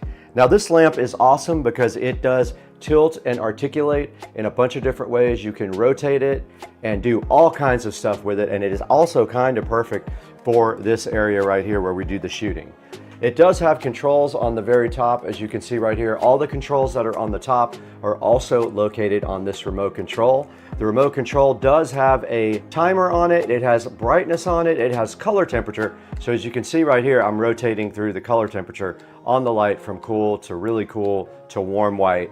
And on the remote control right here, you can do the exact same things, if you guys can see that right here. The lamp just bolts right to the desk here. It bolts right from the underneath, and then all of the different areas of the lamp are articulable, so you can move everything. Especially these two little wands right here are very cool. I love that. You can almost see it in the webcam picture right there. So Trond donated this light. It is a 360-degree rotating Architect desk lamp. It has 5 colors, 5 brightness levels, a 24-watt light with eye care, and a 45-minute timer, and it does come with a remote control. Now, right now it is $69.99, but there is a 20% coupon you can apply to this, and also there's a promotion that you can save another 10% when you check it out online. And you can see right here on the picture, they're actually using DaVinci Resolve, and they have the nice desk lamp above it. That's what I'm going to be doing, because I'm going to install this guy right here. I'm going to put a link in the description to the Trond LED desk lamp. Make sure you support Supercar Street Racing. Tell them we sent you and show your love for SCSR. Now back to the video.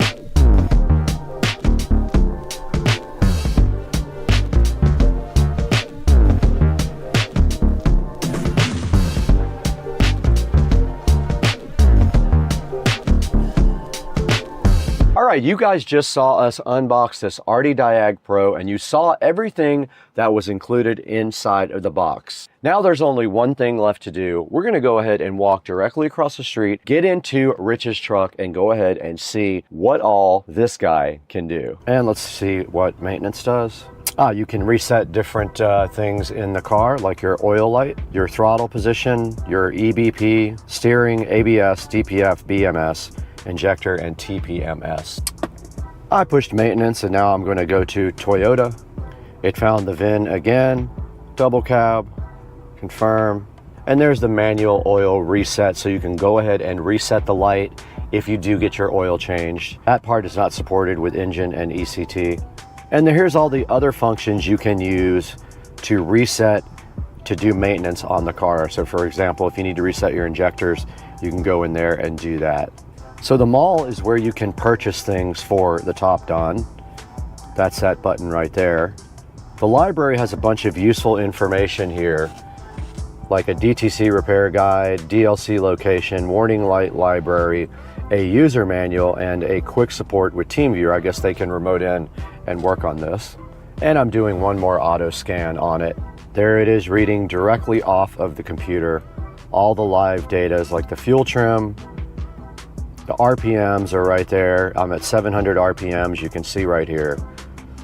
Vehicle speed sensor, timing, you've got all kinds of things that you can view in real time with this nice Top Don Art Diag 600 Pro. User info is just where you get all your information. You can also do firmware updates or system updates. We've already done all the updates. You saw that yesterday. That took a while for the cars to go ahead and get updated, but everything is current here now. And that is a look at the Top Don. It does a lot of cool stuff. Let's see what battery voltage does.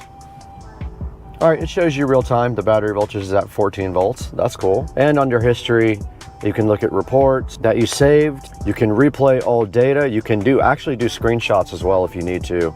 And you can screen record, which is pretty cool. All right, we are recording now on this device, and I'm gonna play back a little bit of the video that I record on this device if I can figure out how to get it off of here. This is recording right now, so if we go back into diagnostics and we go to VIN, all right, it's scanning now. Let's do auto scan. I'm gonna record this. the screen and see if I can get the file off of there to play back for you guys. And it is scanning now. It's at 30%. You can see at the bottom, 40%. It said no DTCs actually, but it is on. The light is confirmed on the dash. And it is at 70% now. Occupant detection, passenger door, driver door, and it said no TTCs on occupant detection. Passenger door, driver door now does not exist on that one. And if we do a report here, there is the report that you can get from this, and then you can save it and look at it later, and you can see the codes right there and what they mean. Pretty cool 600 Pro scanner.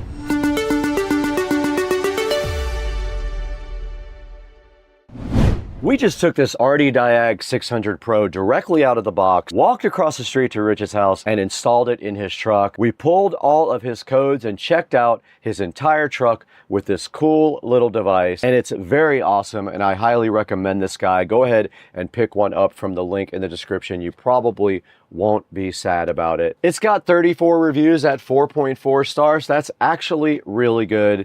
It's hard to get a 4.4 star review on Amazon. You guys know that. And now that we've done all that, there's only one thing left to do, and you guys know what that is. Let's throw it to Brad. I will show you how you can get your own RD Diag 600 Pro on Amazon. Go ahead and order it from the link in the description. Let's toss it over to Brad right now.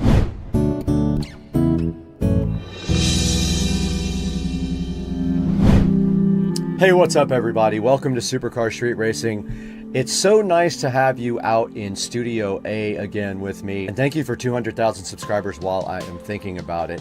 Today we have a special product that was sent to us by TopDon. This is the RD Diag 600 Pro sent to us by TopDon. They asked if you guys might want to see this, and I said yes, I thought you did. So we went ahead and got this thing, and it's pretty cool. It is a diagnostic tool for OBD2. You plug it into your OBD2 port right underneath your dash there. It does pull codes from your car, shows you all your fault codes, and then allows you to reset them and also Google them so you know exactly what's wrong with your vehicle. And you saw today, we looked at Rich's truck and he did have one fault code. I gave him that fault code so he could go to his mechanic, and then he could not get ripped off by them because they won't know what he knows. And that's why you guys should have your own RD Diag 600 Pro. Now this thing does have 4.5 star reviews. It's got 36 reviews sitting so fresh right here on Amazon. It is $208 right now. It's 20% off. So now's a really good time to go ahead and order your RD Diag 600 Pro. It also allows you to do screen recordings and screenshots. So if you want to play that back later like I did, you saw how I did that when I put it into the edit session here while I was talking over the actual diagnostic on Rich's truck. It says it comes with 2 years of free updates, so you can look forward to that. Not having to subscribe, you're going to get 2 years from these guys of nice updates. It also does 9 different service resets, a bunch of different maintenance items as well. So you can do things like reset your oil light and like your battery. When you get a new battery, this thing can help you learn your battery type for the car if your car supports it, and the tool does too. It also does live data monitoring. You can actually watch the car's data in real time on the screen so you can get indicators of what your vehicle is doing. This thing can identify your ECU automatically and know what kind of car you drive. This thing does 90 plus vehicles in 12 different languages, so you can be assured that you're probably covered when you have this thing. So go ahead and check out the RD Diag 600 Pro. I might have called it Art Diag a couple of times in the actual video. Sorry about that. It's RD Diag 600 Pro by TopDon. There will be a link in the description. Pick yours up and help out Supercar Street Racing. It really does help us a lot. We just need a few dollars here and there to keep the channel going. Here's a look at the channel metrics right here. We have 201,255 subscribers, and we couldn't do it without your help. Thank you so much for supporting Supercar Street Racing. Everything you do matters. Please like, please subscribe, and please buy all of your Amazon products through any of the links in the video description of any of my videos. You can click any other link and buy something, and it helps me out greatly, and I do appreciate it. Thanks for the like and subscribe, and I got to get out of here. It's about to storm out here. It is thundering and lightning. Let's go.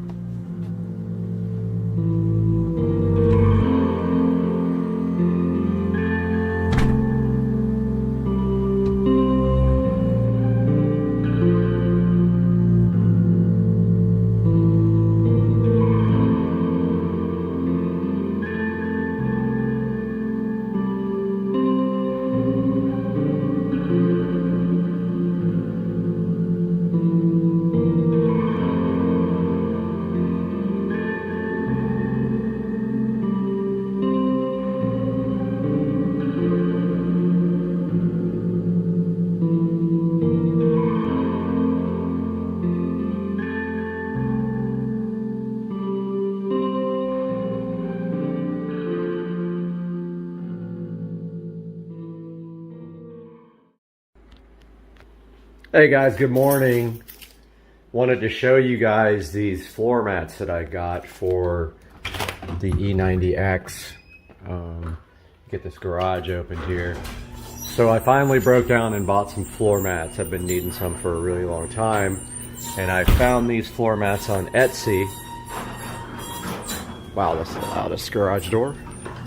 The link will be in the description here. It's going to be a quick video because there's not much to it. But just wanted to show you these floor mats, custom made from Etsy. Now these guys are available with different color stitching and they are leather. So as you can see here, they have the M logo on them.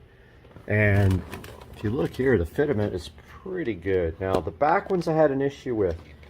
So he is actually remaking those. They didn't fit. The front ones fit perfect. They do have Velcro on the bottom. Pay no attention to that 9mm right there. So yeah, I'm going to provide a link in the description to these E90X, so they fit any E90 car, floor mats that I purchased on Etsy. And then he does have them for other vehicles as well.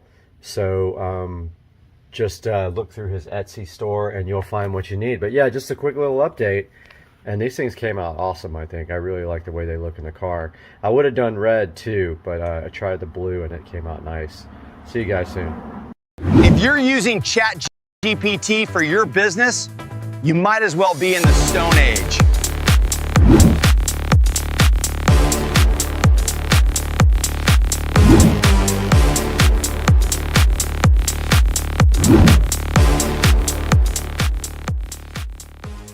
Are you still only using ChatGPT? Well, it's time to level up. Now, what you're looking at isn't just a chatbot. It's the reason Google and Microsoft are looking over their shoulder. Imagine if Google and Microsoft had a baby, and that baby was a genius obsessed with productivity. That is GenSpark. Now, in the next 7 minutes, I'm going to show you how I use this Silicon Valley unicorn to run the entire business side of supercar street racing. From data analysis to brand design, all in one workspace, RIP PowerPoint, RIP manual spreadsheets, the AI era just got its final real super agent. So what is GenSpark? They're a team of only 30 people in Silicon Valley, yet they hit a $1 billion valuation in just 6 months. Why? Because they aren't just giving you text, they're giving you your finished work. Now, most of you know supercar street racing for the 0 to 60 times and the awesome reviews, but behind the scenes, I'm a one-person business. Now, usually that means paying for 10 different subscriptions, ChatGPT for writing, Canva for design, Midjourney for images, some expensive coder for the website. But GenSpark is the one that replaces 10. For 20 bucks a month, you get a single workspace that orchestrates every top model. GPT 5.2, Claude 4.5, Gemini, and even their proprietary models like Nano Banana. It's like having a 24/7 pit crew right here in your business. And you should definitely check it out because they have free credits when you sign up. Now check this out. I'm going to go ahead and open up AI slides on GenSpark. I'm going to go ahead and put this prompt in. Now I need a sponsorship deck for my next tour. Normally, this would take me 5 hours of tweaking boxes in PowerPoint. Let's see what GenSpark AI can do. Now, if you watch closely, it's going to research the luxury car market while it actually builds the slides. It's going to use structural thinking, professional formatting, and I can export this straight to Google Slides or a PDF. Now, what used to be last-minute stress is now a 5-minute task. This is how we keep supercar street racing moving at 200 miles an hour. Let's see what happens. Now, check out GenSpark AI. Already generating all the stuff for my new slide deck. You can see it researching the European tour, the European auto market. It talks about the market growing and remaining large. And then it's looking at the demographic, the audience reach, the sponsorship architecture, the ROI model. Look at all this it's doing already. And over on this side, it is starting to develop the slide deck. Very cool. Now you can see this thing working in the background. Look at all the code, everything going on the right. Now it is still going. You can see that it is thinking on all the rest of these. Check out the charts it just made for me. Now there are 5 more slides to go and it is still building them. All right, my slide deck is complete. You can see here, we've got 12 whole slides completed about the Supercar Street Racing European Tour. Look at all this. It's got all the charts, all the analysis of the market, everything everything we need to grow the business. Now all we have to do is export it, or if we want to, we can edit it with AI or edit it manually. But let's go ahead and export it. We'll click View and Export. You can see we can view it as a presentation. We can export it. We can save it as a template, or we can voice over our slides as well. Let's export it to Google Slides, and we'll put all pages in there, and we'll click Export. All right, you can see right here it exported to my Google Slides. Let's go ahead and open it up. You can see right here the Supercar Street Racing Pitch Tour. Look at this. Everything I need to go ahead and grow the business on my tour is ready for me, including the charts and everything else, all ready to go. What a great tool this is. But wait, what about a digital home for the channel? We need a new landing page for our merch and event signups, but I'm a driver, not a coder. We're going to go ahead and open up the AI developer here. We're going to open up the simple website. Click that and click Start Building. Now we got to go ahead and give it a prompt. Let's go ahead and do that here. Okay, let's see what it can do with my prompt. AI developer is building my website. How cool is that?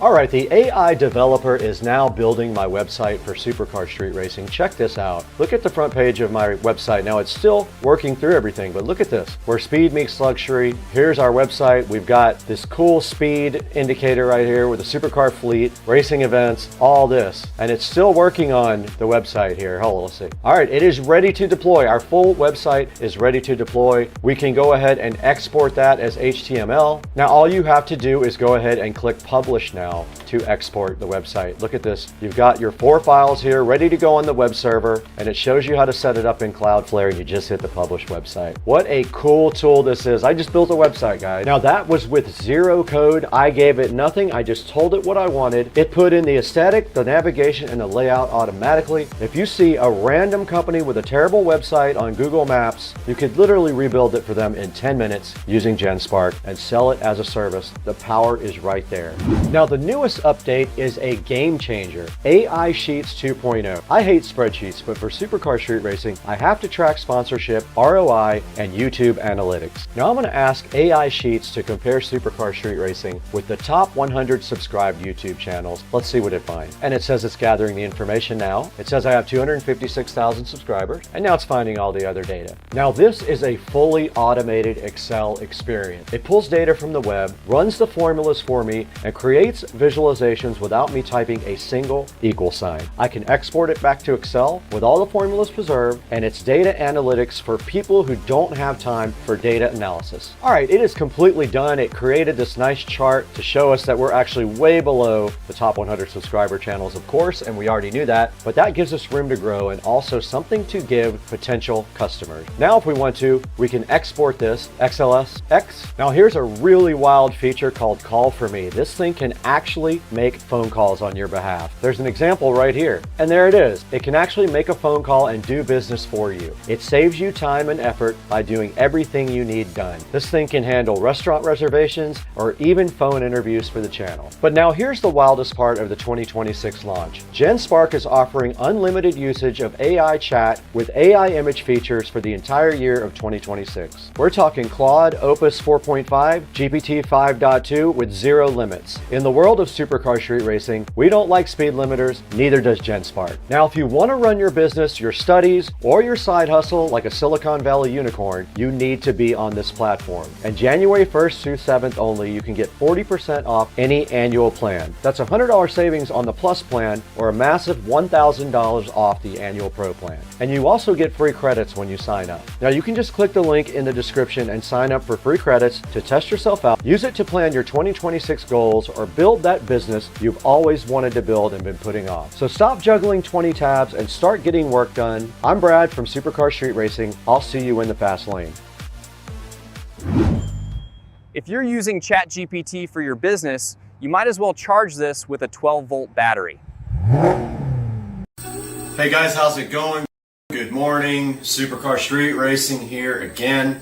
Taking a look at 2 products here that we got for the Samsung S22 Ultra 5G. The first product here is the Toolless case. Going to grab my tablet here so we can do some close-ups of that guy while we're taking a look at it. But got the Toolless case and the Refund screen protector, which is a pretty funny name, Refund. almost like refund, because they're gonna have to refund your money. It's so bad. But yeah, so we got the tablet here to do some video of the Taurus here unboxing, and let's take a look at that. And let's see, let's go ahead and open this guy up. Hopefully my my settings in Zoom are good here, but here's the Taurus packaging. It's got a little lifetime warranty activation card here with it. Let's see if I can get some video here. Took a picture. Okay, so now we got this thing going. So Taurus here, and we're gonna look at the unboxing down here on the tablet. Here's a good look at the packaging that it comes in. Sorry about my thumb, guys. I got bit by a dog. No joke. There's the packaging. Here's a look at the box. And the back of the box here. And let's go ahead and undo this guy.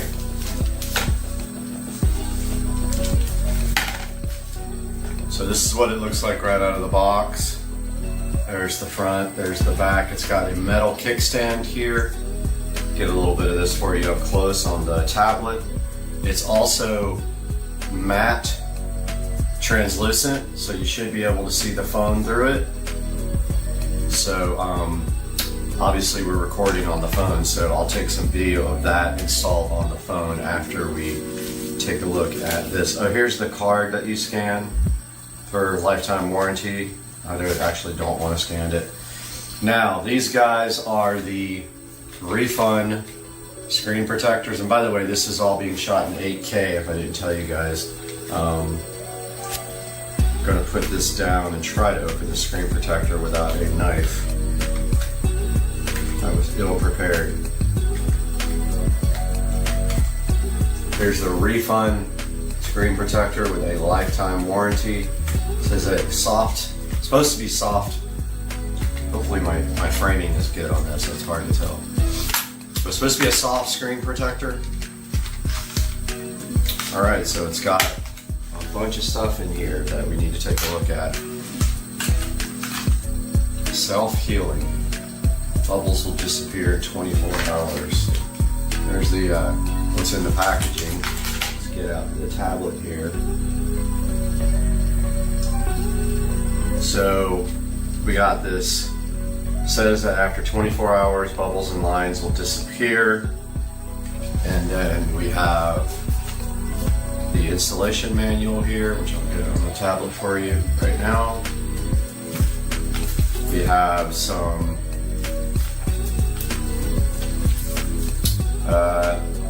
cleaning kits here.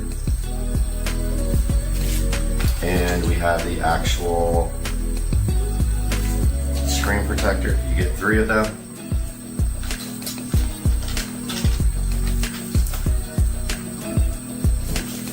So there's the 3 screen protectors you get with this guy. So now what we're going to do is we are going to take down the phone and we are going to start shooting on the tablet and show the case and the screen protector installed. All right, guys, so we are back on the tablet now, which shoots in 1080p, but I'll probably upconvert it to 8K since the other video's in 8K. Here's the case. Here's the S22 Ultra 5G. Notice it has the cutouts on the back there for this. And let's see how that fits. Very difficult with one hand. Wait, I really need a GoPro. Okay, I'm gonna go ahead and put this in. I'll be right back. All right, guys, got the case installed on the phone. Fits very well. I really enjoy this case fitment. And it is pretty sturdy. I like the way it protects the cameras too. It's got a ridge around the camera so the cameras won't lay down flat anymore, which I love that. It's got this kickstand, which I didn't expect to be this strong, but it really is strong. It's a metal kickstand, unlike some of the other plastic ones. So you can then put the phone like this on the kickstand. So yeah, this is a nice case. I really, really like this case. I can already tell I'm gonna highly recommend it. Now we're gonna remove the case and we're going to put on the refund screen protector if I can figure out how. Alright guys, I'm not going to go through the whole entire installation process of this because it's pointless. There's already a video online that I'll link you guys to. But it was pretty easy. You basically clean the phone. There's a squeegee. You stick down in the center of the protector. You pull one tab, squeegee it, do it again for the bottom tab, squeegee it, and then pull the top layer off, and it's pretty much done. And then you press down the edges of it to get the film to stick to the edge. Hopefully it stays on that edge. And then of course now put it back in the brand new case, which I'm going to do now. Alright, of course I made an absolute mess here, but here